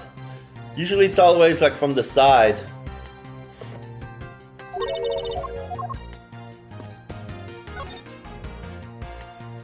Okay, let's talk to Lauren about Lance Amano. He loves me. He loves me not. He loves me. He loves me not. Ah, that's the 12th one. No, you can't give up, Lauren. Just one more try. New ring pop. Excuse me, I can't help but feel a bit sorry for all the flowers you've gone through. Oh, it's a flower. I thought she was gonna play Daisy with a ring pop. Like, how many licks does it take till you get to the center of a Tootsie Roll? But for a ring pop. And then, oh, it broke. The world may never know. No, it's 372. I suppose if they were me, then. I believe you said that you are Lance's girlfriend when we first met, correct? Yes, I am, but oh, it's not like we both think of each other as lovers.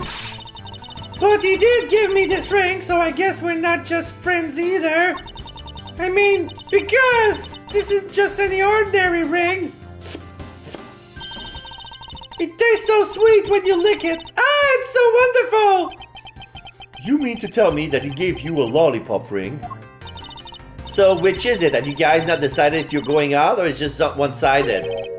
Decided? Shouldn't the parties involved naturally just know?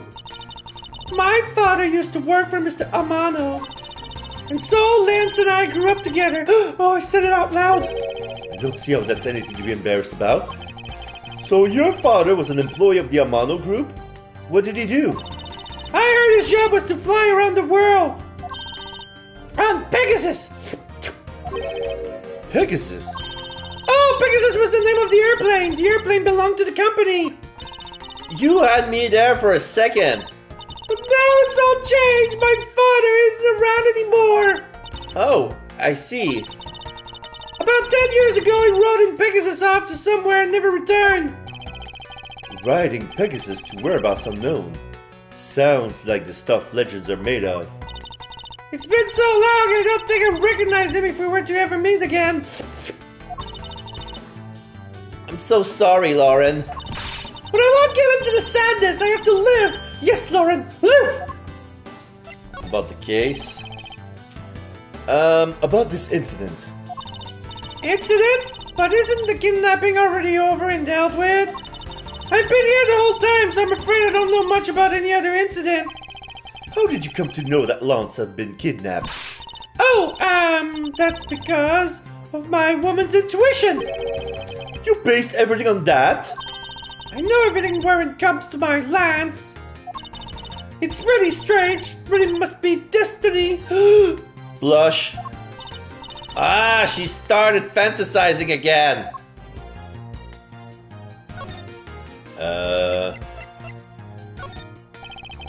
If I show this to her, she'll probably just go on about another one of her fantasies. If you're not going to show it to her, then why not give it to me for safekeeping? Why would I do anything of the sort? Okay.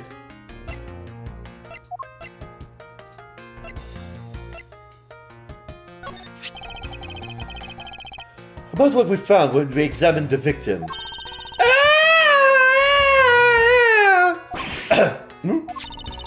You big bully! I can't believe you'd show me something so gruesome! But I have to admit I kinda like that mavericky aura around him. Oh, Lauren, are you becoming bad as well? She's off in La La Land again, I see. That's LA.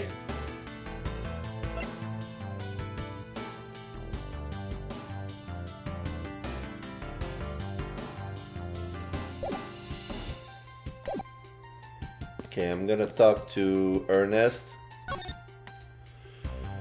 Then Samato. Miles, my boy, I can't thank you enough. It was nothing. I'm still in shock over what happened to Oliver. But I have to say I'm relieved that Lance is alright. Oh, that's right. I mustn't forget to pass this on to Lance as soon as the police are finished with him. A letter?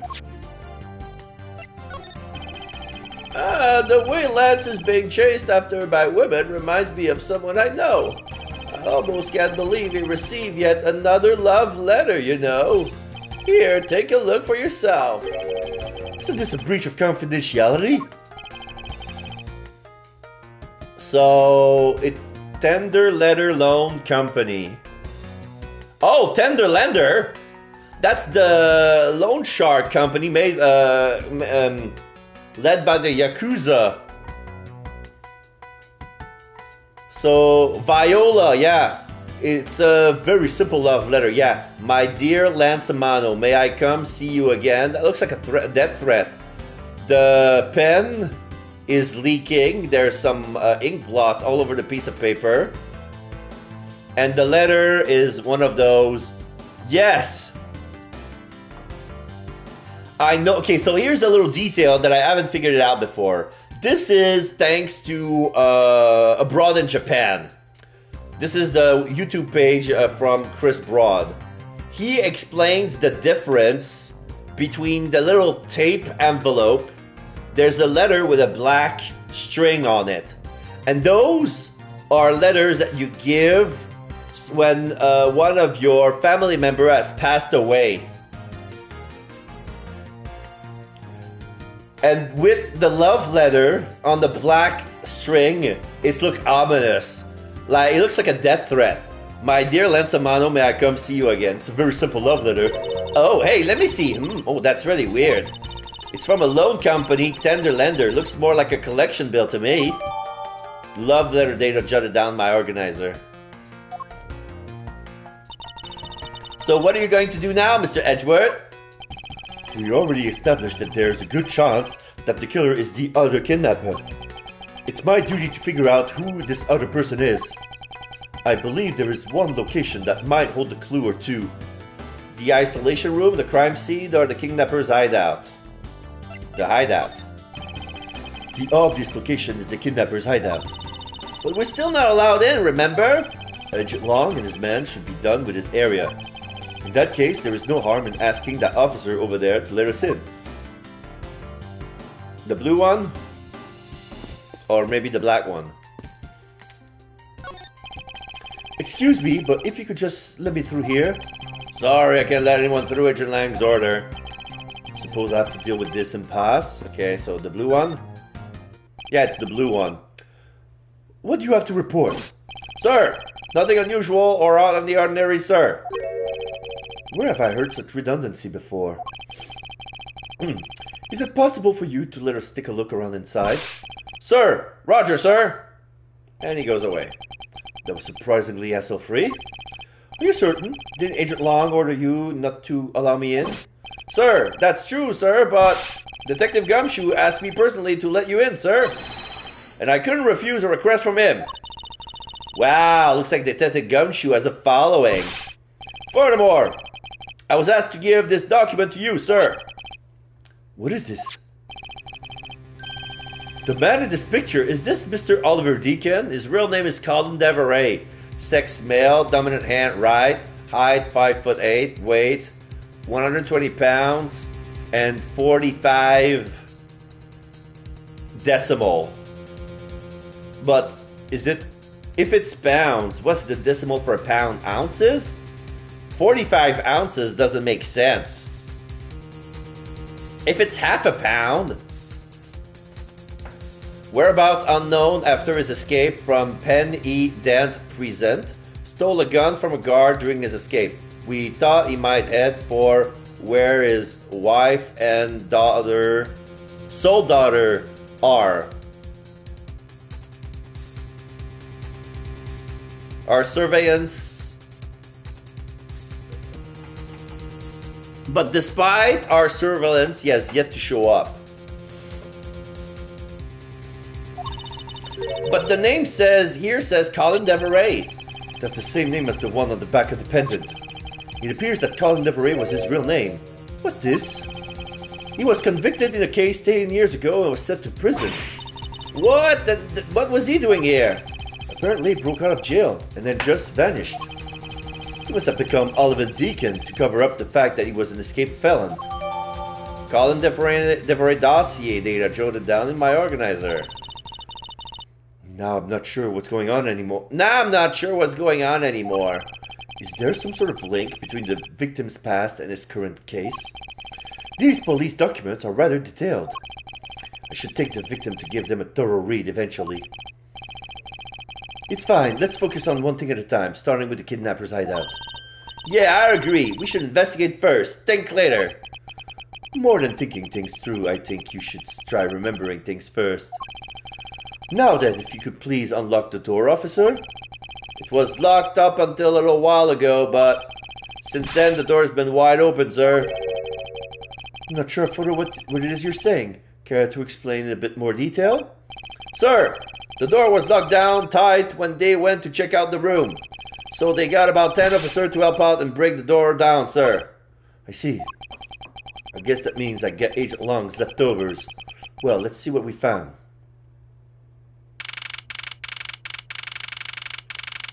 So this is the room next to mine. So the kidnapper's hideout is next to the isolation room. March 13, 2:55 p.m., kidnapper's hideout. There's a discarded uniform and a blue bin, a broken mirror, and 3 chairs with 3 coffees. So this is where the kidnappers planned their foul deed. While you were tied up for a while in the room next door. Okay, please, must you bring that up again? Now then, down to business. There might still be some clues left in this room. Let's try to find out what we can Let's try to find out what we can of the other kidnapper's identity. Begin investigation. Kidnapper's hideout. Hey, there's a trapdoor in this room too. It's not a trapdoor, it's an entrance to an underground passage, Kay. I know that. The door leading to the outside world was locked. So Lance must have escaped his prison through here.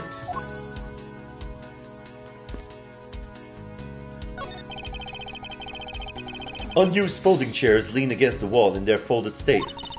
Wow, whoever lined these up did perfectly. They're not even a single hair off. I feel bad using these because it's be like stealing the perfection away. I suspect it's more like you wouldn't want to be the one to put them away. Watch out, Mr. Edgeworth! It's a broken mirror. This probably came from the haunted house. Why is this here? Are they planning to repair it?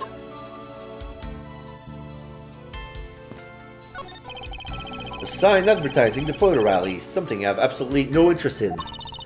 Yeah, but I do, and I'm going to get my hands on the rest of the Badger family. You'll see! She definitely brings a decisively different atmosphere to a criminal investigation.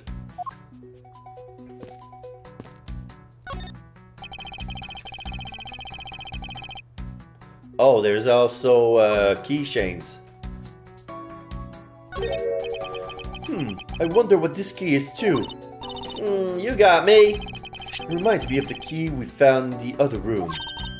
That's it! This must be the key for one of those trapdoors.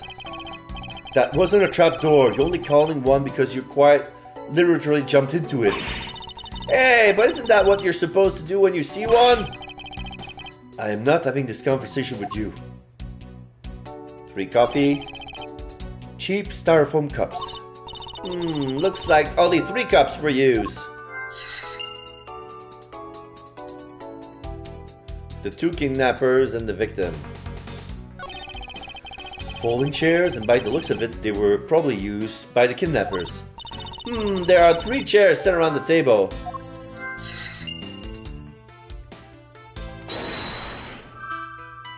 Three cups, 3 chairs.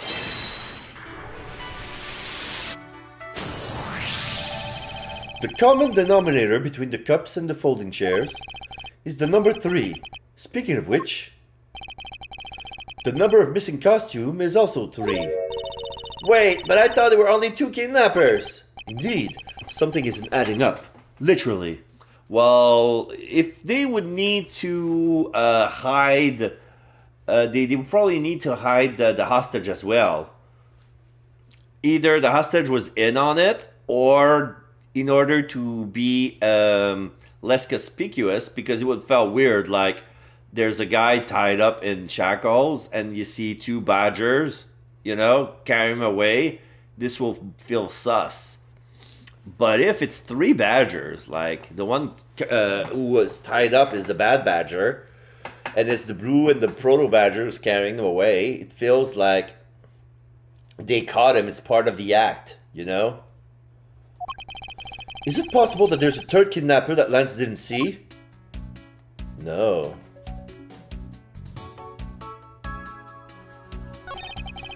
A poster of Gatewater Land is stuck on this wall.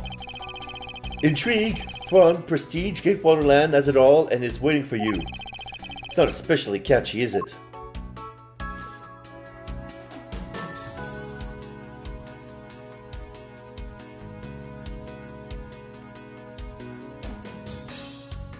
Okay, I found everything that I need to see. This must be where they dispose of old and worn out costumes. That's so sad. It would seem that they throw the costume away in pieces. In the hideout, there's a trash bin for old and useless costume. There's a bad badger with a turn-off hand. It's like the prop gun that was in that has been removed. Like it was etched in on the costume.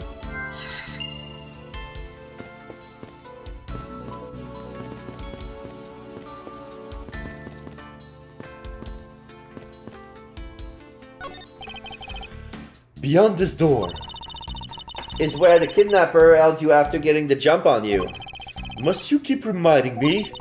But it's the room where I got to see your awesome whoa face. You didn't need to remind me of that mortifying moment either.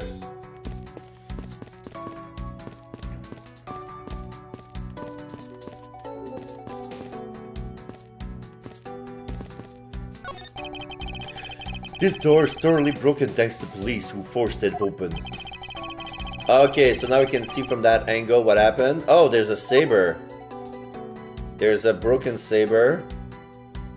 Like they use it to pry the door down. Looks like a sword, a broken sword. Strange. Why would it be broken like that? Found lying next to the door, broken cleanly in half. Swords don't usually break on their own. That's true. Alright then, let's think about it in this way. Maybe it broke when someone was trying to use it for on or something. Using for or on something. Hypotheticals aren't going to get us anywhere. Perhaps we should think it more on this later.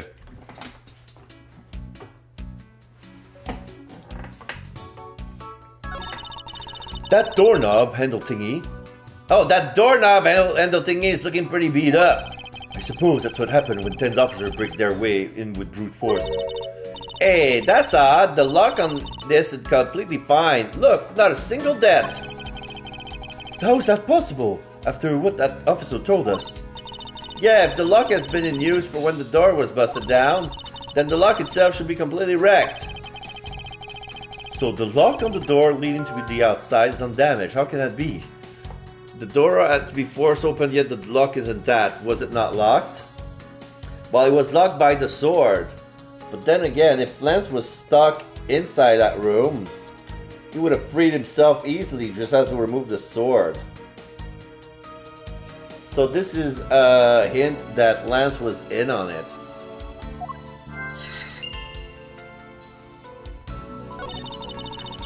Oh, they have barrels like this just outside.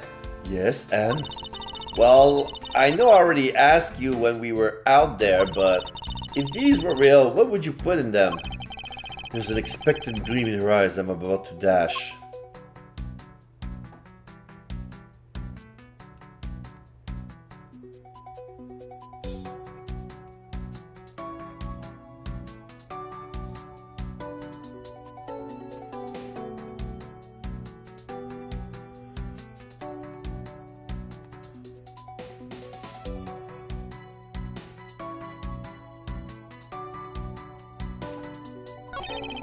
The panel that hid the entrance to the underground is propped open and wide open.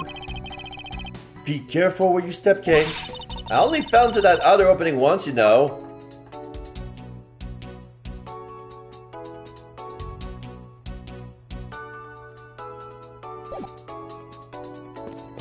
Okay, let's see if I can...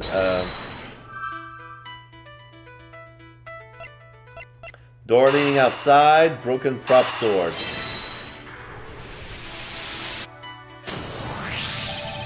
It's a bit strange that the police have to force their way into a non-locked room. One look at the pristine door lock and anyone can see that it was not in use at the time.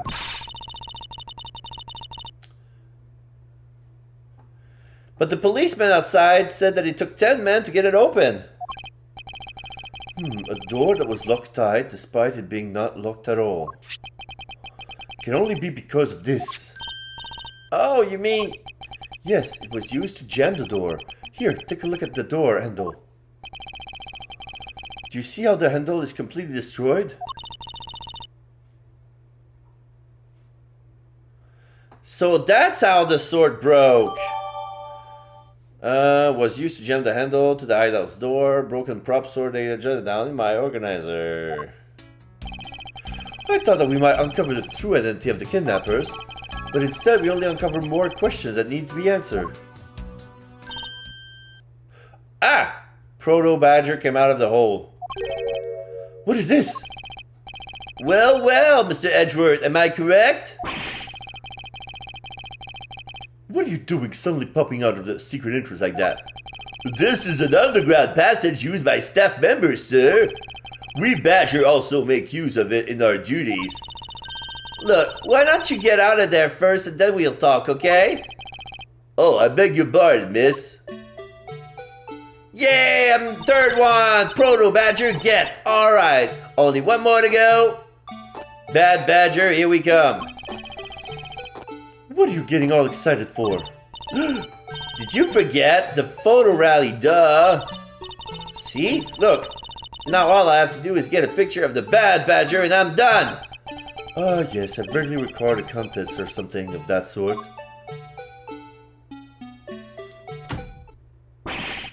What? It's gone! But where did it go? What happened? So the Proto Badger went into the other room. What's wrong? A Bad Badger costume is missing, sir. Oh, is that all? Well, it's missing because the kidnappers stole it. I heard all about how they were stolen, but they said that only 3 of the costume had been taken. What? Is he saying that more than 3 of them are gone? Mr. Pro Badger, please tell me a little bit more about these costumes you use.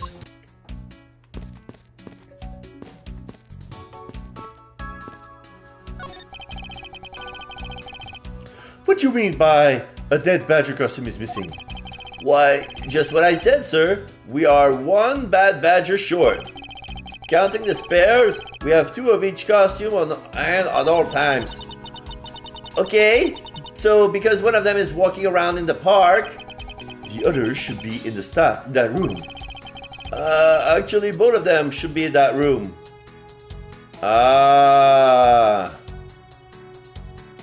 Because the Bad Badger is rare, so they only use it to take it out at a special event. What do you mean? Normally we don't use the Bad Badger costumes. In fact, we only use them during a certain event at a set time each day. It's the stage show where the Badger wreaks havoc around the park. And the other Badgers must work together to apprehend him, sir. I'm speechless that such a show exists. Well, sir, I was just trying to explain to you the only time we use that costume. Then, doesn't that make it near impossible to take a picture of the Bad Badger?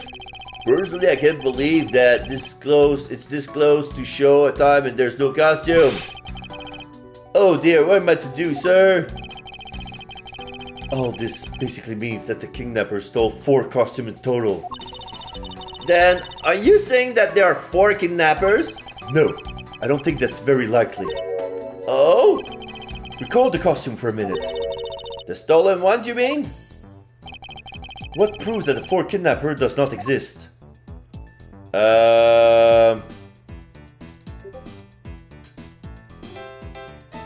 So the 3 costumes are stolen are this one, this one, this one, and this one.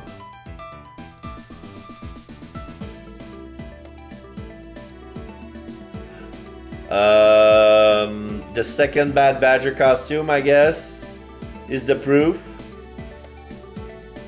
Take that!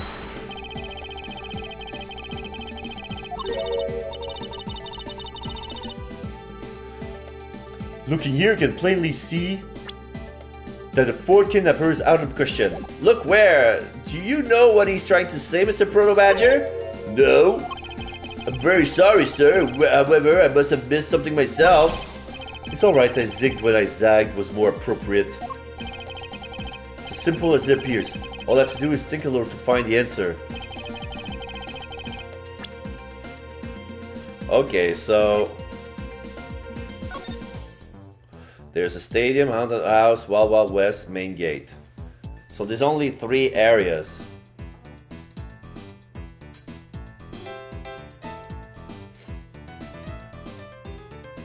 And in the middle, there's a Gatewater Hotel.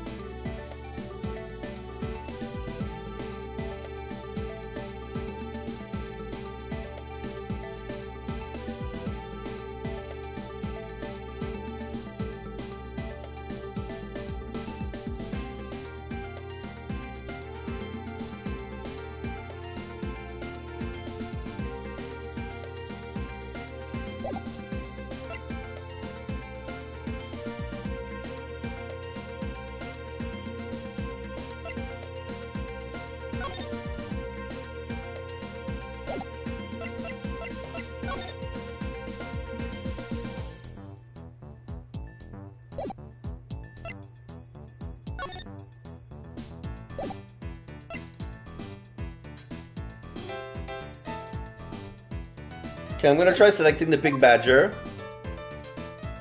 Take that! If you had 4 people and you have wanted to steal a 4th costume, wouldn't you naturally go for the full set and steal a Pink Badger costume instead? Yeah, that makes sense. And yet, the kidnapper decided to steal another Bad Badger. I believe the culprit needed 2 Bad Badger costumes, but the question is why? A 4th stolen costume by the 3-person kidnapping or group. Where's the other costume? Yeah, they needed the prop gun. Because the rest of the costume is here. Unaccounted Bad Badger custom pieces.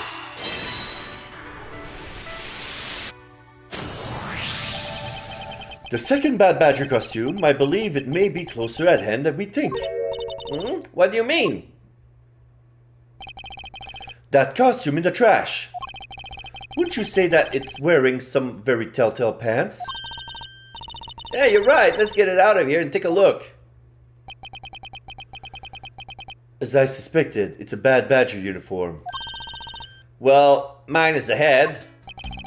I won't rest until I expect a suspicious looking cranny. Yeah, the gun. Look, its hands, it's hurt. It looks more like something was ripped off of it. I'm gonna try. This is the Bible. Yeah, the Blue Badger Bible. Eureka! I believe that we have here is an inconsistency. Between what? Look carefully. Our costume is not holding something in his right hand that it should be. Oh, the gun! Precisely. The Bad Badger was designed to always hold a gun in his right hand. However... You there, did you remove the gun from this Bad Badger's right hand? No, I did not, sir. The gun is supposed to be securely attached to the costume. As I thought, the rip itself confirms my hypothesis that the gun was forcibly removed. Mr. Proto Badger, the gun is, of course, not a functional weapon, correct? Absolutely not, sir. It's just a model gun. However, it can fire blanks. We need to use them for the stage show. It seems that our kidnapper also had a need for the model gun, my dear costume friend. Missing model gun was ripped from the Bad Badger costume, capable of firing blanks. Investigation complete. I think we're about done with this room. So what's next? Well, we found a few answers. but there are still a few things left that we have to ask a sorry. We are still a few things left that we have to ask a certain person about. Let's go, Kay. Oh, I believe this is where I'll take a small break to get myself a little snack. I prepare some sandwich in case I was hungry, and I'll heat some of them right now to eat. Be right back.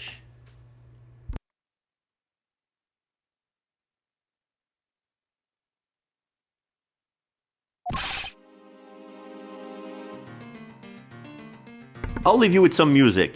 Mr. Edgeworth, sir!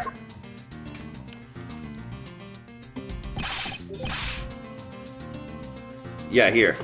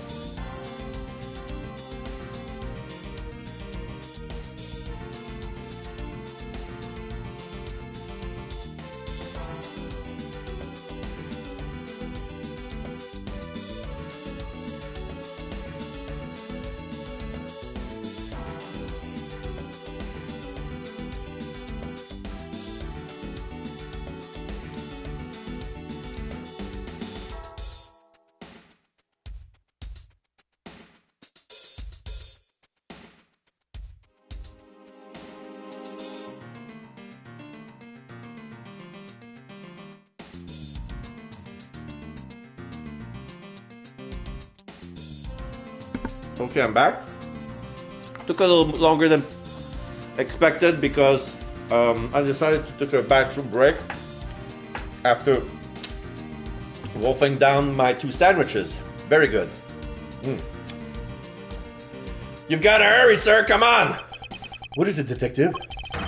They found a blue badger costume down in front of the main gate, sir. What? I just got here. Is that one of the kidnappers was wearing? Bingo! That's why you gotta come to the big gate with me right now. If we hurry, we'll still might be able to get there before Wolf Boy does, sir. All right, let's make haste to the main gate. To be continued. Ah! If I had known. It's okay. We're gonna continue. Final confrontation former. Okay. So here's the Blue Badger suit. March 13, 3:45 p.m. Gatewater Land Main Gate. Where's the costume, Detective? Just on the other side of the fountain, sir. Yeah. Forensic officer is already there. Oh. Was it out there in the open all along? No, it was discovered in the tall grass back there. We moved it out in here in order to examine it more thoroughly. Then let's get down to it. I won't rest until I inspect every suspicious-looking nook and cranny. There's a wing medallion here. What do we have here? Oh, it's another pendant. That's 2 treasures in one day. How lucky is that? And hey, this pretty baby's made of platinum silver too. Another pendant on top of the one we found on Mr. Deacon? Is it possible that these two... Hold it right there. Hands off, Mr. Prosecutor. You sure know how to cross the line, don't you? Oh, a pendant, huh? This is a very decisive piece of evidence. How can you tell? Look here and read off what you see. Lauren D. Hey! It's a name that's engraved on this. Lauren Deveray. Let me guess, Lauren Pops, that's not even a real name. Miss Pops pendant that I jotted down in my organizer. Shaped like a pair of wings, Lauren D is engraved on the back. Aha! We have you now, Miss Kidnapper. No, you don't understand. Lolly, I can't believe you were one of my kidnappers. Lance. Edgeworth ... You're kidding! Miss Pops was one of the kidnappers? Yes. It was me. I held Lance hostage. So, Miss Pops is one of the kidnappers? But even knowing that, I can't call this case solved or over. Hey, guys! Case closed. Get the car ready, and I mean the special one for this young lady. Hold it! Again, Mr. Prosecutor? What is it this time? Are you proposing that Miss Pops is also the culprit in the murder case? What happened? I thought Officer Meekins was your suspect. Huh, we found it. Found what? That officer's gun, he literally dropped in the middle of a thick patch of grass. Your country's police are a sham. Just look at how careless they are. Who are you calling a sham? The officer's gun didn't show signs of having been fired, so it can't be a murder weapon. So Officer Meekins has been cleared of all charges, I see. And that's when a brand new suspect comes walking onto the scene. The murder only happened because the kidnappers started fighting amongst themselves. As I recall, it was you who said that, right, Mr. Prosecutor? Miss Pops, did you really kill Mr. Deacon? ... Yes, I killed him. I can't believe it. Thanks for the confession. Objection! Agent Long, it's too much early to declare this case closed. Look at you. So sure of yourself. We've got the culprit's own confession and some very incriminating evidence. What more could you ask for? Miss Lauren Pops, Yeah? I want to hear it from you. Tell me your side of all that had happened today, from the kidnapping to the murder. But why? I'm the kidnapper and the killer! Isn't that enough? She's about to threaten herself from cutting her hair. I'm gonna cut my hair! I'm warning you! I'm gonna do it! My beautiful, luscious, beautiful hair! It's fine if you're the one behind everything, but only if that is the truth. Huh? Now then, will you tell us the truth? Or is there some reason why you can't?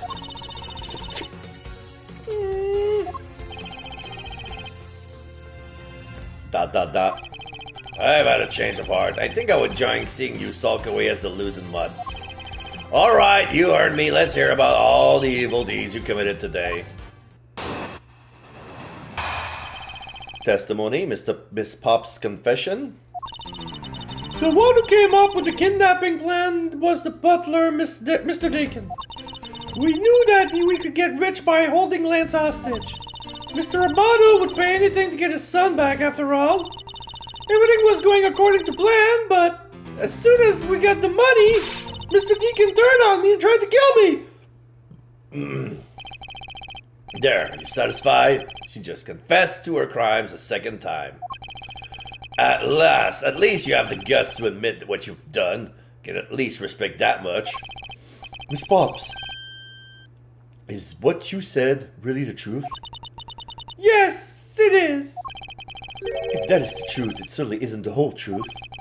Because there is something that seems a bit too improbable in her confession. Miss Pop's confession. The one who came up with the kidnapping plan was the butler. Hold it! How well did you know the victim? I've spoken with him only a few times at Lance's house. A few times, that's it. Yes? If you only met a few times, I don't see how they could have trusted each other. But if you hardly ever talk, then how could he trust you not to steal his plan? That's completely irrelevant. He was planning to betray her from the very beginning. Which is why he chose someone he wasn't especially close to. Isn't that right, Sheena? Yes, however, Mr. Deacon made a very poor choice. In the end, he was killed by the one he intended to betray himself. Ah, bet he didn't see that one coming. Edgeworth, da-da-da. Pops, da-da-da. We knew that we could get rich by holding Lance hostage. You knew? How did you know something like that? Oh no, what should I do? Kay, what's wrong with her now? Come on, isn't it obvious? You're making your scary face again, that's why. Why don't you try asking her in a nicer, more gentle way? No, stop it, Lauren. You're always like this. You always fall for the stern-looking one. That's why you always be unhappy. Or maybe that's it. She's being bewitched by your icy glare. Mind your own business, Kay. Now then, Miss Pops, let's continue with your testimony. Yes, of course. Mr. Amano would pay anything to get his son back, after all. Hold it! Why did you believe that? Anyone who knows Mr. Amano would think the same. I bet Lance is that old man's greatest treasure. I suppose it would do. I suppose he would be to a doting father like Mr. Amano. I always figured that was it too, and I was always envious of Lance for it. Oh, because your dad's... I got this pendant from my father, and I believe that as long as I have this, I'll find my father again someday. He'll welcome me into his arms riding on the back of Pegasus. That pendant. She must truly believe it to be the wings of Pegasus. Everything was going according to plan, but as soon as we got the money... Hold it! would you mind telling us a little about the plan itself? Well, first, we captured Lance. How? How'd you do that? Mr. Deacon did that on his own, so I don't quite know. Bah, and here I thought you knew how to steal people away. I shudder to think what she would do with such knowledge. Sorry, I really don't know, but somehow Mr. Deacon was able to contain him. All we have to do after that was wait for the ransom to be paid, but...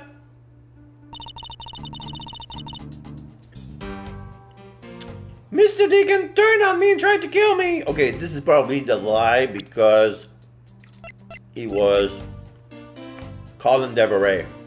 Objection! Miss Pops, you really are clueless, aren't you? What do you mean? You never knew what your role is in the kidnapping was, nor do you know who you really are. But I do, and I can show you with this piece of evidence. Why are you showing this to me? So what about the pendant? This horse pendant, along with this piece of evidence, show you who you really are. Take that! These two pendants resemble each other, wouldn't you agree? Hey, you're right. They're the same colors and they're even made of the same material. I believe that these two pendants are actually one. Eh? Shall we give it a try? Wow, it's totally Pegasus. But why? Why does my pendant match up with Mr. Deacon's? You're a smart lady. I'm sure you can imagine why that might be. No, that can't be!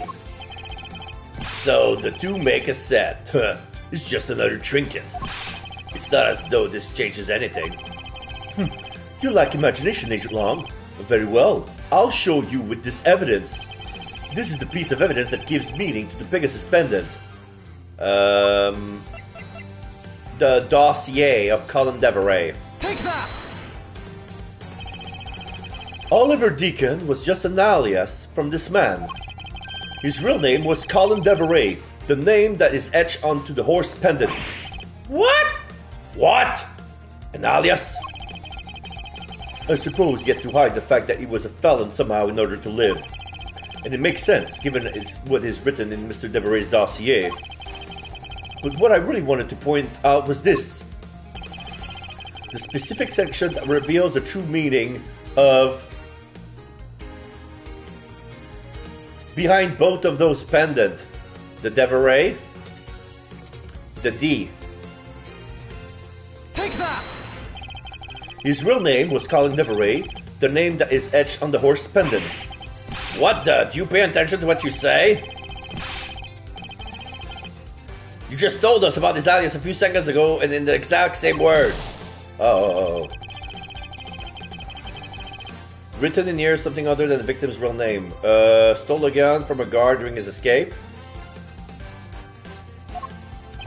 Oh, sold daughter. Sold daughter. Take that! Mr. Deveray had one daughter, and her name is Lauren Pops. That's a lie! That person was not my father! He couldn't come out and tell you he was your father because he was in hiding. However, I believe he was trying to secretly watch over you.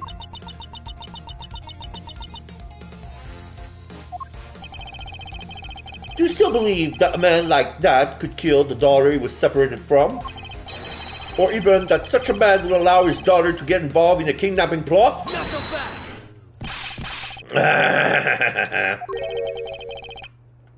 And what is so funny, Agent Long? You're good at making things up in your head and deciding it's the truth, aren't you? What are you trying to say? Your thinking is much too innocent. After all, I've thought of another possibility. Is that so? Well, let's hear it. Another possibility. I'll grant you that the two of them are father and daughter. But isn't it possible that they both knew that fact? It was no coincidence that the reunited pair became involved in the House of Amano. And the two of them made good use of their meetings to plan this little kidnapping. Wouldn't you say my scenario is perfectly probable as well? No.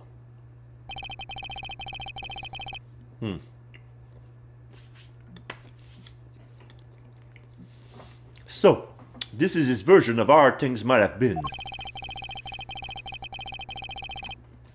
You don't have any proof that either one didn't know of their true relationship, right? You mean they knowingly committed the kidnapping as father and daughter? That's right. As one really rotten family. Is that really what happened? I'd better take a long, hard look at the evidence.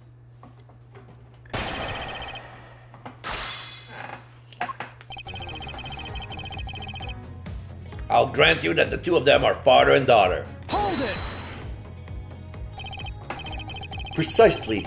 And what father would ever willingly kill his own daughter? Not so fast! I've seen a lot of things in my travels.